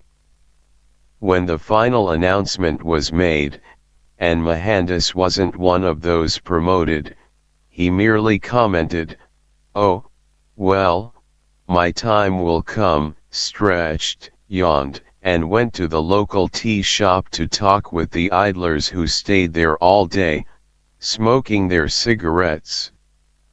This man on the veranda had shown up at her house a few days ago, speaking very little but smiling profusely, and Mohandas had given him a few rupees. In answer to Aunt Shakuntala, Mohandas explained that the man came from a few towns over, that he was one of those fixed features of the street you find in every small town. His nickname was Lampu, which meant stupid, a name someone had cruelly thrown at him in childhood because he showed signs of being retarded. Lampu was one of the numerous jobless men her husband befriended on the streets, invited to the house, and tried to find a job for, as if all he had to do was raise a finger and work would appear. His own job as a clerk in the government office did not carry prestige. It would have, Aunt Shakuntala thought, had he hustled to get that promotion, but his name, bestowed on him by his ancestors, did. The famous Bhandari Brahmins had owned land all over town only 20 years before, until the government decided to change the laws. Now they had only a tiny strip of land on the east side of town, where some farmers made their living. For Aunt Shakuntala, however, her husband's family name was one of his few virtues. Mohandas was different when they'd first married, or that's how it seemed to her now. He had been hard-working and ambitious, and he'd listened to her advice. But gradually a change had come over him, like a disease. He mocked her words, her attitude, and told her that she was too controlling, that she cared too much about what society thought. By the third year of their marriage, after both the children were born, he had stopped talking to her softly in bed at night about the events of the day. He would read a book and then fell asleep, his back to her. It hurt her, this indifference, and she grew bitter. She took to sleeping in another room. Sometimes she did wonder whether something in her character had caused this change. She asked herself whether she tried too hard to control everything around her. But she believed that unless she did so, things would become worse, and Mohandas, who was casual about many aspects of life, would let their lives slide. As for caring too much about what society thought, Aunt Shakuntala reasoned that she lived among other people, not in an isolated world, the way Mohandas did, and in order to gain respect, she had to care about what relatives and neighbors thought of her. The August afternoon, with its still air and heat, made Aunt Shakuntala lazy. This was the time for her daily nap, but with Lampu sitting on her veranda, it was out of the question. And when Aunt Shakuntala didn't get her nap, she became irritable. She took several deep breaths and decided she would wait for the mailman to see whether there were any letters from her children. Sanu and Shanti were attending separate colleges in Kathmandu city, which was a day's bus ride from the village, near Pokhara, where Aunt Shakuntala and Mohandas lived.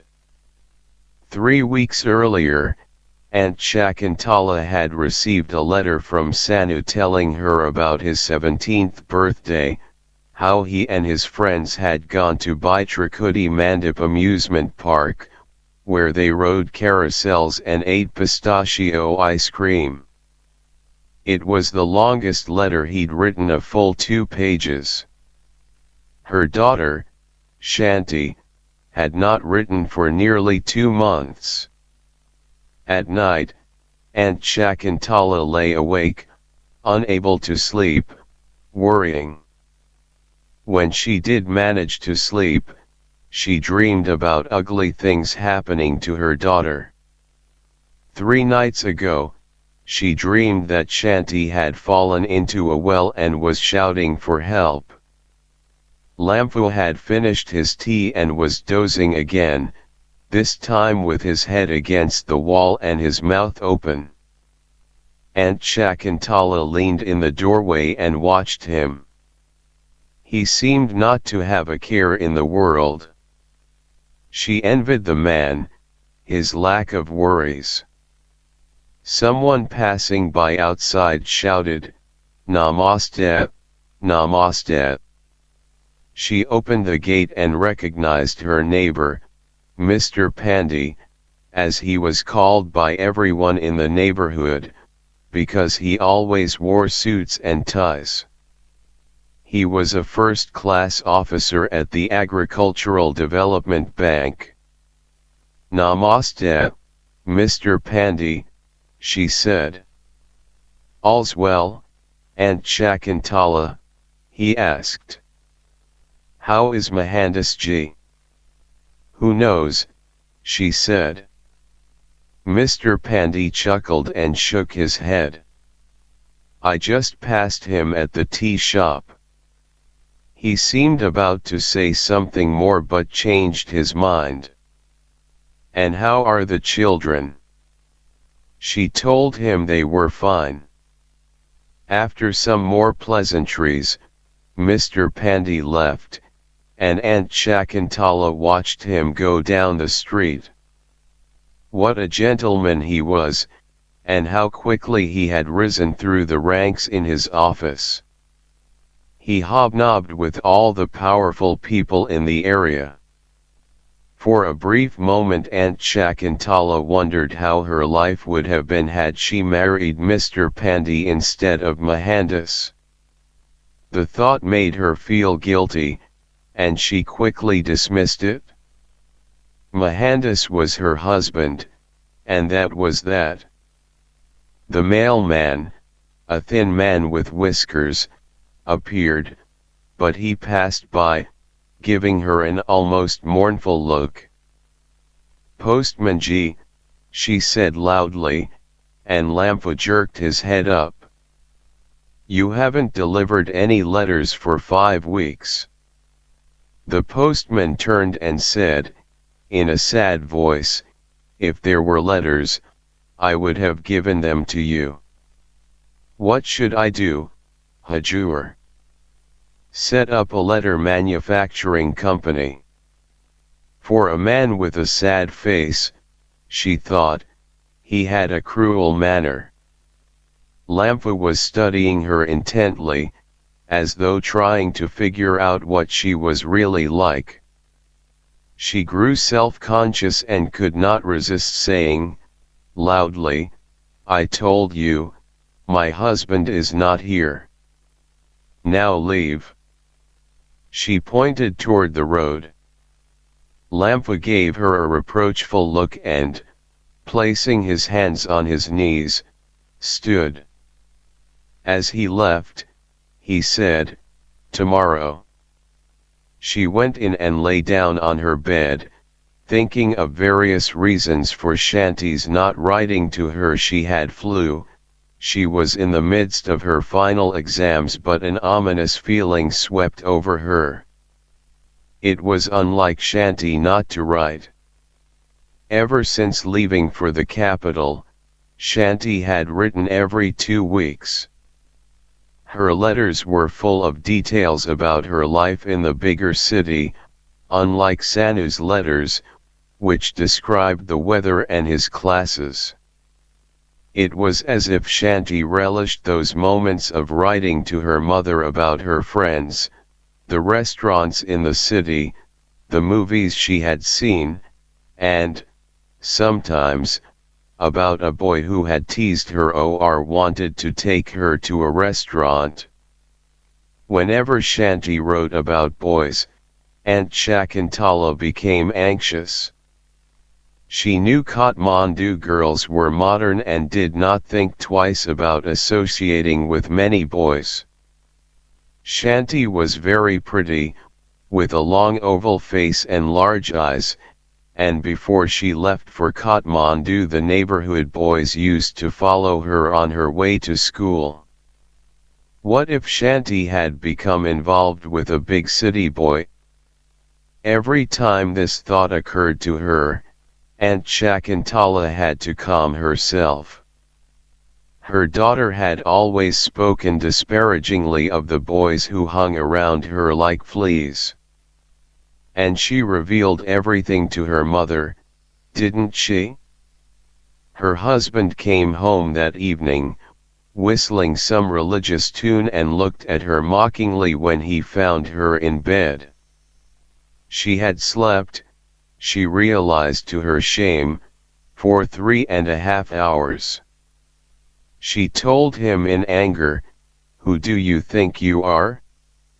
Some kind of king, with servants at his disposal to take care of any lunatic you deem worthy of worship? What do you think this house is made a home by my blood and sweat? A hotel where I am the cleaning woman?" Her husband continued to regard her with half a smile. When she finished, he muttered under his breath, "Silly woman," and walked into the kitchen, looking for something to drink. Aunt Shakuntala fell back on the bed. Later, she went to sit beside him on the veranda and watch the sunset. He was staring into the horizon and did not even acknowledge her presence. She pretended to ignore him for some time, adjusting her hair and prying out dirt from under her fingernails. When it seemed as though he was not going to pay her any attention, she cleared her throat and said, "The postman did not bring any letters today." She waited for his reaction, but when he said nothing, she added, "I haven't heard from Shanti for months." "Don't exaggerate," he said, his voice barely audible. "I think something has happened to her. Sanu would let us know if something had happened, wouldn't he? Now stop this nonsense." She felt helpless, vulnerable. She needed to talk to him about the children. After all, he was their father. "We should call Rabindra and ask him to check on her," she said. Rabindra, a distant relative, lived in Kathmandu and had agreed to keep an eye on Sanu and Shanti. "Shakuntala, don't fret. Your children are grown up now. Don't treat them as if they're suckling babies." "I am a mother," she said, a lump rising in her throat. "If I don't worry about my children, who will I worry about?" She hoped that her trembling voice would have some effect on him.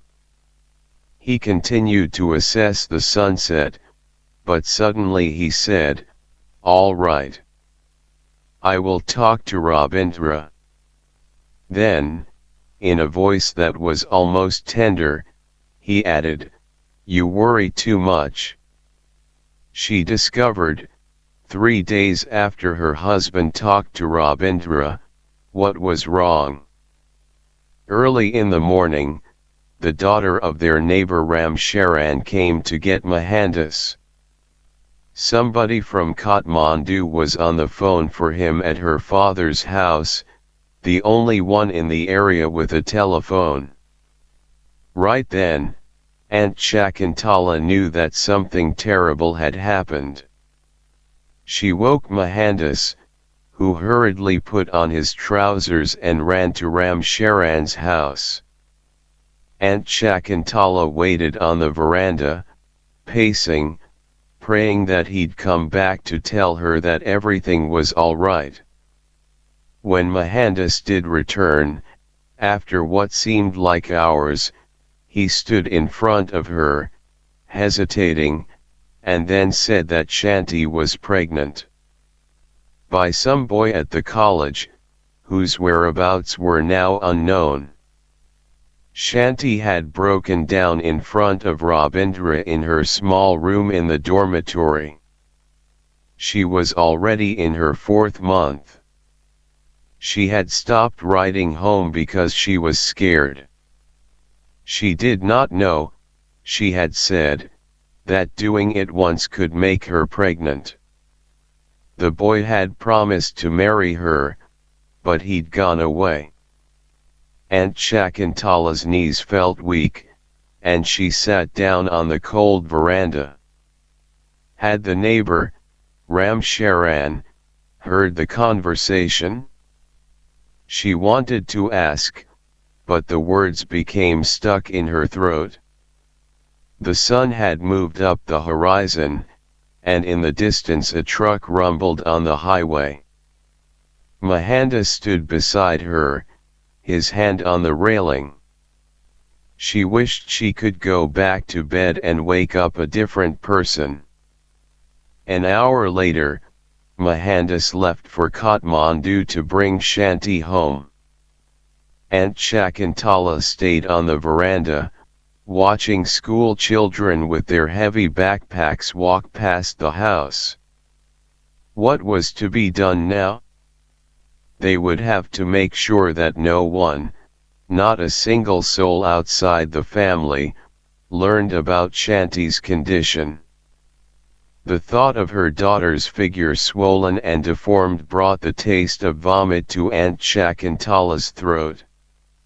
Of course the baby would have to go, there was no question about that. They would find an orphanage.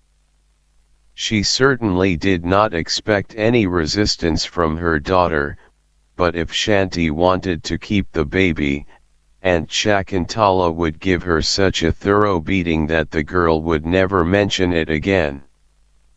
During the next 2 days, Aunt Shakuntala kept to herself. When Ram Sharan came to inquire if everything was all right, she told him that Shanti was having some health problems and Mohandas had gone to fetch her. On the streets, she avoided people's eyes, her shame causing her to assume that people knew the secret. Lampu came by every morning, even though Aunt Shakuntala had told him that Mohandas had left town. It was as if Lampu hadn't heard, he seemed content to just sit on the veranda. Every 2 hours or so he would smoke a bidi, and the pungent smell would drift into the bedroom and sting Aunt Shakuntala's nostrils. She would tell him to stop, and he'd obliged, smiling as he put out the bidi. Then he would lie against the wall and doze. There was something so innocent about his face, his being so oblivious of what people thought of him, that Aunt Shakuntala was envious. She gave him tea every morning, and he drank it eagerly, with loud smacking noises. The gratitude on his face touched her, and once or twice she even offered him slices of bread. The afternoon before her husband was to return, Nandini, Aunt Shakuntala's niece who lived down the road, came for a visit. She was a thin woman with dark circles under her pleading, sunken eyes. "Where's Mohandas, Mama?" Nandini asked after slowly looking around the house. She had a penchant for family drama, and Aunt Shakuntala was apprehensive. "Oh, he has gone to Kathmandu," she said. "How's the baby?" "He was coughing all night. I took him to the doctor, but he's not any better." In the kitchen, Nandini helped herself to an orange Aunt Shakuntala had been saving for herself and then asked, "Have you gotten a letter from Shanti yet?" Aunt Shakuntala had forgotten that she'd told Nandini, in a moment of frustration, that Shanti had not written lately. "Yes," she said. "There must be many boys at her college," Nandini said, concentrating on the orange. Aunt Shakuntala knew Nandini was baiting her. She spends all her time with her books, Aunt Shakuntala said casually as she poured water in the kettle for tea. She wants to be an engineer. Nandini came close to her and whispered, "Did you hear about Jairam's daughter Bijaya?" Aunt Shakuntala shook her head. Nandini looked left and right and said in a low voice, "They took her to India to get rid of the baby." "I didn't know she was pregnant," Aunt Shakuntala said, a cold fear clenching her stomach. "Oh, yes, everyone knows. It was a bus driver. You know how that Bijaya was, sashaying her hips for every lowlife in town. I used to tell her mother, 'Watch your daughter.' Now I say they deserve it. But to kill the bastard baby? Chi, chi. Whole family name down the drain. Who'd marry her now?" Nandini continued with the town gossip until Aunt Shakuntala feigned a headache. That evening she sat in the kitchen, watching the water from the white rice run down the side of the pot on the stove. She thought about her dreams for her children, how they would grow and become educated and establish names for themselves. They were not like her, she acknowledged. They knew so much, much more than she did at their age. Now Shanti had crushed her dreams. Her husband came home early the next morning, with Shanti at his side. Aunt Shakuntala forced herself to look at her daughter, her belly. There seemed to be a slight protrusion, but it was hard to tell, because Shanti was wearing a white shawl. Soon, she would start to show. The skin above Shanti's eyes was chapped, and her lips had a bluish tinge. Her eyes were pale and sunken, almost like Nandini's. Shanti stayed by the door, as if she were a new servant. Aunt Shakuntala turned to face the window, not knowing what words would come out of her mouth should she attempt to speak. "Come, no use standing there," Mahanda said to Shanti, not unkindly. "Go to your room." And the daughter, swathed in shame, made her way to the room she and her mother used to share. With that single act, she left no choice for her mother but to sleep in her husband's bed, the man she had not slept with for years. In bed that night, Mahandasa's figure, tall and angular, lay so close to Aunt Shakuntala that she felt strange. While she knew his mind inside out, his body was unfamiliar to her. After he fell asleep, Aunt Shakuntala set her feet down on the cold floor and walked to the next room. Through the door, halfway open, she saw that her daughter was not sleeping. Barely visible in the dark, she was sitting on the bed, her head between her knees, which were pulled up tight. Sensing someone's presence at the door, Shanti looked up, her eyes wide and dry. Her daughter's eyes reminded Aunt Shakuntala of a frightened animal's. She went back to her room. The next morning she woke earlier than usual and bathed beside the well in the backyard. Her neighbor from the adjacent house greeted her. "Such a nice morning, isn't it, Aunt Shakuntala? Such clear skies and sharp air." Aunt Shakuntala did not share the enthusiasm, she had hardly slept last night. After her bath, she went to the prayer room and conducted puja half-heartedly. Even the statue of Lord Ganesh, with his long elephant trunk, appeared dull and lethargic today. Shanti was awake. Aunt Shakuntala had peeked into the room before going to the backyard. She heard Mohandas whistling in his room, and she went to him without completing the puja ceremony. "We'll have to make preparations," she said, as he put on his trousers. Seeing her husband get dressed was a rare sight these days. "Preparations?" he asked.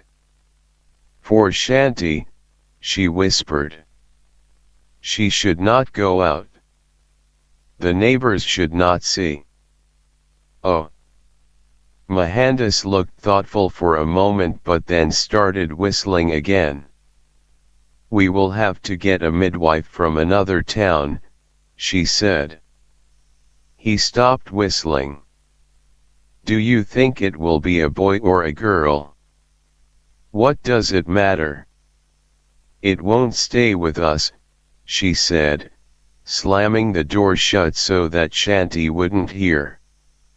"It won't," Mohandas said, combing his hair. "Do you know what you're saying?" "I am not saying anything," he said calmly, ignoring the rise in her voice. He pointed toward Shanti's room. "What is she saying?" Aunt Shakuntala went to the kitchen, where, as she prepared the morning meal, she made no attempt to quiet the banging of the dishes. As the weeks turned into months, Aunt Shakuntala forbade Shanti to step out of the house. Shanti responded by sulking, but, to Aunt Shakuntala's surprise, she complied. "You can't hide it," Mohandas told Aunt Shakuntala. "What's the use?" Sometimes Aunt Shakuntala found Shanti standing in the kitchen, her hands resting on her belly, a faraway smile on her lips. Nandini came sniffing about, as usual. "Where's my young sister? How's her health?" But Aunt Shakuntala wouldn't let her see Shanti, who, she made sure, remained in her room when anyone came to the house. "Is something wrong?" Nandini asked, her eyes filled with mock concern. "I've been hearing things." "What things?" Aunt Shakuntala said, hands on her hips. "Oh, this and that," Nandini said vaguely and sighed. "You know how people talk." She was about to say more when Aunt Shakuntala interrupted. "I have work to do," she said and went out to the garden to pull some weeds. A few weeks later, Ram Charan's wife came to the door and said, "How come I haven't seen Shanti around? Is she ill?" "Yes, she's very ill," Aunt Shakuntala said and didn't let her in the house. Whenever Aunt Shakuntala walked through the neighborhood, she felt that people on balconies and at windows were watching her, laughing. "People know," she told Mohandas at night. "I told you," Mohandas said. "You can't hide such a thing. What's done is done. You may as well accept it." As she watched her husband sleep soundly that night, she had the urge to kick him on the back, to shout, "Do something, for God's sake." On her next visit, Nandini said, with a hurt expression, "Everyone knows, Auntie. At least you could have told me. I am family." Then, Without Aunt Shakuntala's permission, she barged into Shanti's room. Shanti was sitting on the chair, staring at the wall, her stomach swollen. Nandini said, "How are you, Bhainai?" And Shanti turned her head away. "What month?" Nandini asked Aunt Shakuntala. "8th." Nandini's lips twitched. "We'll have to make preparations." Aunt Shakuntala pushed her out of the room, shut Shanti's door, and said, "Everyone knows." "How?" "People suspect, Auntie. They've been asking me." "What did you tell them?" "What do you think I told them?" Nandini said with a look of martyrdom. "I said it was all nonsense." One frosty morning Shanti went into labor. Lying in bed, she writhed in pain and clamped her teeth on a towel. Aunt Shakuntala sent Lampu to fetch the midwife. The man had become a permanent fixture on the veranda by now, smoking his bidi and slurping his tea. The baby was born, a big, dark boy with a mark on his left cheek. Without touching him, Aunt Shakuntala ordered the midwife to take him to the next room before his mother could see him. Then she gave the old woman an extra 15 rupees and demanded that she not tell anyone of the delivery. After the midwife left, Aunt Shakuntala sat on the veranda. Although it was cold, she could feel sweat in her armpits. She didn't want to get up, but the baby had to be fed. In the kitchen, Aunt Shakuntala warmed some milk and poured it into a plastic nursing bottle she'd secretly purchased a few days ago. She went to her room and stood beside him as he lay swaddled in old clothes. It was hard to say whether the newborn was ugly or beautiful. He was dark, which led Aunt Shakuntala to wonder whether his father was a Matisi from the flatlands down south. As she looked closer, however, the baby appeared charming, with large brown eyes and long eyelashes and dimples in his cheeks. It perplexed her that she had the absurd desire to define his beauty. It did not matter, she had to remind herself. He was going to go to an orphanage. She picked up the baby and, holding him in her arms, inserted the bottle nipple into his mouth. The baby sucked rapidly, his eyes shut tight. That afternoon, when she was taking tea to Lampu, she found him peering inside the door. "What do you want?" she asked. "Beautiful, beautiful," the man said, pointing toward the room where the baby was sleeping. "No," she said. "Beautiful, beautiful," he said again, shaking his head in admiration. "Lord Krishna," he said, taking the glass of tea. Aunt Shakuntala looked at him in distaste.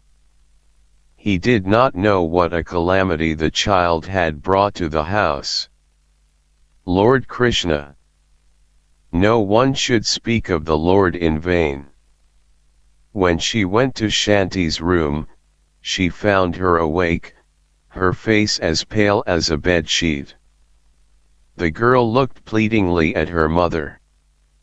Aunt Shakuntala had told Mohandas that she would not let Shanti see the baby, but now, at the sight of her daughter's face, she thought, well, the baby isn't going to remain in the house much longer. Let her see the baby, let her see the shame she has brought on this home. She picked up the baby from the other room and brought him to his mother. Shanti held the child in her arms, and, after gazing into his eyes and running her finger across his face, burst into tears. Aunt Shakuntala snatched the child away and took him to her room, where, after holding him at arm's length and inspecting him, she was once again filled with the curious desire to define his beauty. She and the baby stared at each other for a long time. Reaching out with a finger to touch his lips, she realized what she was doing and drew back. She wanted the baby whisked away as soon as possible, before any of the neighbors visited. When Mohandas came home that evening, she pulled him out to the veranda so that Shanti could not hear them. "I don't know, woman," he said, after listening to her tirade about the urgency of sending the baby to an orphanage. "What do you not know? It is her child, after all." "Her child? Have you lost your mind? What will the neighbors say when they see that baby running around the street? Will they think he's from the same Bhandari family that ruled this town?" "You are foolish," her husband said in a matter-of-fact tone. They heard sobbing noises, and Aunt Shakuntala rushed back inside. Shanti was holding the child tightly in her arms. "I will not let him go," Shanti said. "You just try." "This matter is not for discussion," her mother replied. Mohandas appeared behind her. "Maybe we need to find Shanti a husband." "Who do you think will marry her, you imbecile?" Aunt Shakuntala said. "Him," said her husband, pointing toward the veranda and Lampu, his cheeks sagging in the evening light, his teeth yellow and stained from years of smoking bidi. Now that Shanti had smelled and touched her son, she threatened to leave the house if he were sent to an orphanage. Aunt Shakuntala had challenged her daughter, "Go, leave.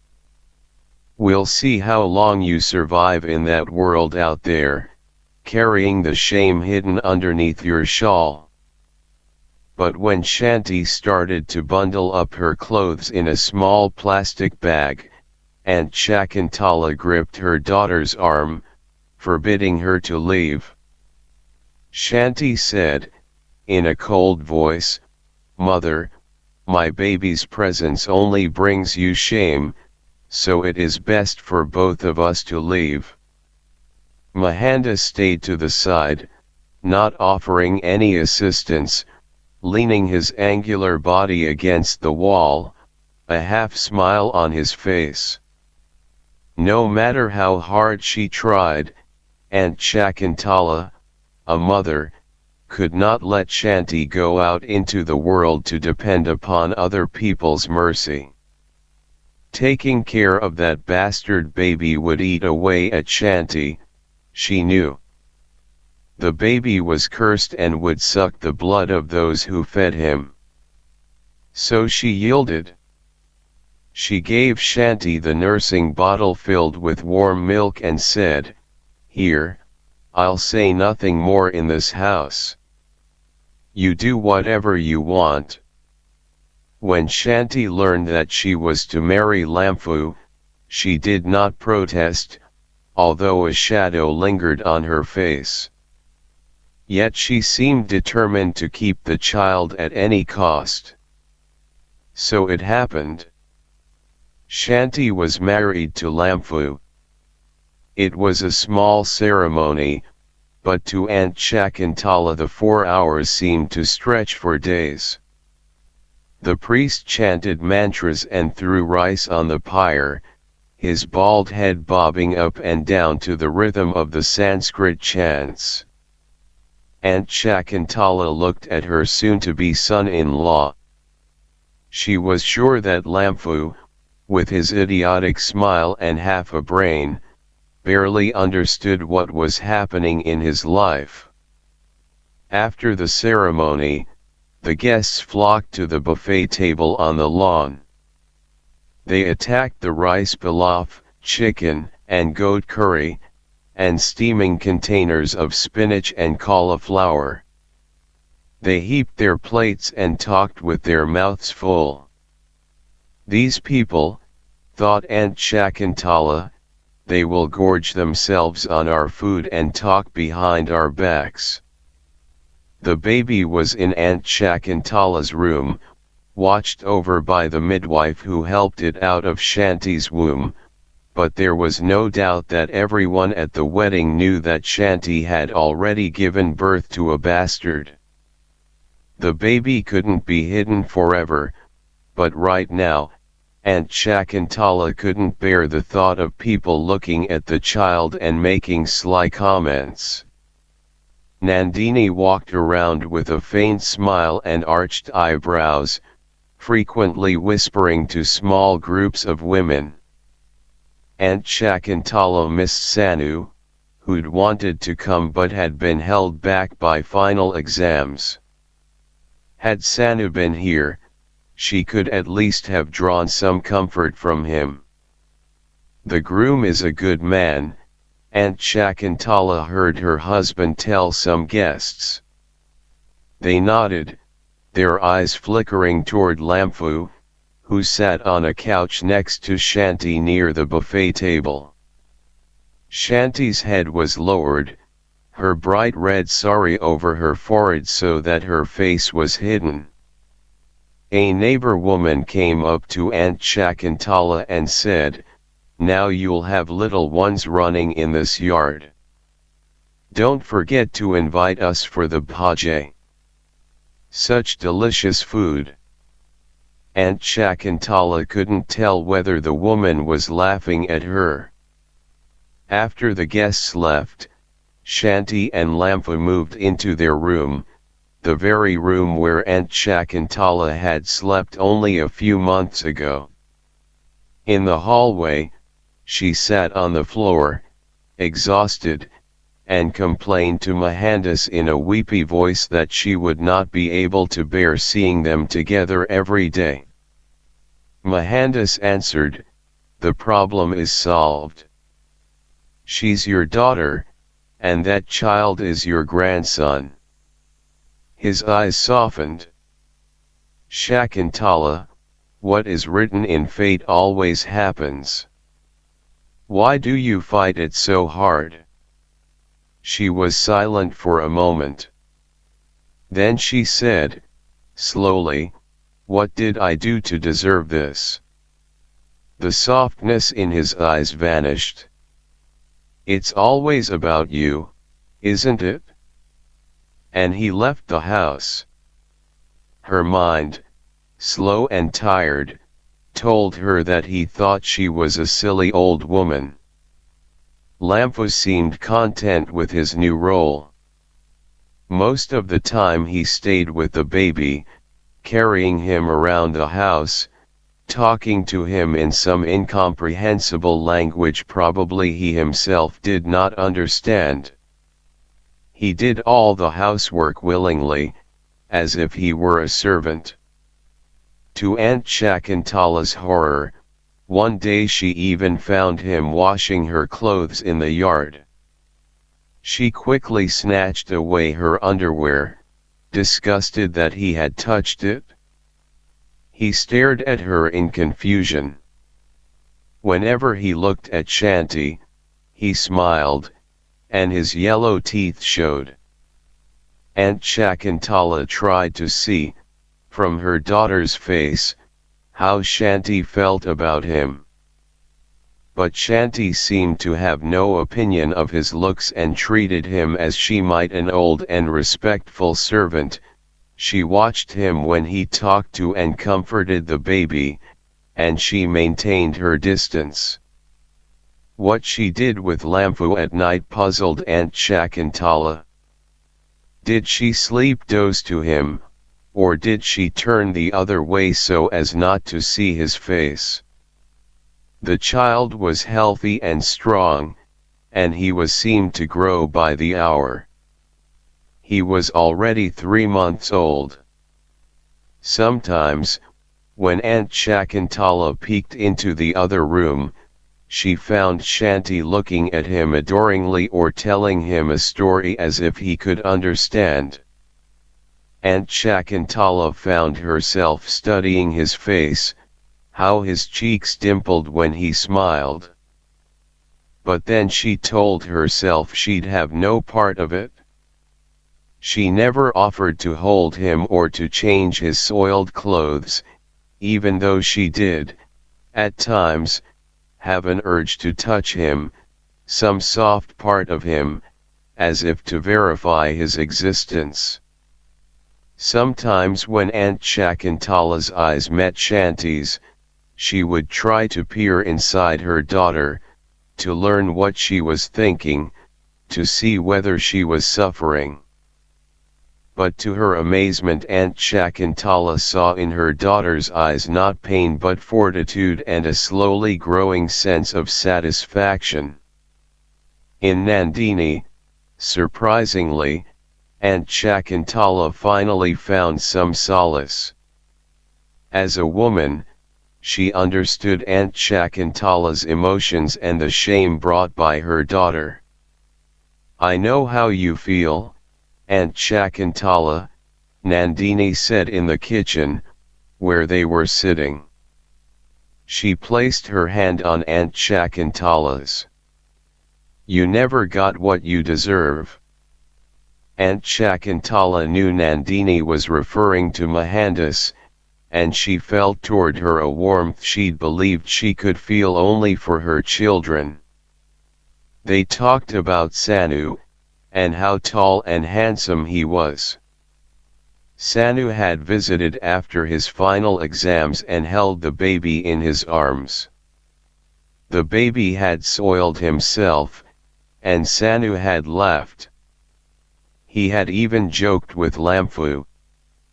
Aunt Shakuntala had been irritated by the comfortable manner in which Sanu interacted with the couple, but she didn't say anything. After Nandini left, Aunt Shakuntala prayed for a long time in the puja room, asking Lord Krishna that her son become a great man. She also wanted to say something to Krishna about Shanti and her baby, but the proper words did not come. As she was leaving the puja room, she bumped into Shanti, whose cheeks were rosy with rouge and whose lips were covered with lipstick. Aunt Shakuntala was startled. Shanti looked like a grown woman. "What are you doing?" Aunt Shakuntala asked harshly. "Asking for God's blessing," Shanti said, and shoved past her mother. All through the evening, Aunt Shakuntala was troubled, unable to understand her daughter's appearance. When Mohandas came home, she suggested they build a small hut behind the house for Lampu and Shanti. Her husband, humming his religious tunes, listened to her and, when she finished talking, said, "We'll have to wait. We don't have the money." And he went to sleep. Aunt Shakuntala woke late that night to the sound of laughter from the other room. First it was Shanti's voice, squealing, followed by a slow ha, ha, ha from Lampu. Then, after a short silence, Aunt Shakuntala heard a shuffling noise. She glanced at the clock beside her bed. It was 2 o'clock. "I can't sleep," she said loudly, hoping Mohandas would hear, but he was sound asleep, his face close to her shoulder. She got up, put on her slippers, and quietly shuffled down the hallway. Their door was shut. Aunt Shakantala stood outside, listening to the squeals and grunts. She softly pushed the door open about 2 inches. Shanti and Lampa were intertwined in bed, the outlines of their bodies merging into each other's. Shanti moaned, and Lampa said something to comfort her. Aunt Shakantala returned to her bed, her knees weak. Mohandas was sleeping in the same position. She lay next to him, then moved closer and placed a hand on his shoulder. His nose twitched and, mumbling something, he turned to face the wall. She tugged at his hip, hoping he'd turn back toward her. He didn't move. Aunt Shakantala took her hand away. Suddenly pressure rose in her throat, and in her attempt to stifle it, she let out a cry. Mohandas woke. "What's the matter?" Aunt Shakantala's eyes welled up with tears. "Are you not feeling well?" he asked and put his hand on her forehead. Aunt Shakantala kept looking at him. Then she closed her eyes. The man with long hair. The man with long hair appeared around the street corner, his self-confidence apparent even from a distance. And that long, jet black hair, obviously he combed and oiled it every day. It remained unruffled even in the monsoon wind that had started that morning. Everyone on the street, housewives shopping for fresh vegetables, elderly men taking their walk, teenagers with their dogs, street vendors heating the first oil of the day, made way for him almost instinctively. He was tall and slender, somewhat effeminate. The man passed beneath Aditya's apartment and disappeared at the next corner, toward Kesar Mahal. Aditya knew the man was heading toward the National Dance House for his morning rehearsals. Aditya had seen him in the play Melody Maiden the week before. Aditya moved from the window to his worn-out sofa, which he had purchased from a relative. It creaked as he sat down. He knew his wife, Shobha, was watching him. She was sweeping the floor of the kitchen, an extension of the bedroom, but she had been eyeing him when he stood by the window. She pushed aside the old bed sheet that separated the bedroom from the tiny bathroom and swept the dust into a neat little mound and deftly shoveled it onto a sheet of newspaper. After she folded the paper into a small package, she threw it out the kitchen window, where the morning light was seeping in. A week ago, a pedestrian had knocked on their door, a crumpled newspaper in his hand, his right shoulder sprinkled with dust. Aditya had tried to calm the man, but he walked away, warning, "The next time, the police will come." Aditya had scolded Shobha, but she said, "There's no other place to throw. Everyone does it." Now she came toward him, avoiding his eyes. "Will you drink some tea?" she asked in her soft voice. She was shy by nature, and although he hadn't minded that when his mother was alive, now her shyness frequently irritated him. "Tea, tea. That's all you can think of," he said. "So many things are happening in this world. Governments falling. People dying of cholera and other diseases. Wild animals roaming the cities. And all you can come up with is tea. He knew his diatribe was unreasonable, but he didn't like the way she had watched him when he stood by the window.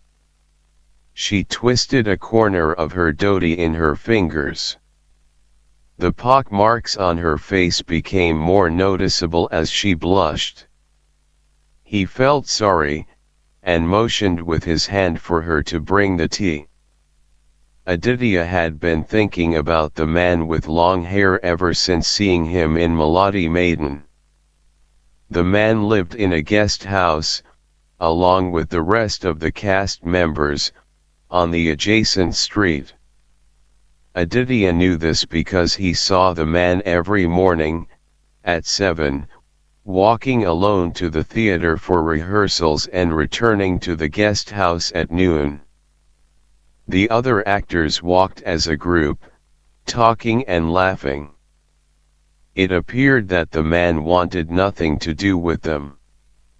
After bringing his tea, Shobha went into the bathroom with a pile of dirty clothes in her arms. Aditya sat on the bed and sipped, trying to understand why his mind was dwelling on the man with long hair. It was not a sexual feeling, he knew that. It was more like an obsession, a gnawing obsession. It seemed as if he'd known the man somewhere, but he couldn't tell where. Had the man featured in Aditya's past life? Aditya didn't believe in such nonsense, so he dismissed the thought. He had been shaving in the bathroom that Saturday morning last week when his wife said, "Did you hear?" Her voice, as always, was barely audible. He pretended not to hear. She spoke again, a bit louder. "There's a new theater group in town. They're playing Maladi Maiden at the National Dance House this month. I was thinking, if you..." He glanced at her reflection in the portable mirror on the glass counter above the sink, but all he could see was her forehead and her left eye. She had just come back from Pashupatinath temple, and a large tika was etched on her forehead. Only 2 weeks ago, she had asked him for 2 rupees to go see the film Tanguali, which starred her favorite actor, Jitendra. She knew it was a lot. He made little money as a teacher at the local school, which had shut down for summer holidays. He was about to say no when he nicked himself. Cursing, he shoved his hand into his trouser pocket and tossed a 50-rupee note at her. She knelt and picked up the money, looking with concern at the trickle of blood running down his neck. Then, before he could stop himself, he said, "I'll go with you." His reflection in the mirror registered surprise. He didn't like theater, nor did he like films. He never understood how people could sit through 3 hours of nonsense, wasting their time and money. Later, he realized he may have felt sorry for her, having to go to those silly films by herself. Occasionally, he did feel guilty about neglecting his wife. Even the old woman in the apartment downstairs had pointed this out to him. "Ever since your mother died," the old woman said, one hand on her hip while they stood on the landing, "you have been treating her as if she doesn't exist. Aditya, I'm telling you, your mother is very unhappy up there." She pointed toward the heavens. Soon after Aditya and Shobha's wedding, Aditya's mother had passed away, after which Aditya started losing interest in Shobha. He reasoned to himself that it wasn't his fault. He had married only because his mother had forced him to. He had kept putting off marriage until his mother, in protest, refused to get up from her bed. Raising her sad eyes to the ceiling, as if she were carrying on a private conversation with God, she declared, "I will die without the pleasure of a daughter-in-law." He finally relented, and after Chopin came into the house, he found that, despite himself, he liked her soft voice and the way her hair smelled like a garden after rain. But something held him back. He made love to her only occasionally, and then out of a sense of duty. He kept his conversations with her to a minimum. This was easy when his mother was alive, because his mother kept Chopin busy with household chores. At night in bed she had an expectant look on her face, as if she wished he'd talk to her, recount the day's events, complain about someone. Even when they made love, all he did was grunt and groan. After his mother died, Aditya found that he did not even want to look at Chopin's face when he got up in the morning, and he hated being seen with her in public. Whenever they did go out, she piled on too much makeup and stayed close to him, her sticky hand grasping his. He talked to her only when crossing streets, "Watch out for that car," or when deciding whether to eat potato patties or water crunches from street stalls. If he tried to talk to her, the conversation was inevitably superficial, some comment about politics, gleaned through his assiduous reading of the daily newspaper, or about something in which she was not interested, and he would grow even more irritated. Once in a while, she would look longingly at a child playing on the streets and back at him. He'd stopped making love to her because he couldn't arouse himself.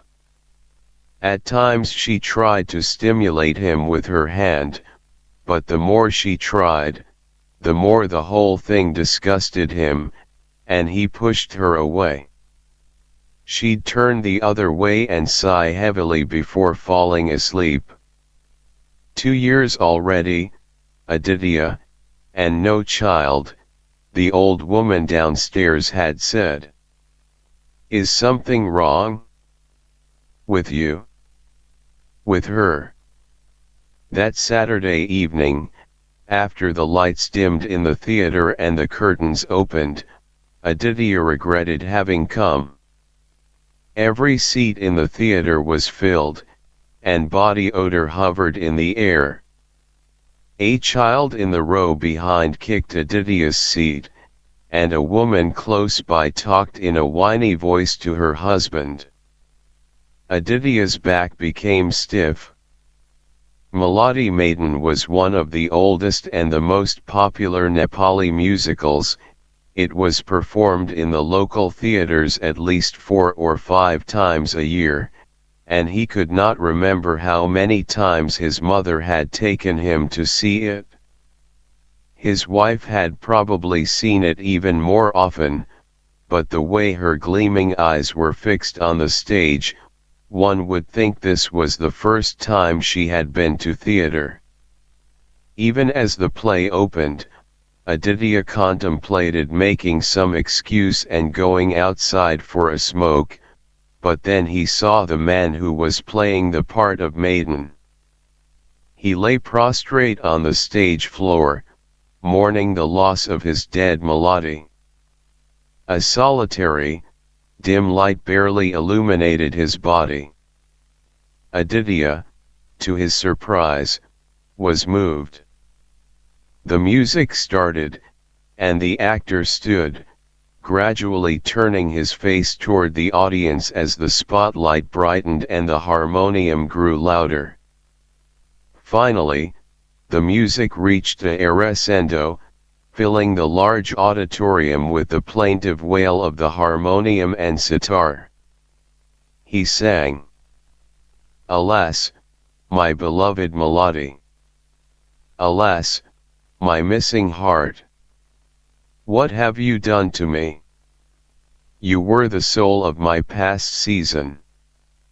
This season my soul is lost among the trees. But it was not his singing that made Aditya breathless. It was the man's presence, his mournful eyes, aristocratic nose, slender hands gesticulating in sadness. It was his broad royal forehead, his long shining hair, which fell down his back. Aditya had an almost uncontrollable desire to rush up to the stage and touch the man, say something to him, he didn't know what. He clutched the armrest. Intent on watching the stage, Chopin didn't notice his tension. For the rest of the play, it was as if the actor were speaking directly to him, as if Aditya were the lost beloved Melody, abandoned in a world devoid of color and charm. The play ended with Maiden drinking poison, singing to Melody until his tongue could no longer move. Alas, my beloved. Alas, my missing heart. Why did you even think I could live without you? Could a flower survive without its lover bee? Would a moth want to live without its killer light? So I am coming to you, beloved Melody. Wait, I am coming to reclaim my soul. Aditya's wife was quietly sniffling when the curtains closed. For a moment, Aditya sat there, wanting to laugh at himself. But before he had a chance to think too much, he said, "Let's go." He took Chopin's hand and rushed her out of the auditorium, bumping and shoving people in his way. "Idiot!" shouted an old man with a cane. "Such a beautiful play, and he can't wait to leave." Once they reached the apartment, Aditya asked his wife to make herself dinner and to leave him alone. She looked at him searchingly. "You didn't like the play?" He made a vague gesture and reached in his pocket for a cigarette. Around 10 o'clock, Chopin finished the dishes and came to bed. She had a wounded expression and wouldn't look at him as she slid under the blanket. As she began softly snoring in her sleep, Aditya noticed beads of perspiration on her upper lip. The pock marks were obscured by the dim lamp, and her hair was strewn on the pillow and on her breasts, moving up and down as she breathed. His hand hovered over her. He had an urge to touch her, but he didn't want to wake her, lest she think he was initiating something and expect more. Suddenly the room felt hot, and he reached for the fan. As the cool air brushed his face, he looked at her again. A strand of hair rustled on her forehead. He leaned over, planning to kiss her so lightly that she wouldn't know, but she abruptly opened her eyes. His heart pounding, he brushed something imaginary from her cheeks. "A fly," he said. She reached for her face, momentarily alarmed, then she smiled. "I was dreaming about the play," she whispered. "You were Maiden, and I was Melody, and you sang to me." "It's just a play," he said, but he couldn't help smiling. They made love, a surprise to both of them. It had been so long that Aditya felt like a novice. As he clumsily entered her, grunting, She made sounds like a cat in distress. He clutched her hair, sometimes tugging at it so hard that she cried out in pain. Later, after she had fallen asleep, he went to the window and watched the rain storming down in a torrent. A street light flickered, illuminating the pavement briefly. A drunk crossed the street, the light charting his path in such a zigzag way that he appeared to move in jerks. A young woman in a bright red sari and heavy makeup briefly glanced at Aditya and smiled before turning the corner. That was a week ago, and since then he had been following the movements of the actor from his window. He finished his tea and stretched. It was 10 o'clock, and the sun was shining directly through the window. Shobha was beating clothes against the bathroom floor, the heavy thump ringing throughout the building. When his mother had first brought up the idea of marriage, Aditya said no, he'd never marry. She had ruffled his hair and laughed. Her dear Adi shouldn't talk such nonsense. He had the responsibility of carrying on the name of his father, who had died when Aditya was only 8. And on top of that, she did not know when Lord Shiva was going to call on her to leave this world, and she wanted to see her son with a wife and children before she left. Aditya had few memories of his father, the protective feel of his big palm as they held hands on the street, his whistling every morning while he tied his shoelaces, the strands of black hair sticking out of his nose. As a child, when Aditya saw his friends with their fathers, he felt as if he'd been deprived, and later, when his mother reminded him of his responsibility to the family name, a part of him thought, I hardly knew the man. Each time his mother showed him photographs of a prospective bride, he feigned interest for her sake. Some of the women were indeed beautiful and came from respectable families, some even came from quite well-to-do families. But none intrigued him. Finally, he said yes to the photograph of Shobha, despite the pockmarks on her face. The only reason he had picked her, he later understood, was the sight of her shy, timid eyes and soft chin. She didn't appear the type to ask too much of anyone. He often wondered why she had agreed to the marriage. Aditya himself was not an attractive man.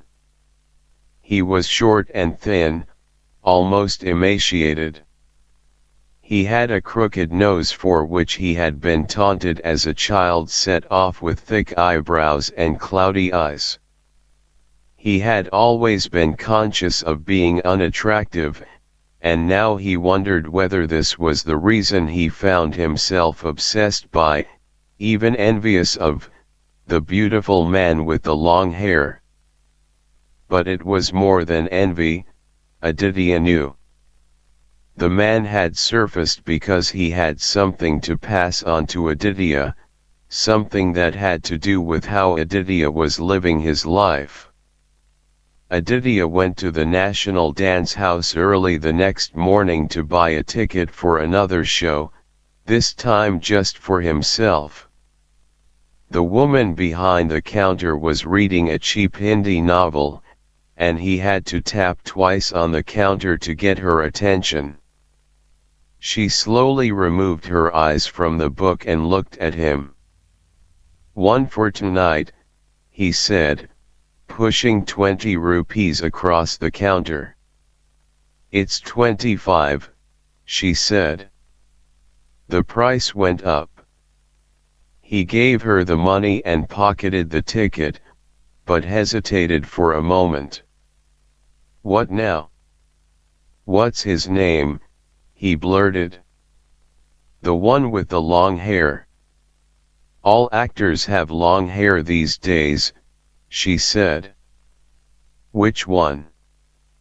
Maiden, Aditya said, looking around to make sure no one heard him. A couple had entered the lobby.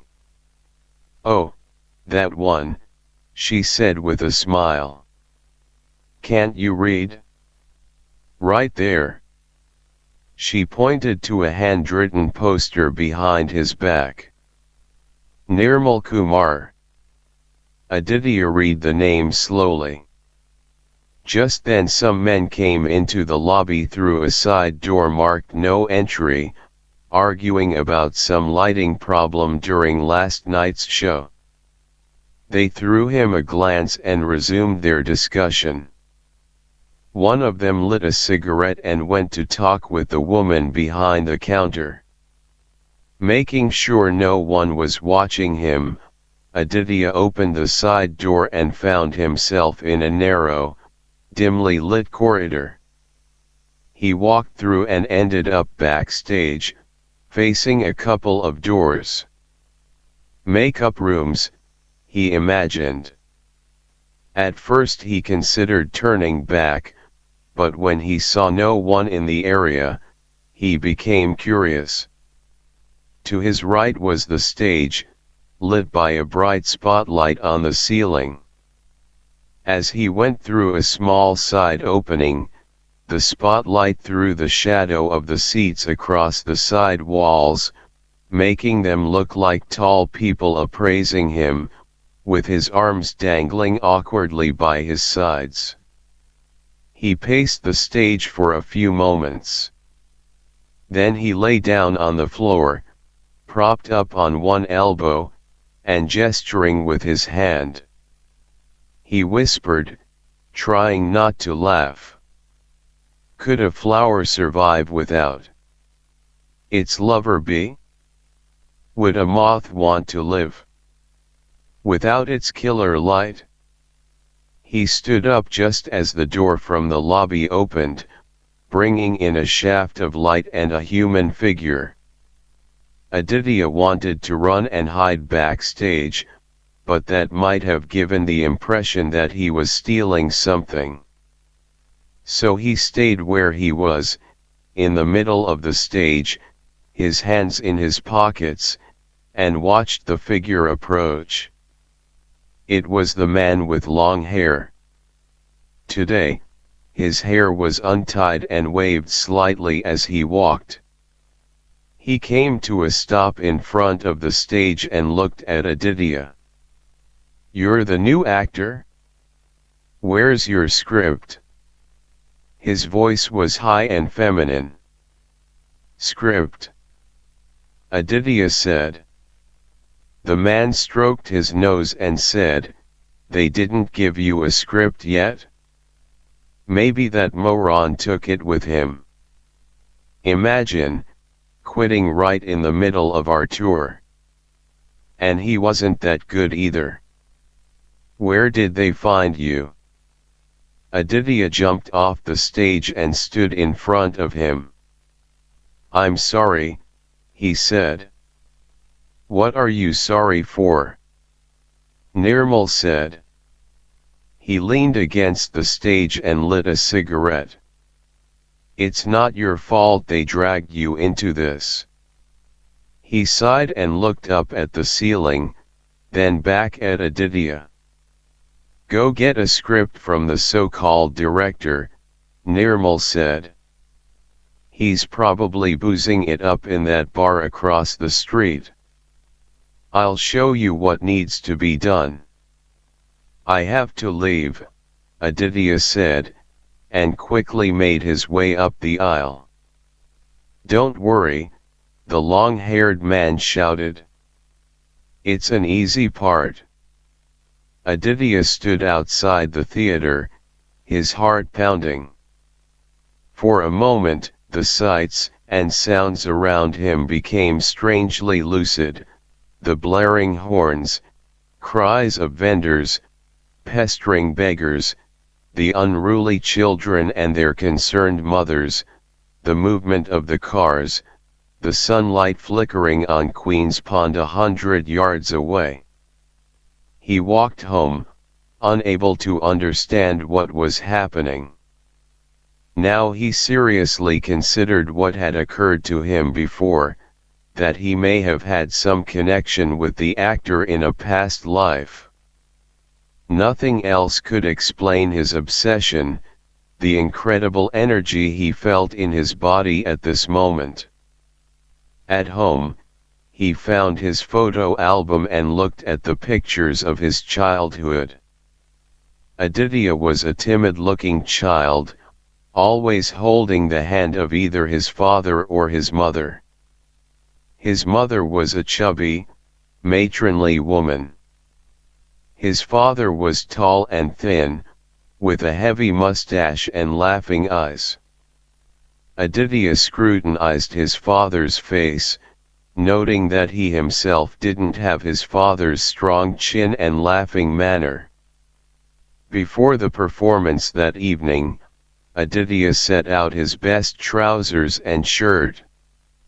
"Where are you going?" Shobha asked.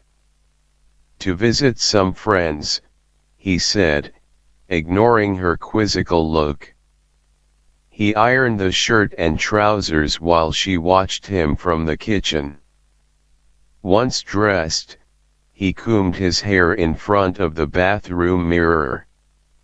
Her face appeared behind him in the mirror. "Dinner," she said. "Will you eat?"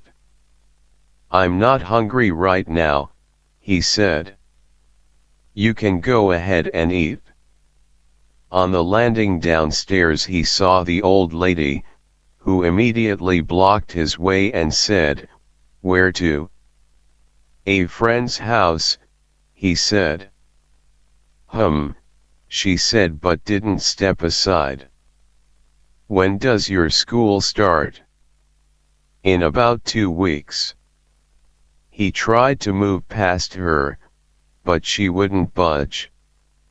"You have too much free time on your hands," she said. Aditya glanced at his watch. The show was to start in 10 minutes. "Old witch," he muttered under his breath. "What was that?" She looked him up and down. "Aditya, I'm telling you. Take that wife of yours out with you. Otherwise one day she'll go crazy. Get out of my way, Shardama. You should be having a child, but here you are, gallivanting around town by yourself. Old woman, will you get out of my way?" Because he was late, he had to sit at the back of the theater. Right in front of him sat a man with a neck as thick as a bull's. As the light dimmed, Aditya tilted his head to the side and heard a woman behind him mutter, "What is he? A camel?" When Nirmal came on stage, Aditya held his breath. Nirmal was beautiful, his eyes outlined in kohl, his lips reddened with lipstick. As he started to sing, someone in the audience shouted, "Maiden is a faggot," eliciting both laughter and demands for quiet. Nirmal glanced in the direction of the voice and continued his song. The brief distraction didn't affect the beauty of his singing, and, again, Aditya felt a stirring within him. "Maiden likes men," the same voice rang out, this time louder, more menacing. "Be quiet," a woman shouted. "Maiden is a faggot." This time there were 2, 3 voices. The singing began to falter. "Maiden is a faggot." The activities on the stage stopped. Nirmal glared in the direction of the noise. Aditya stood up and, bumping past other people's knees, made his way toward the voices, a slow anger filling him. The lights came on, and there was a collective groan from the audience. A couple of elderly men argued with the young men, who were now seated but laughing. "What kind of behavior is this?" one of the old men said. Aditya recognized him as the man with the cane who had shouted at him when he'd rushed out of the theater with his wife. "What's the problem?"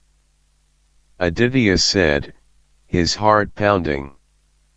Sensing trouble, some people had started to leave. "There's no problem," replied one of the young men, a tall lanky fellow with a hooked nose. "Who said there's a problem?" "What is the problem?" A rotund man wearing a tie approached. "Who are you?" the young man asked. "The manager," the man said. More people hovered around the scene while many stood near the exit, watching. The harmonium player must have accidentally touched the keys. There was, for one brief moment, a soft wail.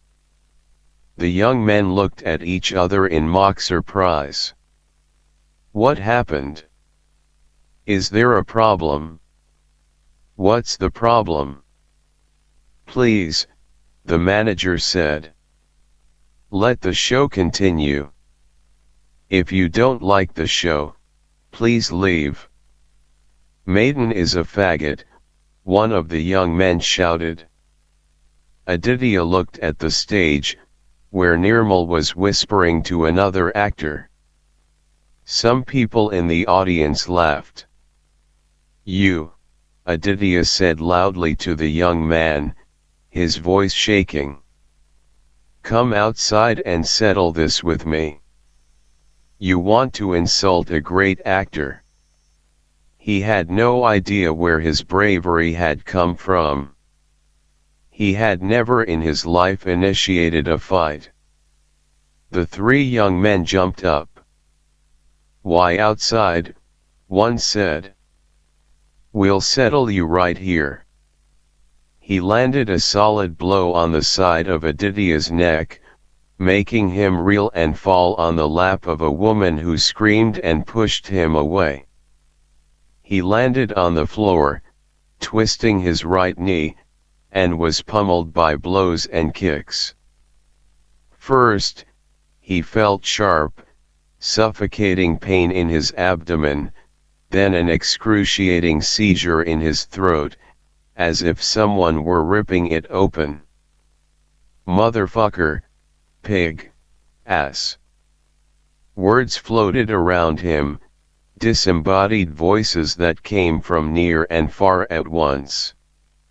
He could tell that some people were coming to his rescue, and the manager's voice rang out, "These hoodlums." For an instant his head cleared, and he saw pandemonium in the hall, people pushing and shoving one another to get out. One of the young men, his shirt tail hanging out, was tussling with the manager. Someone aimed another kick at Aditya's head, but this time he blocked it with his hands. His face was wet, but when he touched his lips and his nose, he couldn't feel them. A black boot loomed above his face, and a stark, white light flashed in front of him. His nose bubbled. When he came to, Nirmal was holding him. "It's okay, don't worry," Nirmal said. A white object like a butterfly floated before Aditya's face, and he realized that Nirmal was offering him a handkerchief. Clutching it, Aditya struggled to his feet. "Where are they?" he asked, the words coming out of him in a gurgle. "They ran away." "We'd better take him to the hospital," the manager said. Aditya shook his head. His knee hurt, and his face felt as if it were being pressed by a bulldozer. He dabbed his nose with the handkerchief and said, "No need for the hospital. I'll just go home." "In this state?" Nirmal said. "Why did you do that? You're obviously not made for fights." Aditya laughed. "And you are." "I know karate," Nirmal said.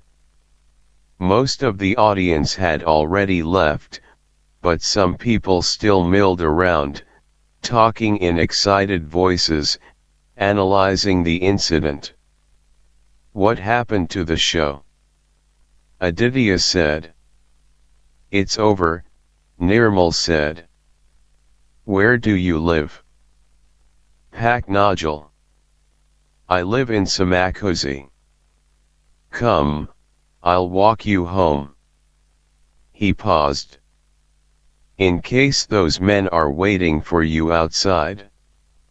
Nirmal arranged Aditya's arm over his shoulders and led him out. He asked Aditya again whether he wanted to go to the hospital, and Aditya said no. "You are stubborn," Nirmal said. They started toward Paknajal, Aditya limping and leaning on Nirmal. When they passed under a street light, Aditya noticed that Nirmal still wore his makeup. His hair was tied behind with a rubber band.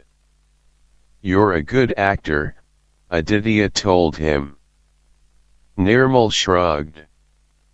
For a moment, Aditya couldn't believe he was walking home with this man. Although his body hurt, he felt pleasure and relief. As they neared his apartment, Aditya said, "I need a drink." "I don't drink." "Then keep me company."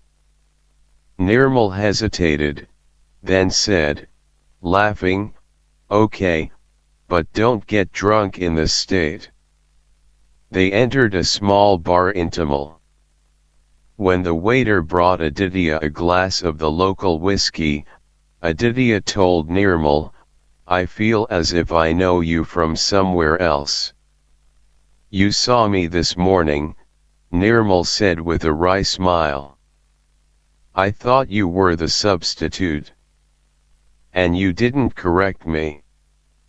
No, Aditya said. "That's not what I meant." But he couldn't explain it. What could he say? That he knew Nirmal from their past lives. The whiskey made his cheeks warm, and he wanted to order another, but Nirmal said, with some authority, "Enough. You need rest." When they stepped outside, the sky grumbled and roared. Large drops of rain fell on their heads and clattered on the surrounding roofs. They ran, Aditya limping, and holding on to Nirmal's arm. The apartment was only 2 blocks away, so they stayed under the awnings of the shops, dashing in and out of the rain. By the time they reached the apartment, both were soaked and laughing. Aditya asked Nirmal to come inside until the rain calmed down. "I'm already wet," Nirmal said, but he followed Aditya upstairs. When Shobha opened the door and saw Aditya's condition, she gasped. "What happened? Who did this to you?" Aditya placed his hand on her shoulder and said, "It's no big deal. Look who's come for a visit." But Shobha ran to the bathroom, paying no attention to the actor. Aditya looked at Nirmal sheepishly. Shobha came back with a towel and a bottle of iodine, and forced Aditya to sit on the sofa. She dabbed the iodine on his face, making him wince. "You've been drinking," she said. "Not much," Nirmal said. "Just a glass." She went to the bathroom and brought back another towel for Nirmal. Now she looked at him more closely. "Oh, it's you," she said, finally recognizing him. She glanced at Aditya with some irritation, then asked Nirmal where he had found her husband. When Nirmal explained what had happened, she scolded Aditya. "Who asked you to be the hero? And why did you go to see the play again?" Aditya was surprised by her tone of authority. "We have such a great actor in our house," Aditya said with a laugh, "and all you can do is harass me." "I don't care." She turned to Nirmal. "I guess I should thank you. Do you want tea?" Nirmal said that he ought to get going and pack for the next day, as the theatre company was moving to a different town. Aditya placed his hand on the actor's and said, "Please, just one cup. There's time." When his wife went to the kitchen, Nirmal whispered, "You've got a nice wife." Aditya smiled. "Usually she's very shy." "You never can tell with women," Nirmal said. "Are you married?" "No," Nirmal said with a mischievous smile. "I can't stay with one woman. I tend to like all of them." "Why can't you stay with one?" "Who knows? Maybe it's just my nature." He loosened his hair from the rubber band, deftly combed it with his long slim fingers, then tied it back again.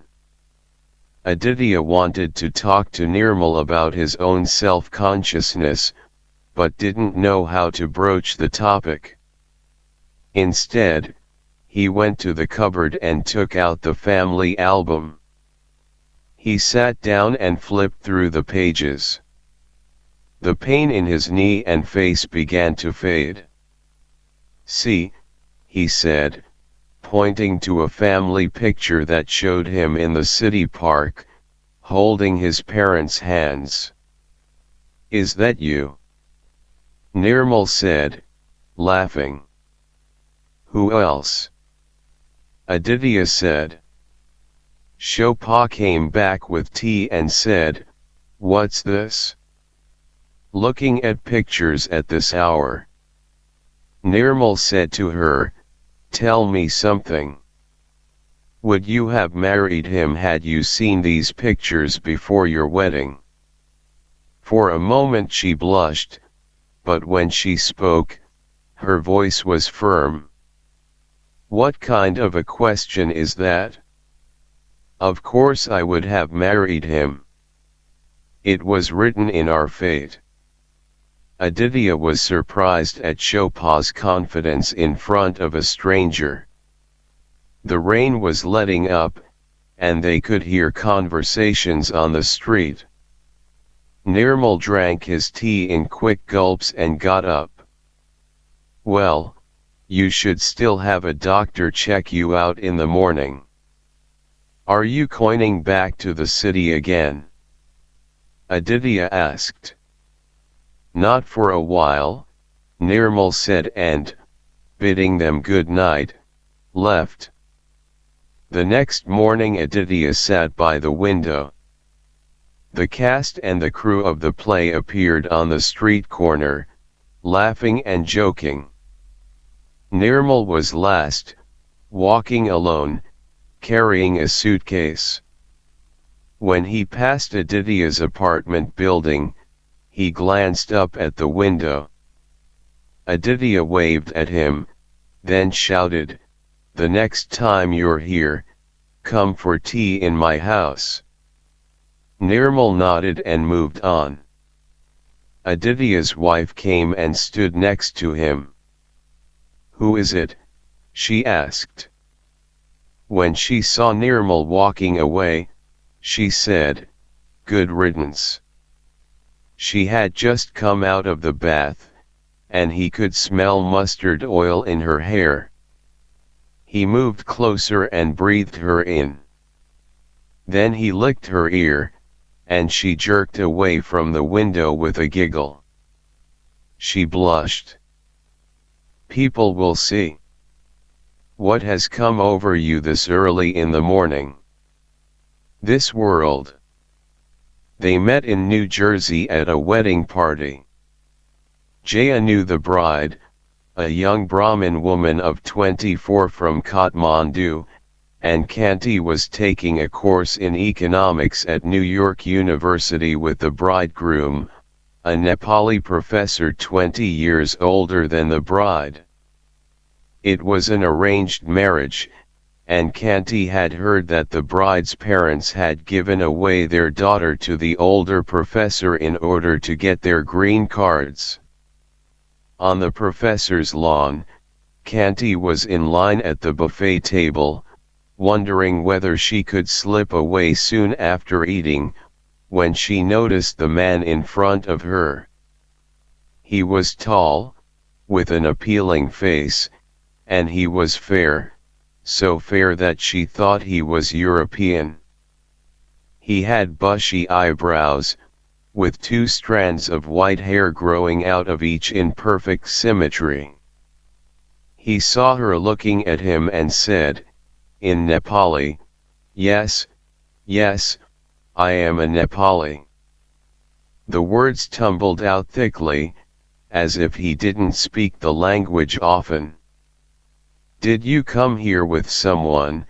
he asked, with a familiarity that made it seem he already knew her. When she answered, "By myself," he said, "Then we should eat together. Over there." He pointed to a secluded corner. Their bodies touched as they scooped up the food. She joined him in the corner, and they ate, standing. After some silence, he said, again in English, "Well, aren't you going to tell me about yourself? I thought that's what this is all about." "This?" she asked. "Yes, you and I are going to be lovers." She laughed. "You are very arrogant. You'll come to like that about me." She realized that they were conversing entirely in English, but it didn't seem odd, as it often did when she talked in English with other Nepalis in America. It was as if he thought in English. He brought her a glass of wine, then another, then another. Each time, she told herself this was the last one, that she'd leave his company and go talk to someone else, or leave the party, as she'd originally planned. But as the evening progressed, his face became even more arresting, and the conversation unlike conversations she had at Nepali gatherings, which she dreaded attending because they were laden with nostalgia, incessant political chatter, and one-upmanship, with people vying to talk about how much land they owned back home. Talking with Jaya, Kanti could laugh and not worry about how loud it sounded, or whether some senior Nepali gentleman, a professor at a university or a consultant at a firm, would frown at her, or whether the women, with their dark, critical eyes, would talk about how she acted like a loose woman. She couldn't remember how many glasses of wine she'd had, but it didn't matter. She told him how alienated she felt in Kathmandu, how, When she went there 2 years before, she was like a stranger. She liked the sound of the words and repeated them, "I was a restless ghost in my own country." He put his arm around her and said, "Poor baby," and she thought her mind floating with wine, "He is like me." She saw him several times that evening in different groups, his long arm visible in the brightness of the fluorescent lamps placed strategically throughout the lawn, his white shirt shining. Once, he winked at her and rolled his eyes at the Nepalis around him, as if in exasperation. She kept wishing he'd come back, talk to her more, but he was laughing with some people he obviously knew. She went to the bride and groom, seated on a couch inside the house, and said goodbye. A few yards from the house he called her. "I thought we were lovers." "But you abandoned me," she said. He came closer. "Never again," he said, then brought his mouth so close to hers that she thought he was about to kiss her. If he had, she didn't know what she'd have done. He gave her a ride to her apartment in his Volkswagen, his arm waving near her cheeks as he talked. He was born in Nepal, he said, but grew up in Boston, then moved to New York when his parents returned to Kathmandu a few years ago. "But tell me," he asked her, "what's so great about Nepal except for the fact that it's our home country?" He visited Kathmandu every year, hung out with his cousins and friends. "I don't even like the place that much." He smiled at her. "But I love to party there." The word party came out of his mouth like a celebration itself. She told him that she was going to Kathmandu that coming summer because her mother was insisting. Occasionally the car drifted to the side of the highway, and in the Lincoln Tunnel he nearly rammed into a truck coming down the other side. Outside her apartment he took her hand, and her heart thumped. She thought he was going to make a move, but she didn't want to sleep with him, not yet. She found the American sexual mores a bit intimidating. She'd had only 2 boyfriends during her years here, a German guy she liked but who soon lost interest in her, and a Midwesterner from Ohio, who said he loved her exotic eyes. She had had sex with both of them, but not with sufficient passion. In fact, she had a feeling her German boyfriend got bored because she didn't show enough excitement while making love. But Jaya merely said, "Call me when you reach Kathmandu. I am also going there in May. We'll party together. My father is Somnath Rana." She recognized the name, as he'd meant her to, a minister who'd been involved in a bribery scandal during the Panchayat era, had absconded to the United States, and was now back in Nepal, working for a human rights group. He wrote down his New York phone number. For rainy days. The next morning she couldn't find the slip of paper. She looked for his name in the phone book, but it wasn't listed.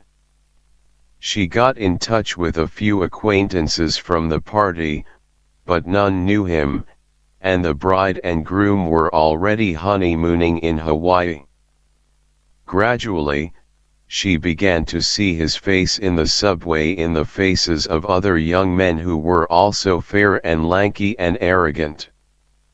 Once a young Italian, who saw her staring at him, swaggered up to her and said, "Hey, you're cute." You Indian. In May she got her master's degree in economics and made preparations to go to Nepal. She left most of her belongings in the apartment with her roommate. I don't think I can stay there too long, Kanti said.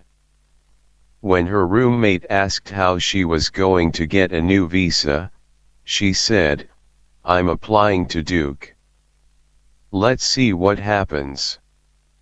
When her feet touched the tarmac of Tribhuvan International Airport, in Kathmandu, the wind, coupled with the sight of her mother waving frantically from the terminal, brought back memories of how lonely she'd been the last time she was here, 2 years earlier. As soon as she and her mother reached the house in Paknajal, she looked up Jaya's father's name in the directory. There it was, Somnath Rana, Jawalakal. Her finger lingered on the name. Her mother, who had set something to cook in the kitchen and come back, asked whom she was looking for. Just a friend, Kanti answered. Her mother talked incessantly, as if she had been holding her breath until her daughter came home. Kanti noticed new lines in her face and the way her eyes seemed smaller. They agreed to meet at a bar in a hotel. She found him at a table, drinking Jack Daniels. I hate this country, he said. I don't know why I came. Because he laughed as he said this, she heard no bitterness in the comment. Look at them, just look at them. Pathetic. He shook his head as he surveyed the bar, full of Nepali men in business suits and young men and women in jeans. Later, on the dance floor, he kissed her impulsively, his wet lips nearly suffocating her, and she wondered whether she should have come to the bar to meet him. But he danced wildly, and soon she found herself matching his movements, laughing, enjoying the way the colorful revolving lights cast patterns on his face. He didn't drink any more that evening, and they left the hotel in his Suzuki to roam the city. They drove toward Ring Road, and he parked the jeep in a secluded spot. I knew you would call me, he said. When she asked how he knew, he replied, You're a lonely soul. And when he embraced her and kissed her again, she didn't resist. When he started caressing her breasts, she let him. They made love in the back seat, giggling when the headlight of an occasional car shone on them. They spent long afternoons in expensive hotel rooms in the city. He had money. His father owned land all over the country, so she didn't worry about how often he opened his wallet. In a hotel one drowsy afternoon, lying next to Jaya, Kanti played with a long grey strand of hair among the thicket on his chest. She twisted it, tugged at it, resisting the temptation to break it off. Ouch, he said, and it struck her that he didn't say Aya, as a Nepali would. You want to bring me bad luck, Kanti, he said, laughing. Who knows what could happen in this God-forsaken country? He climbed on top of her and unabashedly told her about his fantasies, standing by the door, watching her make love to another man, coming home to find her seducing another woman. She did not find these fantasies particularly exciting, but she willingly responded when she felt him inside her. Often, he fell asleep soon after they made love.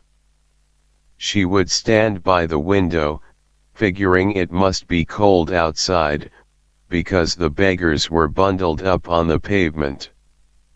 She could imagine the city of Kathmandu like New York, covered with snow, cars coming to a standstill, the Queen Pond frozen, the ice on top reflecting the light that burned at its periphery all night.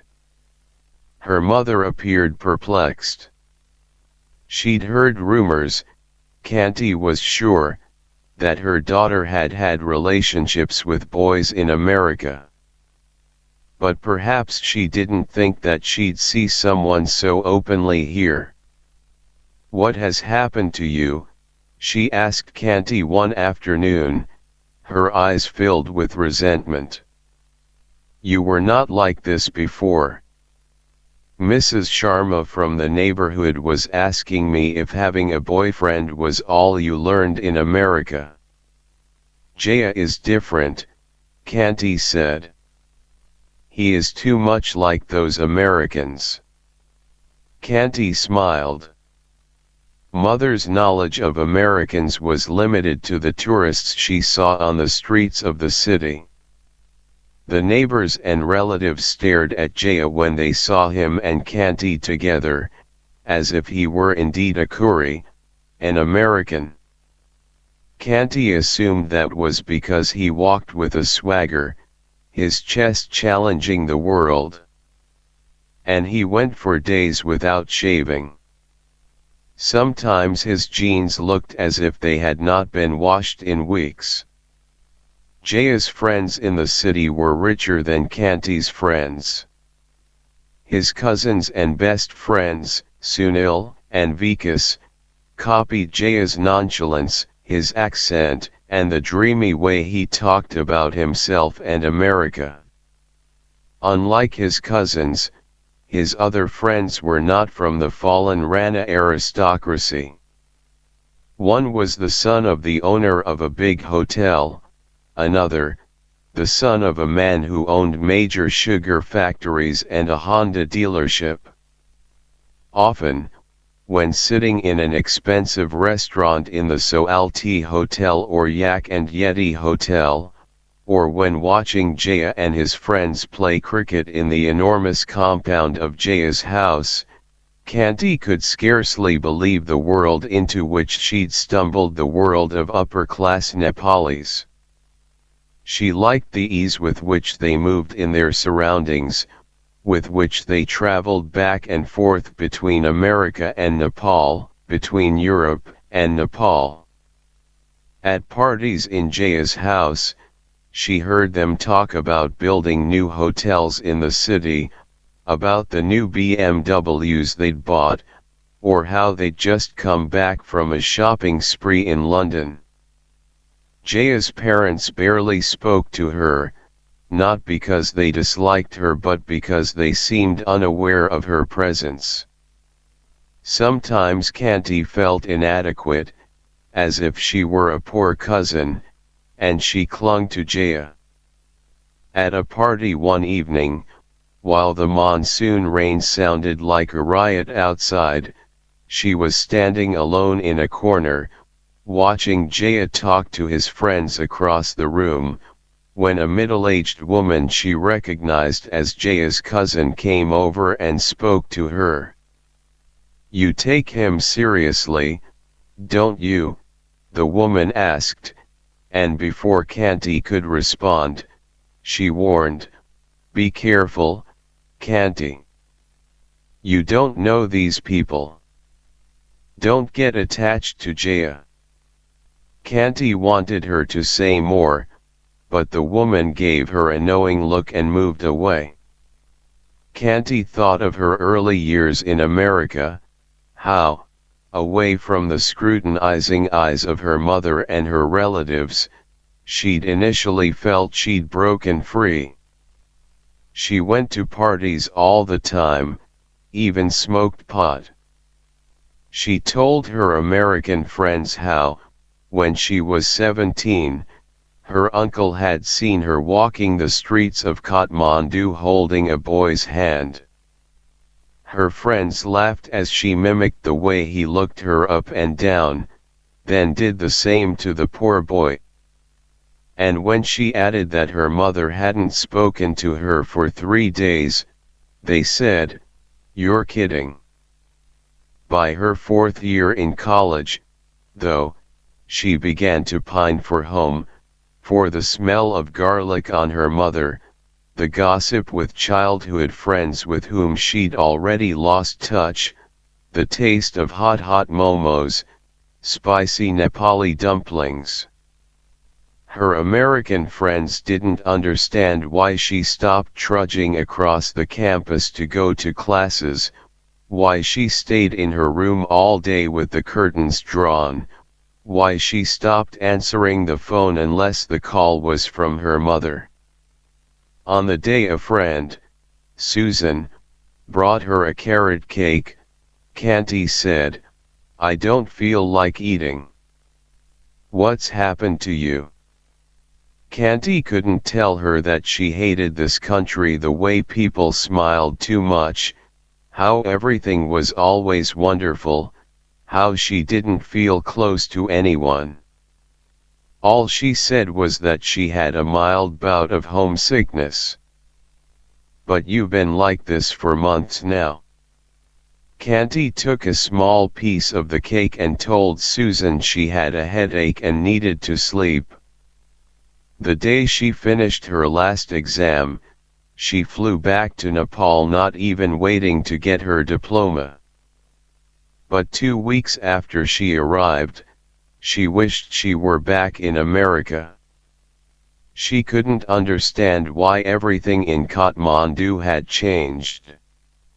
So much dust, so many houses with their ugly television antennas shooting into the sky, the way people spat on the streets, phlegm shooting out of their mouths, the way they bragged about how much money they had, the way her relatives constantly asked when she was getting married, the way her mother arranged for her to be viewed by dull-looking men, the way old men and women stared at her when she walked down the street wearing pants, the way her married friends carried babies in their arms, the way their husbands wore expensive but ill-fitting suits and ordered their wives about in sweet voices. She felt eyes following her everywhere, watching her every move, ready to pounce if she made a false step, didn't speak properly, or addressed someone the wrong way. She became convinced that she couldn't live here, and she despised herself for this, for her consistently critical attitude toward her own people. "I live in 2 worlds," she thought, perched halfway between them. In her restlessness she applied for the master's program at New York University and was accepted. And now Jaya.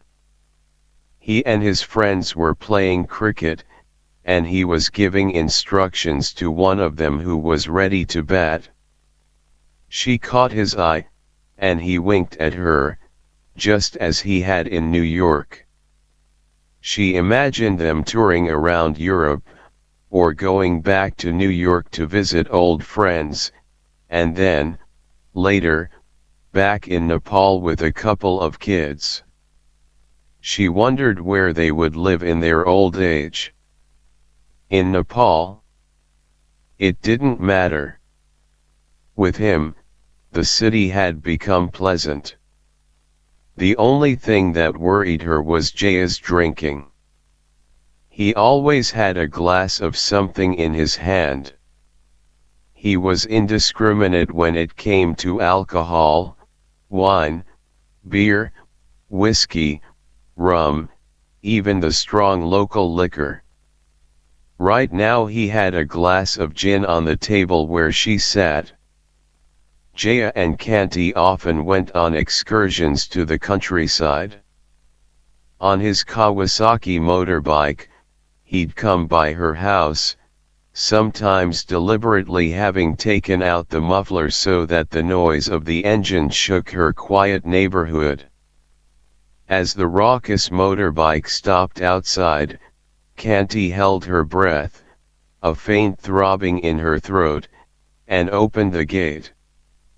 Initially she'd wished Jaya wouldn't do that, but when she saw her neighbors watching from their windows, she gained a sense of satisfaction. Frowning, her mother came to the porch and nodded at Jaya, who gave her an exaggerated greeting, hands held high above his head in Namaste. On the next day, her mother would inevitably mutter to her, "These Ranas. The way they flash their money, you'd think they still rule the country. Someone needs to tell them that the Rana rule was over when the people revolted centuries ago." One afternoon Kanti and Jaya went to Gokarna with a picnic basket. They sat to eat under a large tree. Jaya drank beer and, after 2 bottles, stroked her face and said, "I haven't felt like this with anyone else." She called him a liar. "Seriously," he said. "So what does it mean?" He shrugged. "It just means what it means." "What are you looking for?" She shook her head. She already felt too vulnerable. "I have thought about a life with you," he said. She waited. "Don't you have anything to say?" he said. "It's a serious matter." She swallowed so that her voice wouldn't break. He reached over and touched her breast. A voice said, "What is this?" 3 men stood a few yards away. "What do you think this is?" "Your bedroom," one of them said. "What do you want?" Jaya said. "Who is this?" the man said, pointing to Kanti. "Your sister." The other 2 laughed. One of them said, "Sister fucker." Jaya got up, enraged. "Jaya, please," Kanti said. "We like your sister, donkey," another man said. "She's sexy." Jaya lunged at him. The 3 men pummeled Jaya, who was trying to protect himself and strike back at the same time. A car appeared in the distance, on the unpaved road that led to the gate. The 3 men ran off, laughing, shouting, "Your sister is sexy."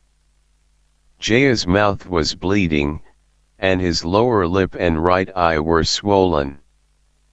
They went to the park's office, where an official took out a first aid kit and applied iodine to Jaya's wounds. "Those hoodlums," the man said. "Uncontrollable. 2 months ago someone was murdered here." "I remember their faces," Jaya said. "I'll take care of them." Later, as they walked to the motorcycle, Kanti's heart was still thumping. "We're lucky that car came when it did." "Why did you have to fight? And what was that about taking care of them?" "Hey, I have to protect my sister, don't I?" he said. "My sexy sister." As summer drew to an end, Jaya brought up the idea of not returning to America for another year or so.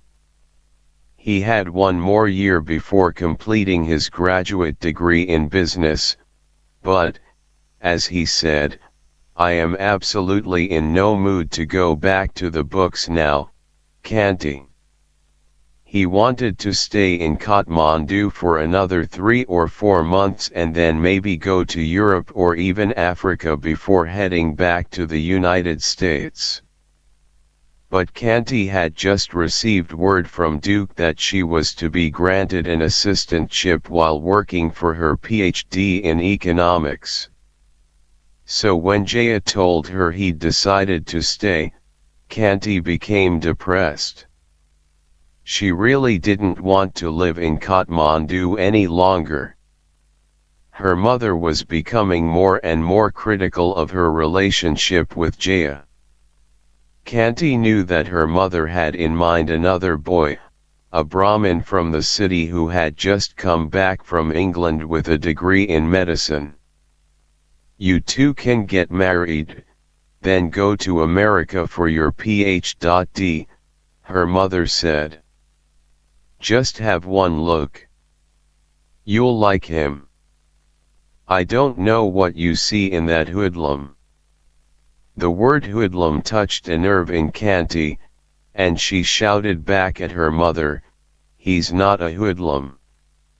His life is more interesting than yours, you with your what will the neighbors say, what will the neighbors think. After several minutes of silence, she said, I want to marry only Jaya, mother. I won't look at anyone else. Her mother didn't speak to her for the rest of the day. In the evening, they ate in separate rooms, and Kanti felt a pang of guilt. She had never before shouted at her mother. She went to her mother's room and found her reading the Bhagavad Gita. She gently took the book from her mother's hands and put it aside. I will see your man, Kanti said, but you have to give me the option of refusing. I know you won't refuse, her mother said. He's very attractive. Here, let me show you his photograph. The man had a faint mustache that ran all the way down to his chin. His eyes had a serious quality that she immediately liked, and she had to admit he was not bad looking. He's okay, she said. Her mother squeezed her shoulder, saying that she knew her daughter would come around. Mother, Kanti warned, I told you I might refuse. All right, her mother said. Just a look. After that, it's your decision. Kanti told her then that she was thinking about taking a year off before starting school again, and staying in Nepal. Her mother said this was a good idea, for she thought that Jaya would be leaving soon to resume his studies. Once you get married to Prakash, her mother started, then corrected herself. If you get married to Prakash, then maybe both of you can go to America.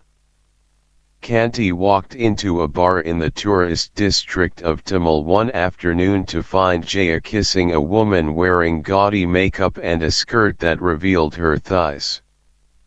The woman's hand cradled Jaya's neck while Jaya's right hand fondled her breast, their lips were glued together.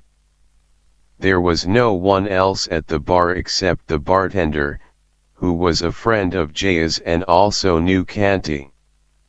He was polishing a glass, and when he saw Kanti, he froze.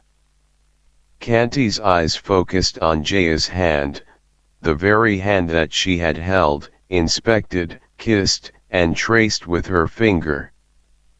Dumbfounded, she walked out. She expected to feel angry, but she didn't. She walked the streets of the city for the rest of the afternoon, her body light with shock. The next day news spread among the people who knew them that Kanti had caught Jaya with another woman. In some versions of the rumor, the woman was a prostitute. Talk of the incident also reached Kanti's mother, who pounded on Kanti's door when she locked herself in her room. Kanti, open the door. You need to be with someone. Kanti ignored her. Jaya called later that evening, but she wouldn't speak to him. He came by, this time silently on the motorbike, and her mother shouted at him from the gate. Kanti could see him from the window, his face was grim. What was he thinking? In a short while he left, ruining the engine and drowning out her mother's voice. Kanti avoided everyone for a few days, stayed in her room, listening to music or reading novels she'd already read. She took out her old photo albums and went through the pictures, remembering friends she'd forgotten. One morning, she told her mother that she wanted to go away. Her mother understood. Her daughter needed time, some breathing space, to get over this unspeakable thing, and then she might agree to marry Prakash. Kanti spent 2 weeks in India. First, she went to Delhi, visited the Taj Mahal in nearby Agra. She thought of Emperor Shah Jahan, grief-stricken by the death of his beloved queen and wanting to create a grand tomb, which, legend said, engaged the skills of 20,000 craftsmen for more than 20 years. Kanti sat in the garden by the oblong pool that reflected the tomb. But the dust and the dry, scratchy heat of Agra soon made her want to leave, so she took a train to Bombay. There, she met a high school friend, Sushma, in a girls' hostel near Juhu.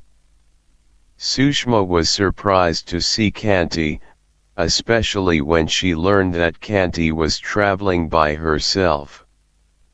"What? You think you're an American now?" Laughing, Sushma added, "You want to stay in an ashram here? Search for your spiritual self." The next day, as Kanti was on a train to central Bombay, she saw a couple kissing passionately while the other passengers watched with amusement. A man standing near her prayed, his eyes closed, his chin lifted toward the ceiling. By the time she got off at the Bedlam of Victoria Terminus, she was drenched in sweat. She spent the day by the ocean side in Marine Drive, smelling the ocean, and in the evening stopped to observe a street artist draw chalk portraits of gods and goddesses on the sidewalk. Watching the delicate movements of the artist's fingers, the care with which he sharpened the curved trunk of Lord Ganesh, she understood that if she wanted clarity in her life, she'd have to force herself to move beyond Jaya. Back in Kathmandu, Kanti pushed herself to find a job. Eventually, through an uncle who was with an engineering firm, she found work in a dilapidated office right in the center of the city. The salary was not large, but at least she no longer had to ask her mother for spending money. She started mingling with people again, going to a party in a hotel or attending an afternoon tea on a friend's balcony. Now her mother wanted her to marry as quickly as possible. One night, as Kanti was about to go to bed, her mother told her that Prakash was coming to the house the following week with his 2 uncles. Kanti didn't protest. She did sometimes think of Jaya and his self-absorption, his sense of grandeur, and wondered what made him kiss that woman in the bar. How can you be sure, Kanti asked herself, that there isn't something like that in every person, an ugly facet that will at some point reveal itself? How could she be sure, for that matter, that this doctor, this Prakash, did not also have a defect that would surface once they were married. She did see Jaya twice on social occasions, once at a party in a friend's house, and once in the lobby of the Soalti Hotel, the very hotel where they'd spent long afternoons. They smiled at each other, self-consciously. Each time it was a different, heavily made-up woman draped around him. Jaya had lost weight, and he looked haggard. She had heard that he was drinking more heavily. At the party, she found him looking at her forlornly from across the room when he probably thought she wouldn't see him. On the morning Prakash was to arrive, her mother handed her a Banarasi sari she had expressly ordered from India for the occasion. It was beautiful, purple with a red border, embroidered with golden thread. "Do I really have to wear it?" Kanti said, but before her mother could answer, she got up to try it on, because she hadn't worn a Banarasi in years. The sari suited her, made her face brighter. "Prakash will be hypnotized," her mother said, her eyes shining. As the afternoon approached, her mother became nervous and kept scolding the servant for petty mistakes. Kanti was amused, and once she even joked, "Is he coming to see you, mother?" Prakash and his two uncles showed up at precisely 4 o'clock. Both uncles were short, and, on looking closer, Kanti saw that they were twins, although only one had a mustache. Prakash was taller than he had appeared in the picture, with a stoop that made him seem deeply interested in whomever he was talking to. Her mother hurriedly invited them into the drawing room, where a tray of cut apples, bananas, and guavas sat on the table. "Why don't you talk with them, Kanti, while I fetch something from the kitchen?" her mother said. There was silence after her mother left, everyone waiting for someone to initiate a conversation. Kanti knew that the burden was to fall on a man, so she smiled and kept her mouth shut.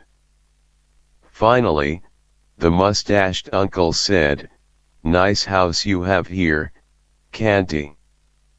Before he could continue, Prakash said, "Is it a master's in economics you have?" His voice was deep and guttural, like that of Amitabh Bachchan, the Hindi movie star.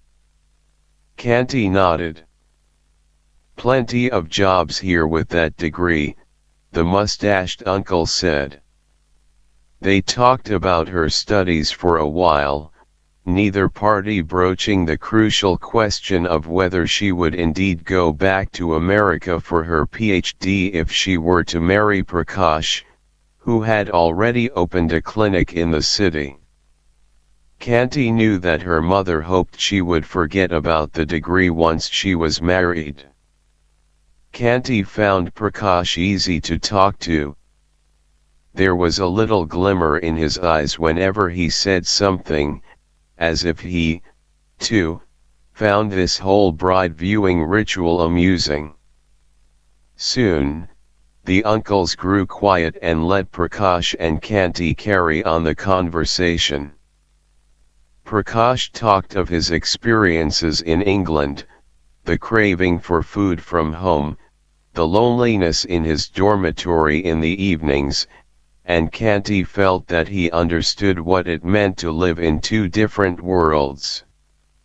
When her mother brought hot puris and chana tarkari from the kitchen, the uncles praised her culinary skills. "Our Kanti cooks even better than I do," her mother said, and Kanti looked at her sharply, for she knew how to make only a few dishes, and even then had to ask her mother for help. When Kanti turned, she found Prakash looking at her with a smile to indicate that he could tell what she was thinking. After they left, her mother praised Prakash so much that Kanti had to tell her to stop. "Well, what did you think?" her mother said. "You liked him, didn't you?" "He's a nice man," Kanti said. "But I can't make such a momentous decision after just one meeting." "How many meetings do you need?" Her mother's tone was somewhat harsh. "This is not America, you know, where you sleep together before marriage." "That's not what I said." "At least a few more meetings, alone, before I can make up my mind." "You will come across as a very modern girl," her mother said. "They might not like that, the girl saying that she needs to meet the boy more. This doesn't happen here. If they don't like it, then maybe I am not right for him." "Kanti, why are you being so difficult? Here I am, trying, and you never appreciate what I do." Kanti went to her room, followed by her mother, whose voice had become louder. "You think you can do anything you like, come and go as you please, see as many boys as you want. And now, when such a good man is interested in you—" "I gave you my decision," Kanti said. Prakash came to pick her up the next evening in a taxi. She wore a simple salwar kameez, one of her older ones, from her school days in Nepal. At the Indian restaurant of the Annapurna Hotel, they sat near the window, from where they could see the main entrance of the hotel. The restaurant had very few people in it, which made Kanti slightly nervous.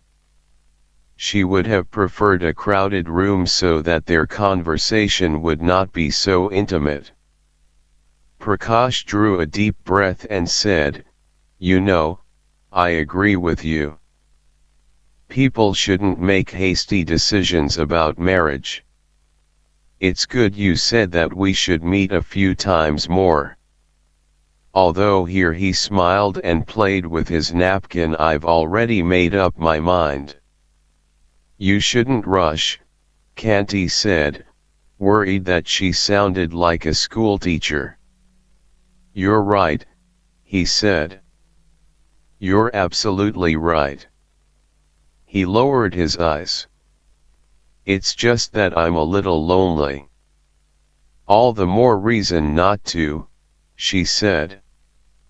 As they ate, some men wearing traditional Indian tapered trousers and long, flowing shirts set up musical instruments in a corner of the restaurant and started singing ghazals, their voices floating through the room, quieting conversations and the clatter of forks and knives. Once or twice when she glanced at Prakash, she found him engrossed in the music, with a sadness in his eyes that startled her. The next morning she nearly bumped into Jaya turning a corner at Durbar Marg in front of the royal palace. He said, "Sorry," in a sulky tone. She adjusted her shirt and, without thinking, said, "Can't you watch where you're going?" He looked surprised, and they both burst out laughing. But he turned his back to her, leaned his arm against the building, and placed his forehead on it, convulsed with the hiccup-like laughter with which she was all too familiar. She stood there, on the middle of the sidewalk, aware that people were looking at them with curiosity. She could not make up her mind whether to stay until Jaya faced her or whether to stop laughing and move on. The next moment, Jaya turned around, his cheeks damp. He tried to frown and again broke into laughter. "Come on, don't embarrass me," she said, bouncing her fist on his arm. The words and gesture broke whatever intimacy they'd just established, and he composed himself, a shadow on his face. "How are you, Jaya?" she asked. "Life continues," he said. Standing there in front of Jaya, she suddenly did not care whom he had kissed and how many women he had slept with since they parted. And she wanted to say something more to him, to comfort him, comfort herself, make plans to meet, but she swallowed the words and phrases that came to her. He looked at her expectantly, and when she didn't speak, he said, "I have to go. I have to meet someone." She nodded, and he left. At work that day Kanti was impatient with everyone and everything. "Are you ill, Kanti? Do you want to go home?"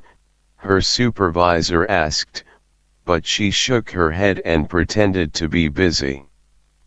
When everyone left the office in the evening, she picked up the phone and dialed Jaya's number. It came to her easily, ready on her fingertips. The phone rang for a long time. She wasn't surprised that Jaya was out, and his parents must have been on one of their trips abroad. She could imagine the servants out in the garden, the setting sun bathing the jasmine and marigolds in pink, the large stone Buddha in the middle, almost smiling, the servants laughing and joking, taking advantage of the freedom, the phone by the stairs, the sound carrying to the corners of the big empty house. She and Prakash went out again a few days later, this time to a rooftop restaurant in the center of the city, where they sat under a colorful garden umbrella. Prakash ordered beer, which surprised Kanti, because she hadn't seen him drink. Was he another Jaya? He said, with some embarrassment, "We should celebrate. You liked me enough to see me a second time." He persuaded her to order wine, which she barely touched all evening. She hoped he didn't think she was going to say yes just because she was with him again. But he didn't broach the subject of marriage. They talked about his work, the problems he dealt with among his patients, his ambitions for the new clinic. She kept searching his face to see whether there were traces of the sadness she had seen last time. But this evening he was in a jovial mood, cracking jokes and asking her questions about America. Were Americans as wild as the Brits thought they were? Did she see Nelson Mandela in New York after his release?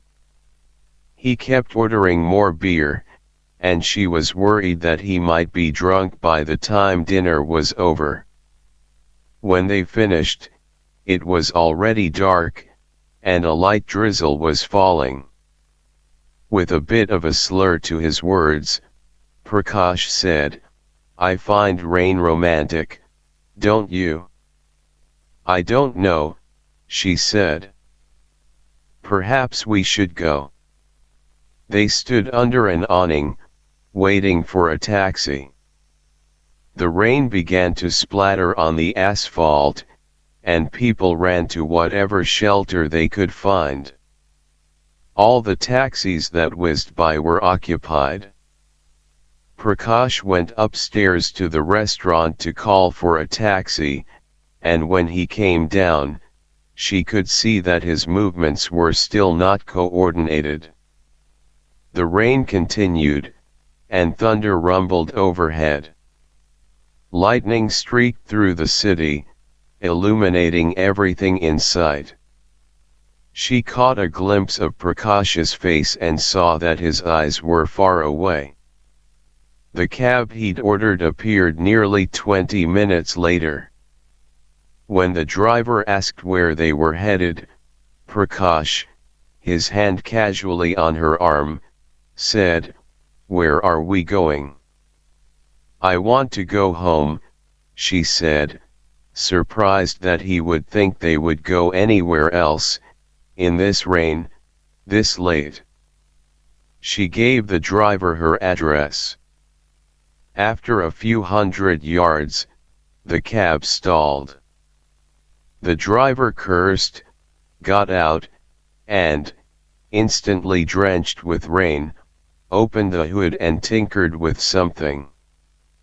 The car started but stopped again after a few yards. This happened 3 or 4 times, and the taxi finally refused to budge. Kanti asked the driver whether he could summon another taxi from the company, and the driver said, "How? I don't have a phone in here, and I don't see any shops around." "We can walk," Prakash said. "It's not too far." They stepped out of the taxi and were pelted with rain. Prakash linked his arm in hers, and she let him. They half ran, half walked to the house. Just as she reached to open the front door, Prakash said, "Kanti, may I tell you something before you go?" "Here, in this rain? Why don't you come inside?" "No, your mother is inside," he said. "Besides, we're already thoroughly soaked." She waited. "I know how you feel," he said. "I don't understand." "I mean, about that Rana boy." It took a moment for Kanti to realize whom he was talking about. She never thought of Jaya as a Rana boy. "I don't want to talk about it," she said. "I know how you feel," Prakash repeated. "I feel the same way. I understand you." His voice became strange, as if he were about to cry. She saw a boy staring at them from a neighbor's house. "I had a girlfriend," Prakash said. "In England." He paused. "I think of her all the time." She didn't know what to say, so she remained quiet. A man walked by, holding a large umbrella. Her name was Sandy. "She was from Kenya," he said. He touched her hand. "She was as beautiful as you are, Kanti. But she went to Kenya and never came back. Family obligations." Her voice sounded cold to her. "No, no," he said. "Her parents were dead. She had an elder brother who was already married. She left me. She just decided that she didn't want me." "Why wouldn't she want you?" "Who knows? Maybe she didn't love me. Maybe she realized the difficulty, I mean, getting intimate with someone from a different culture. Maybe she's happily married now to a black man, has kids. I don't know why she left me." Prakash apparently realized that he sounded pathetic, for he straightened his shoulders and said, in a controlled voice, I guess I wanted to tell you that I know the feeling. All relationships are not the same, Prakashji, she said, hoping he'd notice the distance the G brought. I apologize, he said. I didn't mean to probe. Good night. She opened the door, went inside, and closed it firmly behind her. Inside, she leaned against the door and held still, water running down her legs and forming a pool around her feet. She looked toward her mother's room, and saw, through the narrow gap under the door, that the lights were off. Kanti knew that her mother was lying awake in bed, listening to the sound of the rain and the creaking of the door. Kanti slid down and sat on the floor. She wondered where Jaya was right now, probably in bed with some awful woman in a hotel. But, then, Kanti herself had been such a woman for a while. Kanti got up and went to her room. Kanti, is that you? Her mother's voice rang faintly, but Kanti didn't respond. The next morning Kanti gave her mother her decision about Prakash. But what happened? What's wrong with him? Nothing is wrong with him, she said. Then. I'm not ready, mother. Not ready, her mother said, nodding slowly. I understand. You want to be an old maid. Her mother remained cold after this, replying to Kanti in monosyllables. On the day she was to leave for North Carolina, Kanti tried calling Jaya. A servant told her that Jaya had left the country. No, the servant did not know where he had gone. India perhaps? Maybe America. He sounded as if the two countries were similar. Suddenly, fear gripped Kanti's belly. The fight in Gokarna, the two men. Jaya had gone looking for them, and now his body was lying. She shook her head. At the airport Kanti smiled and talked to her relatives, telling them she would be back as soon as she finished her Ph.D. Her mother would not even look at her. When the time came to go to her gate, Kanti faced her mother, who was now examining a poster advertising Thai Airlines. Talk with your daughter, Nirmala, one of the uncles said. Who knows when you will see her again? Mother, I will go now. Her mother didn't turn. Mother. Then she did turn, and Kanti saw that her eyes were filled with tears. Her mother took out a handkerchief, dabbed her eyes, and said, "All right." As the plane lifted from the ground, with a thundering noise, Kanti noticed that the man across the aisle looked like Jaya, the black hair curling at the neck, the broad sulky forehead. Clasping the arms of her seat as the plane tilted at a giddy angle, Kanti closed her eyes, and for a brief moment an image flitted across her mind, another man, perhaps darker than Jaya, someone at Duke or in New York or in another American city. The man had bright eyes and spoke gently. And then she saw herself, studying late at night in her room close to the university, or cupping snow in her palm and crunching it to feel its texture, or walking across the campus with new friends and professors, or looking into a mirror and seeing new shadows on her face.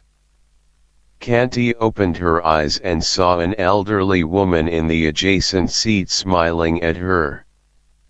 "Good, you're awake," the woman said.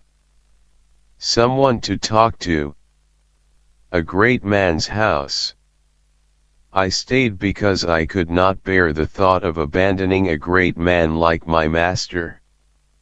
Last night, after she called me an old pervert, I had thought about packing my meager belongings and finding another household where I could get a job as a cook. I tried to think of people in the city, mostly my master's friends, for whom I could work. When I realized that many wouldn't hire me because of my age, nearly 60, I considered going back to my village near Dharan and opening a tea stall. I have 15,000 rupees locked inside the tin trunk in my room, the money I have saved during my 8 years as a servant in this household. I thought about all these things, and in the end knew I could not leave my master to the mercy of his young wife, Nani Memsahib. My master suffers from heart problems, severe back pains, and other ailments that keep him bedridden. Had I left, no one would have given my master his daily baths, cooked vegetarian food for him, washed his clothes, and cleaned his bed when he soiled it at night. Even as I make the evening dinner now, I hear him groaning in his room, the constant ah and hum that have been his refrain for the past 2 years. Earlier this afternoon, when I was boiling tea in the kitchen for Nani Memsahib and her new lover, my master called my name. I went to his room, which is sparsely furnished, with one bed and with a straight back chair where he used to sit and read before he became bedridden. He was lying on his back on the floor to ease the pain in his spine. The front of his shirt was soaked with sweat, and his eyelids were blue, sickly. Looking at him, I had to push away the memory that before Nani Memsahib entered his life, he was a robust man, with shining eyes and a brisk walk. "Ram Mohan, is my hot water bottle ready?" he asked me, his voice hoarse. "Hajur, I was making tea for Nani Memsahib. But I'll fix some hot water for you." "Who is it this time?" "He owns a hotel in Singapore," I told him. "I'll heat the water, Hajur," and I quickly left the room.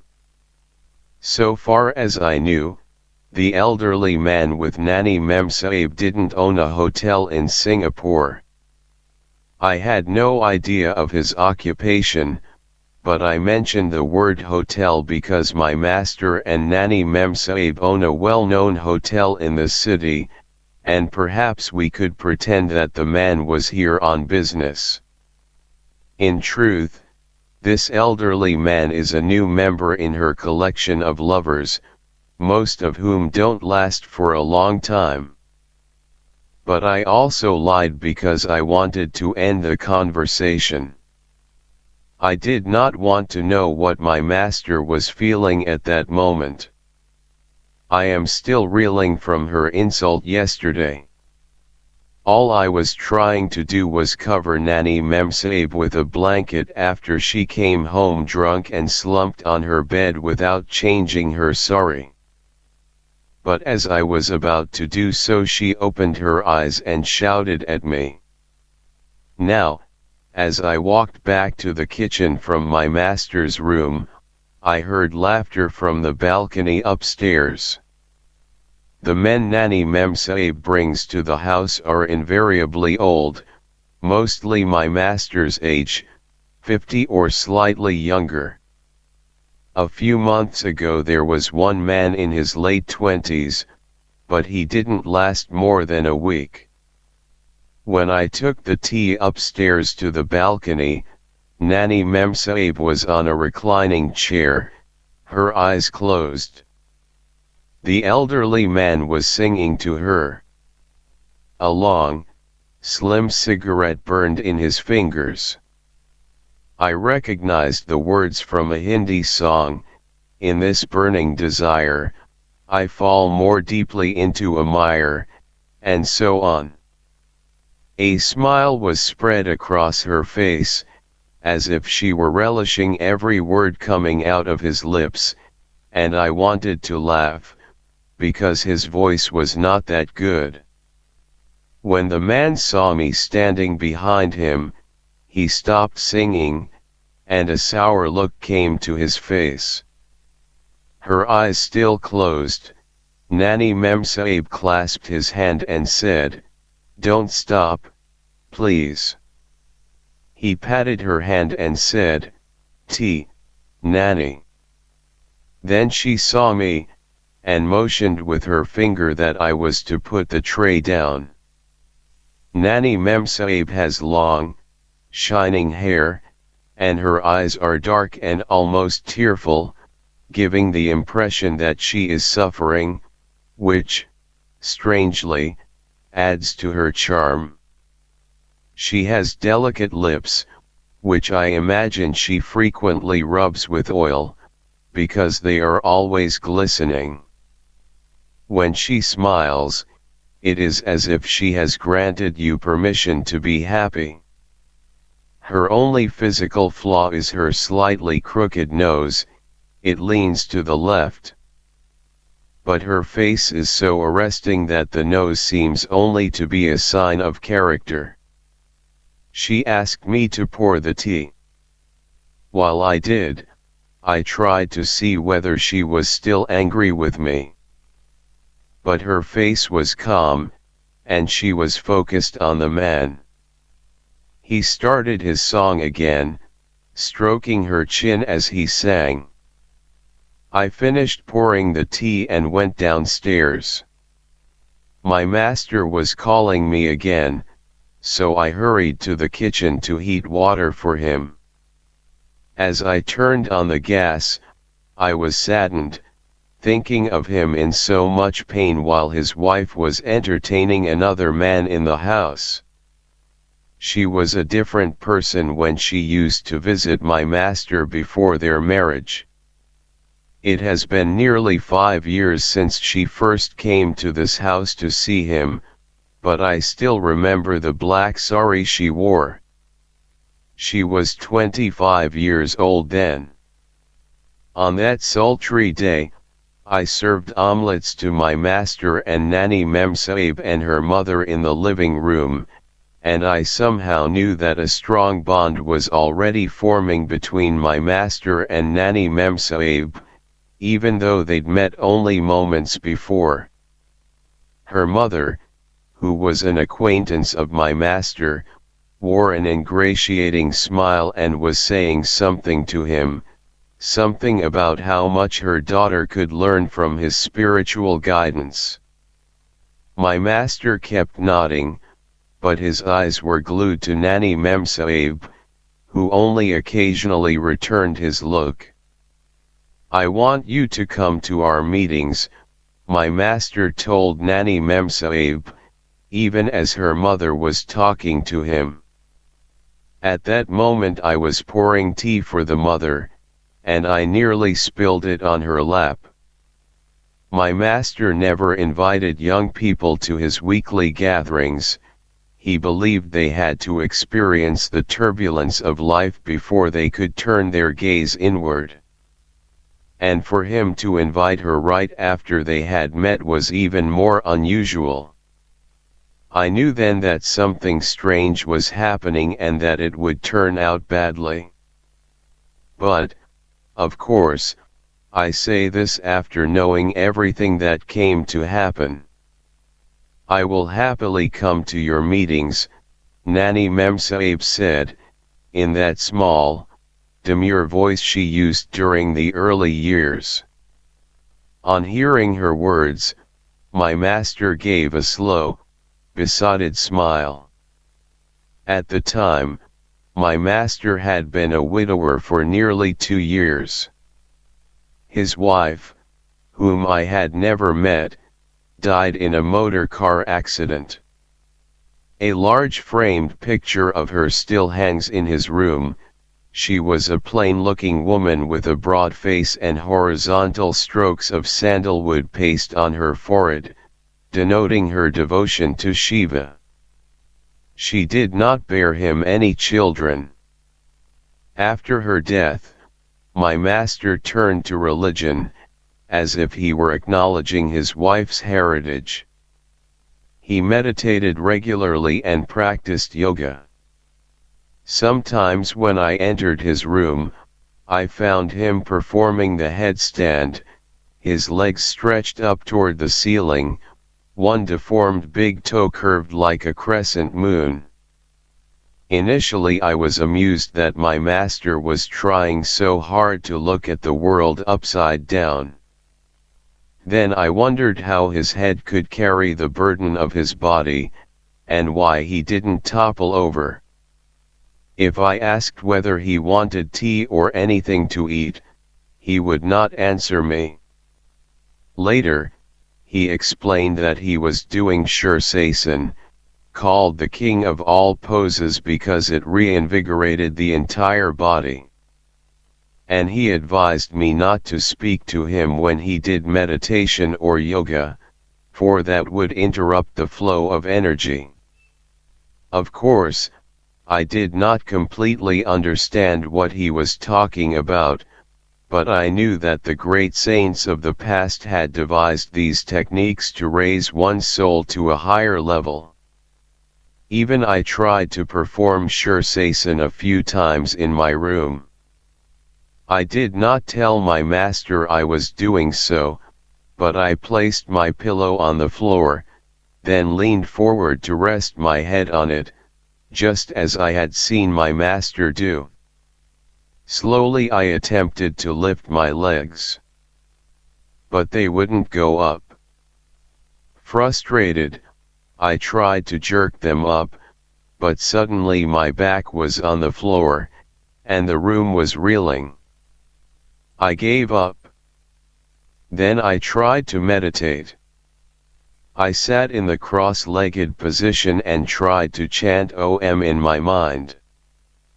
But Om vanished as many other things demanded my attention, all the household details I had to take care of, washing my master's clothes, sweeping the veranda, going to the market to buy cauliflower and squash. Or, if I was in a melancholy or nostalgic mood, I would think of my village, of the gurgling stream that ran near the village square, of the surrounding small hills dotted with mud houses. Or I would question the details of my relatives' and neighbors' lives. Had Ghanshyam settled his land dispute with his brother? Had Kalidas married the woman he was lusting after? Had my old aunt, who was nearing 90, lost all her vision yet? Often I would think of my wife, who had died of pneumonia years ago. After her death I had vowed I would never remarry. I am not sure why I made that vow, but at the time it seemed the proper thing to do. She was a loving, devoted woman, as religious as my master's dead wife, and I could not imagine trying to start life all over again with another woman. The images of my wife and questions about my relatives would become so insistent that eventually I sighed and gave up. I decided that meditation was for someone of a higher mind, like my master. After he delved deeper into meditation and yoga, my master gained a reputation as a spiritual leader. Everyone spoke of him with reverence, even behind his back, which is rare in the city, where people search for others' character flaws. Kailashji is a saint, some said.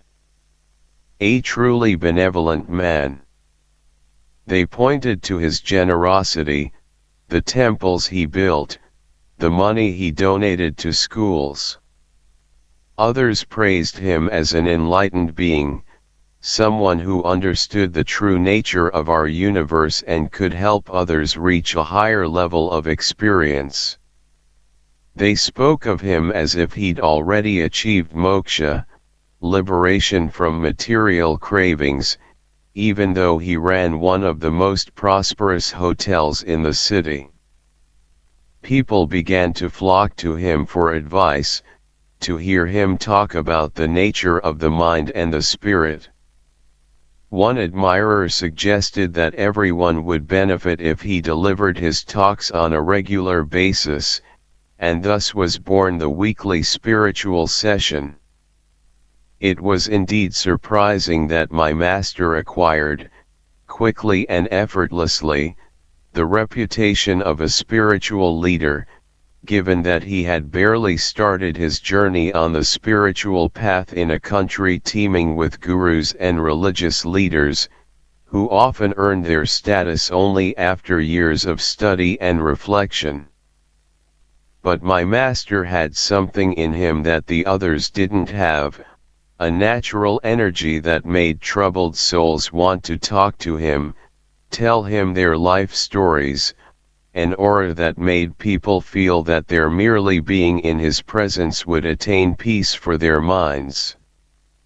Before Nani Memsahib started visiting regularly, my master and I spent long periods of time alone, except for the weekends, when his relatives visited, and the evenings when the guests came for the spiritual sessions. On weekdays, he would come back late from the hotel, not the least bit tired after a full day's work. I would cook for him beans and peas and spinach while he immersed himself in his yoga and meditation, and then we would eat. Some evenings I would massage his feet by the bed when he wasn't reading from his collection of great religious and philosophical texts, the Bhagavad Gita, the Patanjali Yoga Pradipika, the Ramayana, the Upanishads, and Buddhist sutras. I remember these, because whenever I dusted my master's bookshelves, I would finger the spines of these books and wonder whether I'd ever be able to understand their marvelous secrets. On the other hand, I was always glad when my master chose not to read in the evenings. Never did I feel as satisfied and peaceful as when I massaged my master's feet in the quiet of the evening and watched his face as he fell asleep. Then I forgot my own concerns, the bones that seemed to be rotting inside me from age, the distance I had drifted from my village, the thoughts of my dead wife. I felt I was once again a child. We were not alone in the house all the time. Every Saturday afternoon, many of my master's relatives came, and brought along their servants to help me cook. Although I never liked so many servants running around my kitchen and misplacing my things, I did not complain, because my master seemed to enjoy the noise and the conversation. One of the servants was Laxmi, a 17-year-old Tamang girl who worked in my master's uncle's house. I could not help noticing that Laxmi had an open face and a lithe body. She was a bit of a tease, and I used to enjoy it when our bodies brushed against each other in that crowded kitchen, even though I knew I was too old to be thinking about her that way. This Ram Mohan Dai, Laxmi used to say, loudly, so that everyone could hear, his teeth are falling out, and his hands are everywhere. At first the servants laughed, but after a few weeks I noticed a strained look on her face every time I came near her. She no longer teased me, and the other servants no longer laughed when I cracked a joke about her. One day after they left, before the evening guests arrived, my master came into the kitchen and said, "Ram Mohan, why don't you go back to your village for a few days? See your relatives. Maybe even get married again. Now that you have some money, I'm sure you'll be able to find a suitable bride." When I said that I didn't want to, he said, "Our physical needs are important. We can't deny them, no matter how old we get."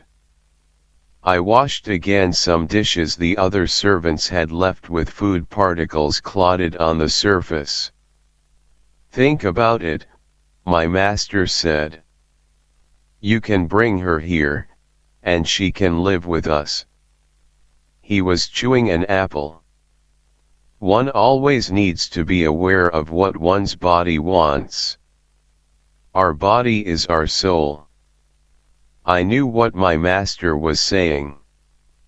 When Lakshmi's body touched mine, I had become aroused, and this was wrong, especially for an old man like me.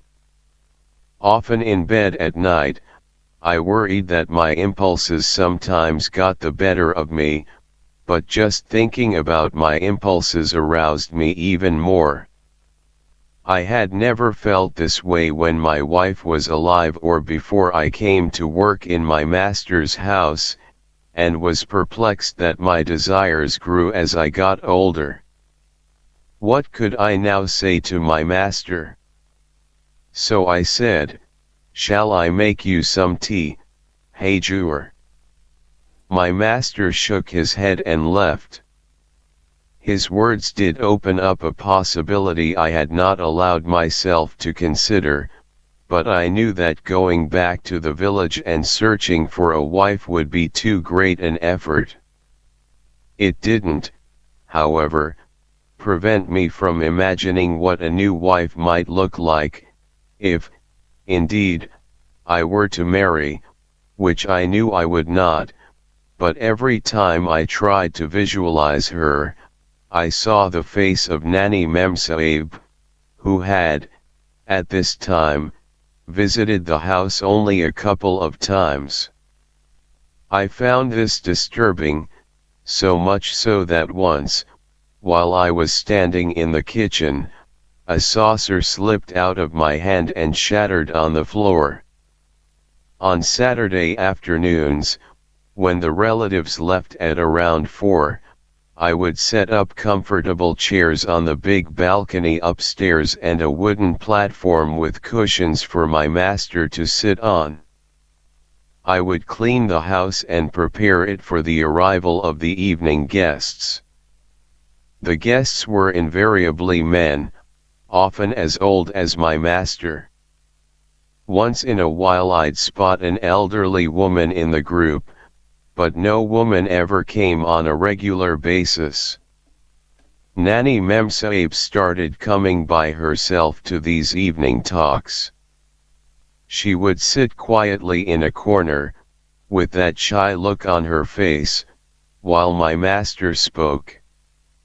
I served the guests tea and remained as much in the background as possible.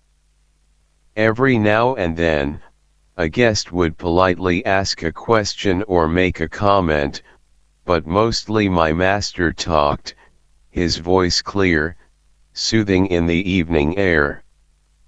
The first evening she came, all the men looked puzzled, and some raised their eyebrows. But my master offered no explanation, he didn't even introduce her to the rest of the group.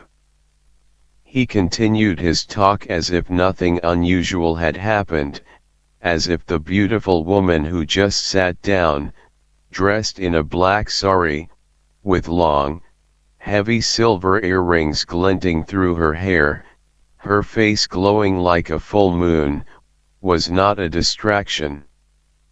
I wondered whether she wore black clothes to hold my master's attention. Those who attended these sessions were men whose minds surely constantly dwelled on deep philosophical subjects. They listened attentively as my master spoke, interrupting only to ask questions. I watched Nani Memsaib as she gazed at my master's face. When their eyes met occasionally, she quickly looked down, crimson spreading across her cheeks. Once, her eyes filled with tears, and I remember thinking the thought came from nowhere and disappeared instantly: she is going to be the death of him. My master often talked about the impermanence of thought, and how meditation could make us aware of this. That's what happened to me. My thought came and vanished. But, as I remember to this day what I thought then, perhaps thoughts are not fragile and fleeting after all. Perhaps they are solid, rooting themselves in our brain even while giving the impression that they are no longer there. Soon, Nani Memsaib became a regular part of the household. She helped me cook food and prepare for the Saturday afternoon gatherings, which annoyed my master's relatives, because they saw that as a sign of her increasing authority in the house. Ram Mohan Dai, Lakshmi said in the kitchen one day while Nani Memsaib was using the phone, "This house is not the same as it used to be." The other servants nodded. "I don't want to come here anymore," Lakshmi said. One of my master's cousins, an enormous woman with a swinging walk, came into the kitchen and said, "What's happening in this house, huh, Ram Mohan? What's going on?" As if I'd invited Nani Memsaib to join us each weekend. Just because someone new comes in, does that mean we are to be ignored? She said this loudly, and everyone knew that she meant my master and Nani Memsaib to hear. My master hadn't exactly been ignoring his relatives, but in Nani Memsaib's presence he often seemed to forget that others were around. I shrugged my shoulders and kept washing the dishes. In a few minutes Nani Memsaib came in and asked me to peel the fruit for the evening guests. Everyone was quiet. "Did you hear, Ram Mohan?" Nani Memsaib asked, and I wiped my hands on a towel and took the fruit from the refrigerator. My master's cousin fingered Nani Memsaib's earrings and said, "Where did you buy these? I want to get some for myself." Day by day, I watched Nani Memsaib move around the house as if she had lived here a long time. She spent time in the kitchen, helping me or giving me instructions. She sat on the living room floor and, with her small, square glasses perched on her nose, read from my master's collection of books. In the hallway, she rearranged and replaced the black and white photographs of temples. One night, she did not go home after spending the day. She went into my master's bedroom, bolted the door, and stayed all night. That night I did not go to the small outhouse in the garden assigned to me but used my master's bathroom. Although I listened intently, I couldn't hear any noise coming from his bedroom. Soon I was ashamed and hurried back to my room. From then on, my master and Nani Memsaib were inseparable. Whenever he looked at her, he seemed to forget who was where and what was what. She began to call him my old man, but in a sweet voice. She even accompanied him to the hotel, and soon she was named the general manager, much to the dismay of many relatives, who had been after my master for years to get them jobs there. Since I never went to the hotel, I don't know what the staff thought of her, but I heard from the relatives, who now came to me regularly to complain about her, that she was not popular, that the hotel was falling apart because of her bad management. I knew, of course, that there could be no truth to these accusations. First, my master would never have allowed such a thing to happen, and second, she had made several improvements in the house. She'd had the walls painted white, hired 2 gardeners to make the garden bloom with flowers and leaves, extended the kitchen so that I would have more space to work, and built a balcony upstairs that afforded a tremendous view of the Pashupatinath temple and the Shivapuri mountain. After a while, I became accustomed to her authority, and went to her instead of to my master if I had a question.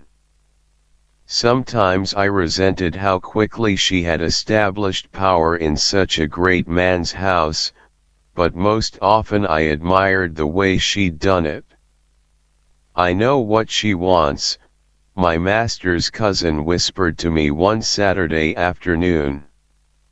"She will eventually have the hotel and this house put under her own name, throw him, and you, out of her life, and then marry a young stud." She leaned closer to me so that I got a whiff of her stale radish breath, that mouth into which she stuffed food all day. "This old man young woman thing never works. And she has all kinds of plans for herself." I kept quiet, for I didn't feel comfortable talking about Nani Memsahib with jealous relatives. But I did recall the premonition I had had when Nani Memsahib first visited the house, and later that night I wondered whether she had attached herself to my master for money. On the evening of their marriage, red, green, and yellow lights blinking on the roof made the house look joyous. A large tent was set up on the lawn, under which a buffet of 22 dishes was laid out. An army band played popular songs in a corner, and some children danced, drawing laughter from everyone. Relatives of my master, many from the village where he was born, came to celebrate. The relatives who knew Nani Memsahib sighed and looked at one another as if to say, "What can we do?" But in the presence of the couple, they too acted happy. "You are a lucky man, Hajur," his cousin told him, gobbling a large piece of cake. "Such a beautiful wife, one who loves you so much." The rest of the relatives nodded, their faces beaming. During the wedding ceremony, I got such painful stomach cramps that I had to leave the lawn many times. Nani Memsahib's mother teased me about gorging myself on the food, but I told her I hadn't eaten much, that it was something else. After everyone left, I watched my master and Nani Memsahib retreat to their bedroom. Sitting on the veranda, I listened to the noises of the night, the frogs, the occasional blare of a horn in the distance, people shouting one another's names. I tried to concentrate on these noises and block out the muffled voices coming from my master's bedroom. My stomach cramps had subsided, and I could more easily focus on the sounds of the neighborhood. I tried not to think about anything else, and before long I realized that I was actually attempting to meditate. For the first time, meditation came to me, perhaps because of the tremendous sadness in me, sadness for myself for having reached an old age with nothing to show but my service to my master, who now was in the arms of a woman half his age, a woman who would, I was convinced, bring pain and suffering to the house. After the marriage, Nani Memsahib started calling me Rami, a nickname I disliked. It did not have the dignity of Ram Mohan. My master smiled when he saw me wince at the nickname. "It's her affectionate name for you, Ram Mohan," he said. "She has made you her own with that name." That night, in my room, my mind kept repeating the words "made you her own." I whispered them aloud, and, oddly, began to like the sound of them. Before long, I realized that I was getting aroused. An incredible feeling of shame washed over me, and I quickly got up from my bed and went outside. The Gantagar clock tower in the city's center announced midnight. A full moon was shining.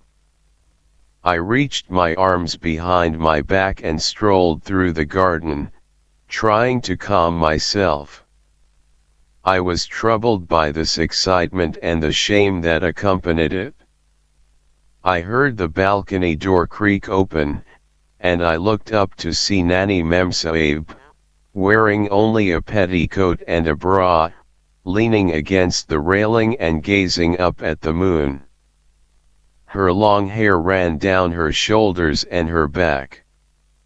I couldn't help staring. When she took her eyes from the moon and saw me there in the garden, she froze for a moment, then quickly went inside. The next morning when I brought tea to their bedroom at the usual time, Nani Memsahib and my master were still asleep, her arm on his chest and her thigh beneath her petticoat over his legs. I set the tea by the bedside, my legs shaking slightly, my eyes riveted on Nani Memsahib's thigh. My master opened his eyes and said, "Isn't it early for tea, Ram Mohan?" "It's already 8 o'clock, Hajur," I said. My master patted her thigh and said, "Nani, tea." She yawned and said, "Was that you last night in the garden, Rami?" I shook my head, trying to show surprise. "It wasn't you." She was watching my face closely. "I was in bed all night." "I could have sworn it was you," she said. "Or someone who looked like you." "You have a twin brother, Ram Mohan," my master said and laughed. I forced a smile and left the room. A few weeks after the wedding, my master's weekly meetings resumed, and Nani Memsahib joined the older men, as she had done before. As usual, my master spoke at length, and the others interrupted only to ask for clarifications or make brief observations. During one session, about 2 months after the wedding, while I was serving tea to the guests, Nani Memsahib interrupted my master while he was speaking. My master had been talking about the nature of the mind, how it moves from one place to another like a monkey, and how in order to reach a higher level, one has to control that monkey. "Put it on a leash," my master had said, "so that it cannot run around. Then the mind will become one with the Brahman." "But when once we have the monkey on a leash," she said, smiling faintly, "then we too are tethered to the leash, aren't we?" My master smiled, affectionately, understandingly, as one smiles at a child. Yes, we are. The trick is to be tethered to that leash while also controlling it. But how is that possible? She asked. It seems to me that the trick is not to have the monkey on a leash at all. Let the monkey do whatever it wants. Why become attached to it? An old gentleman with a mustache, a high government official, said, "Let's listen to him fully before we offer comments." My master was still smiling, and he didn't speak for a short while, until the old gentleman said, "Please go on." Throughout the rest of the session, Nani Memsahib said nothing. A deep crease had appeared on her forehead. My master glanced at her a few times while he spoke, but she didn't look back at him. Her eyes roamed the faces of the men who were listening to her husband. After they left, the two sat down to dinner as if no disagreement had occurred. She kept offering him more food, and he kept thanking her graciously. From then on, Nani Memsahib continually interrupted my master during the sessions. Once she even muttered, "Rubbish," in a voice loud enough for everyone to hear. My master lost track of what he was saying, and his eyes turned cloudy. The other men frowned at her, and one guest coughed. Another time she let out a giggle, which she tried to disguise as a hiccup. My master paused, a concerned look on his face, and said, "Why don't you drink some water, Nani?" I was disturbed by the way she challenged his authority, the vast knowledge he had acquired through years of reading and contemplating. I despised the strident manner in which she offered her opinions, and the crease, now permanent, on her forehead. But late at night, when I lay in bed, when my mind quieted and I could hear my own breathing, it seemed to me absurd that in a group of learned men, it was a much younger woman who didn't buy the high-minded thoughts of my masters. Even stranger, once the guests left, Nani Memsahib and my master would joke and laugh, talk about the hotel, as if nothing had happened. They never discussed spiritual matters, as if some unwritten rule forbade them from such debates outside those sessions. Now I think that, had they talked about their disagreements in the privacy of their bedroom, some of the resentment and the tension would have cleared. Not long after, Nani Memsahib started questioning my master's judgment about matters in the house and the hotel. We were in the kitchen, and they were discussing the poor performance of the hotel's restaurant manager, a woman my master had hired a few years before. My master was saying that he wanted to transfer her to the laundry room, because she had developed a hostile attitude toward the restaurant staff, in particular the assistant manager, who was known for his hard work and efficiency. "That's ridiculous," Nani Memsahib said abruptly. My master didn't say anything for a while. With a vague smile on his face, he said softly, "Nani, the staff have been complaining to me for months now. Something must be done." "She's fine the way she is," she said. "Where she is?" "Why do you say that?" "Because." Nani Memsahib sipped her tea and looked out the window. "You think I don't know what goes on in there?" They don't like her because she's a woman and she tells them what to do. It's not like that at all, Nanny. She's having a bad effect on their morale. She screams at them, insults them. The assistant manager told me that she even threw water on him the other day for some small mistake he had made. She replied, she threw water on him because he laughed when she asked him to rearrange the south room tables. Still, my master said cautiously, as if something were stuck in his throat, the chef told me that she dumped his perfectly fine chicken chili in the garbage. She dumped it in the garbage because it tasted like garbage. She pointed at me. Even our Rami here cooks better than that chef.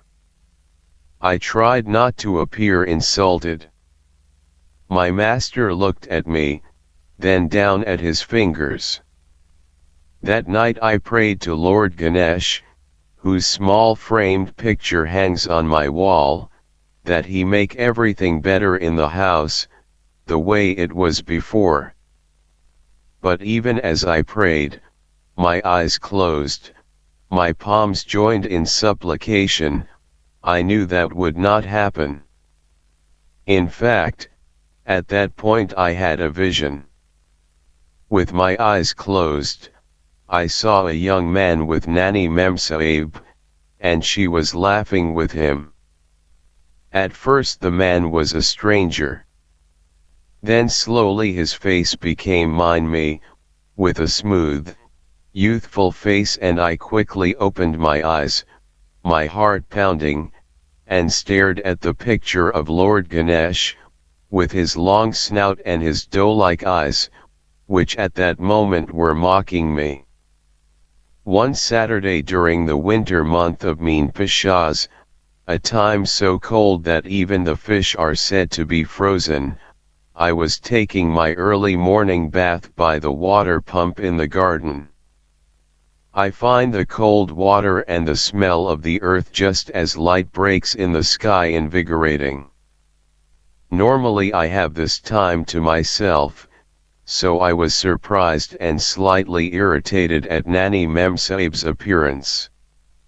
She couldn't see me, because the pump is hidden behind bushes. I quietly turned off the water. Through an opening, I saw that she was crying, her arms tightly hugging her chest. Occasionally she looked up at the sky, as if searching for an answer in the heavens. I kept watching her, mesmerized. She paced in the garden for a while, then wiped her face and went inside. For a long time, I stood by the pump, shivering, but ignoring the cold, wearing only my dhoti, which clung to my skin. Some of the older men stopped coming to the evening sessions. One said to me, at the end of his last session, Ram Mohan, this house is not the same anymore.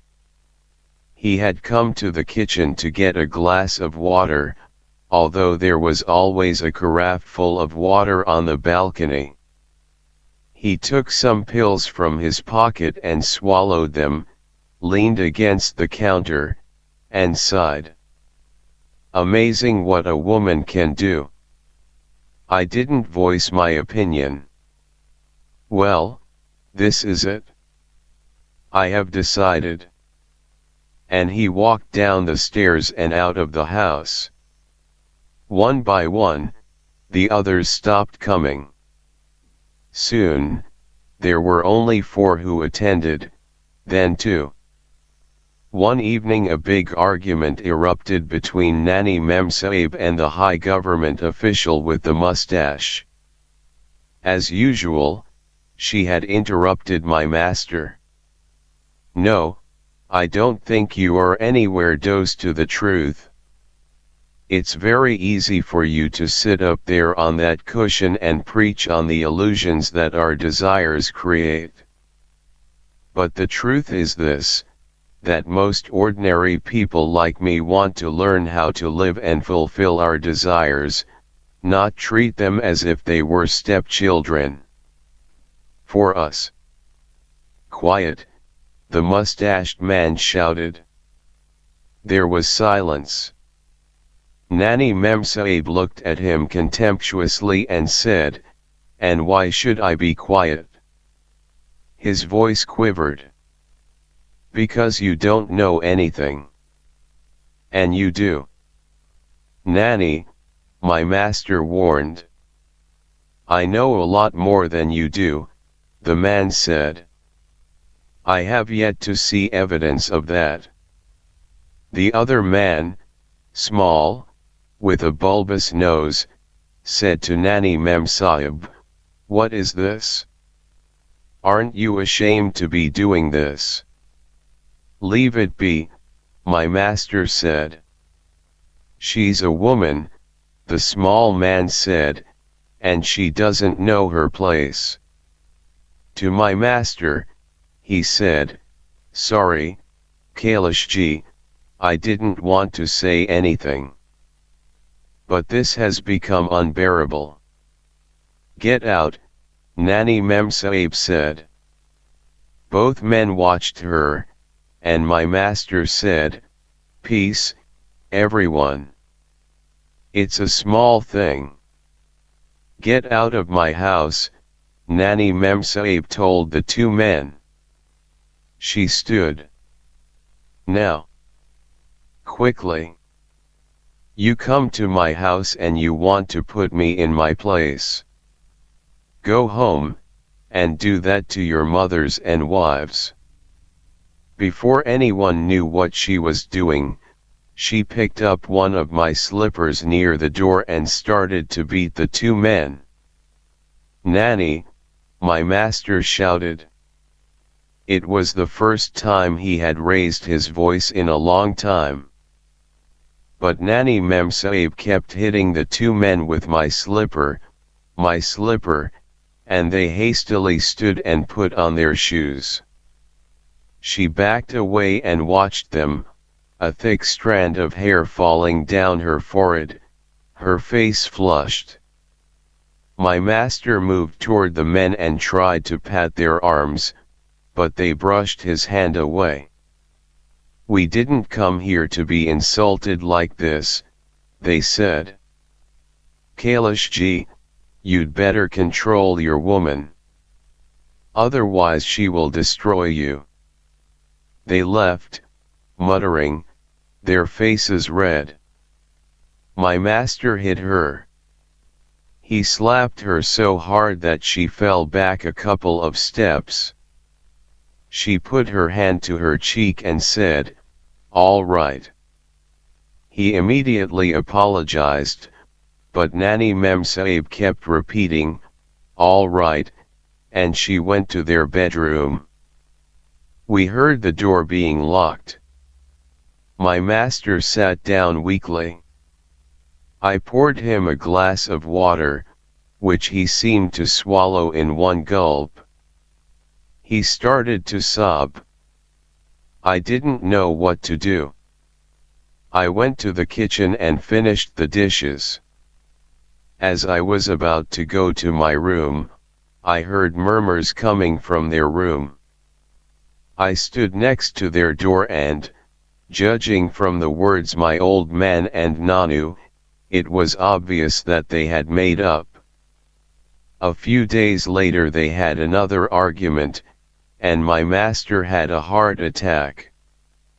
They were sitting at the dining room table, waiting for me to serve dinner. I don't recall what Nani Memsahib said, but my master responded, in a sharp, hurt tone, "Of course, my thoughts don't matter, my feelings don't matter."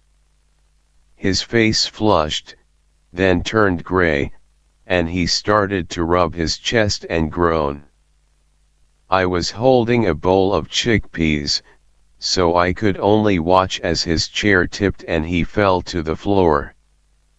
Nani Memsaib rushed to him, shouting his name.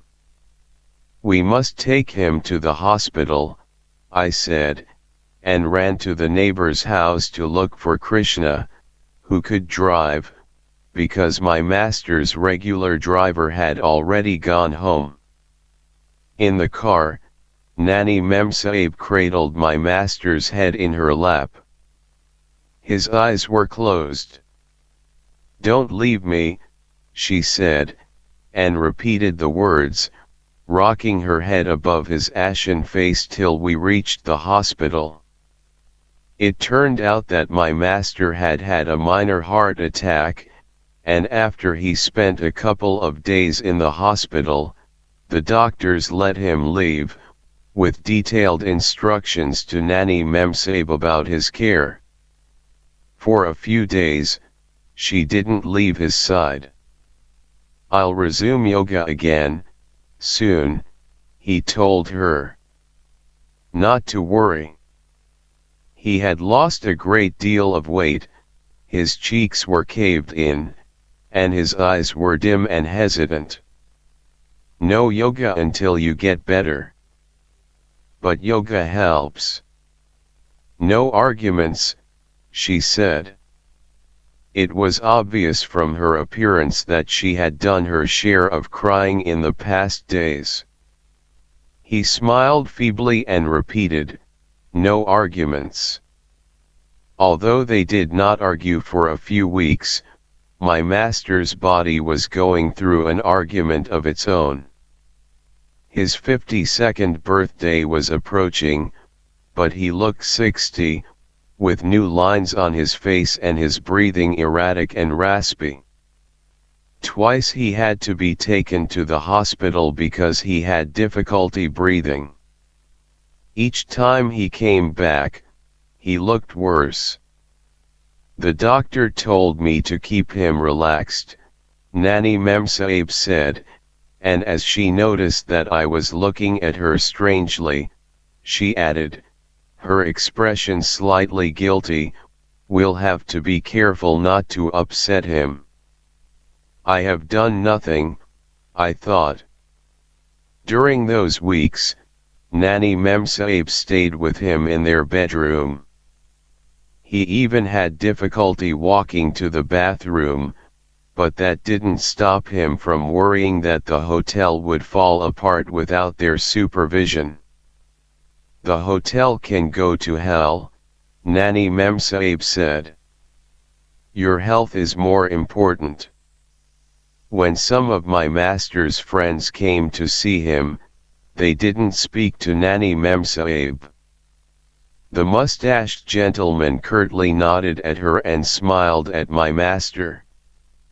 "Kailashji, we like to see you healthy and happy," he said, and my master responded that he was healthy and happy, that this was just a cosmic test to challenge his resolve. They exchanged a few spiritual jokes about swamis. The small man with the big nose came the next day and would not look at Nani Memsaib as she ushered him to my master's bedside. The man spoke at length about some Ayurvedic treatment for the heart, which had cured one of his friends. But over time my master's health did not improve, and Nani Memsaib became absent-minded, often forgetting and losing things. Once she went to the market and came back empty-handed. "I forgot," she said. "I tried, but I couldn't remember what I went for." I gave her a glass of water. It was as if my thoughts had become breathless, rammy, as if someone were choking them. She was ready to cry, I could tell, but she left before she did so in my presence. When she cooked for my master, which she now sometimes insisted on doing, she would forget to turn off the gas in the stove, and in about an hour, the entire house smelled of rotten eggs. In the afternoons she retreated to the living room, and when I took tea to her, I would find her on the sofa, holding her head as if someone had hit her. "Tea, Nanny," I said, and she would look up with dull, dry eyes. Finally, Nanny Memsaib asked her mother to come live with us, an idea I didn't like, because I partly blamed her mother for bringing Nanny Memsaib into this house. But it was clear that taking care of my master had exhausted Nanny Memsaib, so I reconciled myself to the idea of her mother's moving in.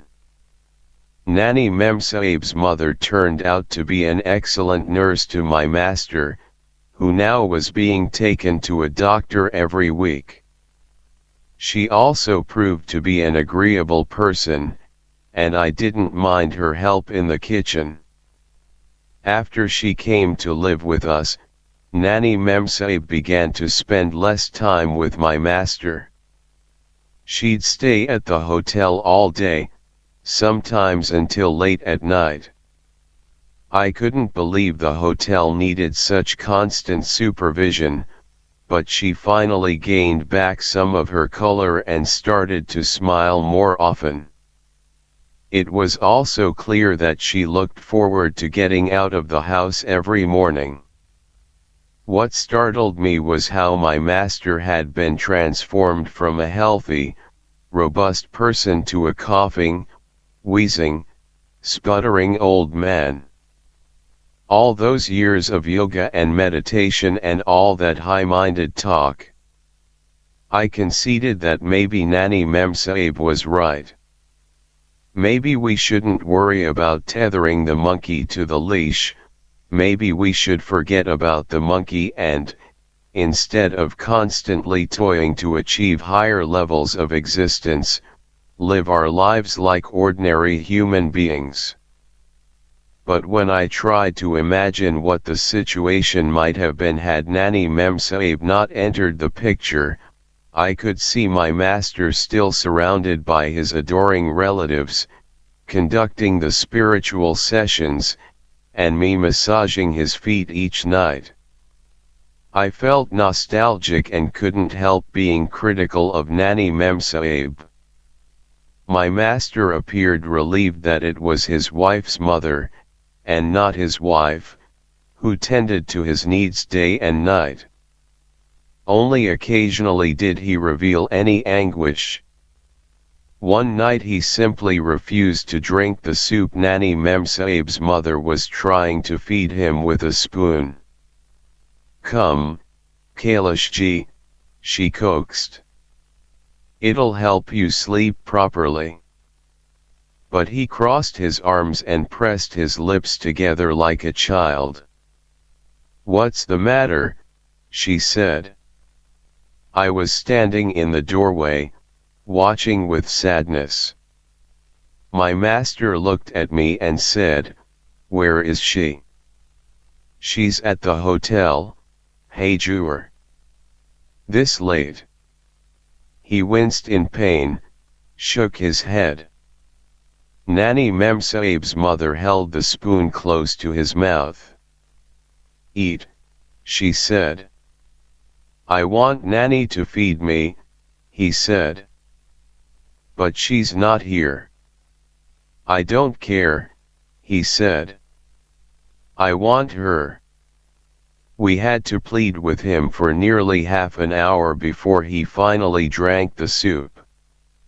Rumors started circulating that Nanny Memsaib was spending time with men in the hotel and around the city, mostly older, well-off men like my master. His cousin came to visit one day and whispered to me in the kitchen, "She's behaving like a prostitute, Ram Mohan. He should never have married her." I put her ridiculous talk out of my mind until the evening Nanny Memsaib brought home a grey-haired man in a suit. I heard her tell her mother that he was a casino manager at the largest hotel in the city, and that he was offering advice on how to start a casino in my master's hotel. Her mother was quiet throughout dinner as Nani Memsaib and the man laughed with a disturbing familiarity. She didn't even introduce him to my master, and after the man left, she and her mother argued behind closed doors in the living room. Their voices were loud, so I heard everything, and I shut the door to my master's room. Her mother demanded to know about her relationship with that man, and Nani Memsaib retorted that she didn't need to answer to anyone in this world, and that if it wasn't for her, her mother would be out in the streets, begging. I believed that my master, even though he was asleep in his room, had an idea of what was going on. In the following months, Nani Memsaib brought all sorts of men to the house. They were much older than she, almost my master's age. There was the chief accountant of a travel agency, a thin man who said almost nothing. The next man was a Kuri journalist, a white foreigner with body odor, who spoke to Nani Memsaib in English. There was a businessman, the owner of a fan manufacturing company. There were others, I don't remember all of them. What I do remember is the big fight Nani Memsaib had with her mother that took place the night the Kuri journalist came for dinner. As soon as Nani Memsaib closed the door behind him, still smiling at something he had said, her mother grabbed her hand and led her into the living room, where, once again behind closed doors, they argued. This time, I heard them throw things at each other. Her mother called her a whore, and Nani Memsaib retorted that her mother was the one who had made her that way. "What's the matter?" my master called out in his weak voice. When they opened the door and came out, Nani Memsaib's mother was crying. The next morning, she packed her clothes and left in a taxi. Nani Memsaib didn't even say goodbye to her. For a few days Nani Memsaib stayed home, tending to my master. She took care of him with a diligence that made me optimistic. I thought that perhaps she wasn't such a terrible person after all, and that the argument with her mother had made her realize the error of her ways. But soon she grew restless, and reverted to the routine of staying out late. She also started to drink. I was surprised when she came home one night, swaying on her feet. I asked whether she was all right, and she said, her tongue thick, "Of course I'm all right, Rami. Why wouldn't I be?" And she tripped on the staircase. My master is in constant pain these days, and all that is left of him are gray skin and thinning bones. He can hardly get out of bed, and beside him on the night table are enough tablets, capsules, and syrups to make a healthy man ill. When he has to take care of his needs, he calls me, and I bring him a basin, which I then empty in the bathroom. Even though the stench is often overwhelming, I look at his face, the way pain has made his eyes pale and dull, and I don't mind. He was a great man once, and he's still a great man as far as I am concerned. As he used to say, the body is only a vehicle for the soul, and the soul has no physical form. Right now as I stand in the kitchen waiting for my master or nanny Memsabe to call me, all I can think of is how she shouted at me last night, and I am covered with anger and shame. She came home late from the hotel, smelling of alcohol. I was about to serve her dinner when she drunkenly waved her hand and said, "No food, Rami, no food." She lingered at the door of my master's room, her forehead resting against the wood frame, and after a while she staggered upstairs to her room. I finished the dishes, turned off all the lights, and stood in the darkness, listening to the sounds of the night. Then I walked upstairs to make sure that her lights were off and her windows dosed. The house was very quiet, and as I headed down the hallway, the only sound was of a dog barking in the distance. Her door was ajar, and light filtered into the hall. I pushed open the door softly and walked inside. She was lying in bed in the black sari with red flower patterns she'd worn that evening.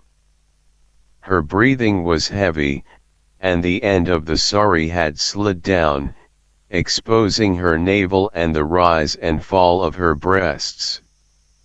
Even in sleep, the deep crease cut across her forehead, and her left eyelid was fluttering. I watched her for some time. Then I closed the windows and picked up the blanket folded at the end of her bed.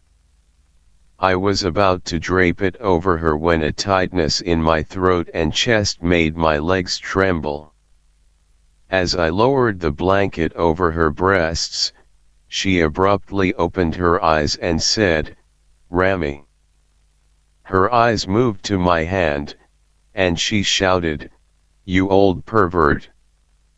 I swallowed and left the room.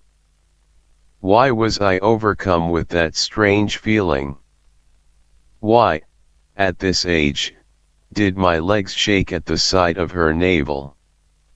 Since last night I have tried to calm my frantic thoughts by chanting Om, but my thoughts have a life of their own and refuse to obey me. My master probably won't live more than a few months. What will Nanny Memsabe do then? Will she wear a widow's white dhoti, leave off her makeup, and devote her thoughts to her departed husband? Highly unlikely. What will happen to me? Will she continue to use my services? Or will she let me go? Thinking that far ahead worries me. I must keep my thoughts focused on the present, the cauliflower frying in the hot oil, the sound of our neighbors, a gambler husband and a rancorous wife, arguing, a child playing outside in the dark, mumbling about ghosts and demons, my hands, through years of washing and cooking, now veined, old, tired. About the author. Samrat Upadhyay is the author of Arresting God in Kathmandu, a Whiting Award winner, The Royal Ghosts, and The Guru of Love, a New York Times notable book and a San Francisco Chronicle Best Book of the Year. He has written for the New York Times and has appeared on BBC Radio and National Public Radio. Upadhyay directs the creative writing program at Indiana University.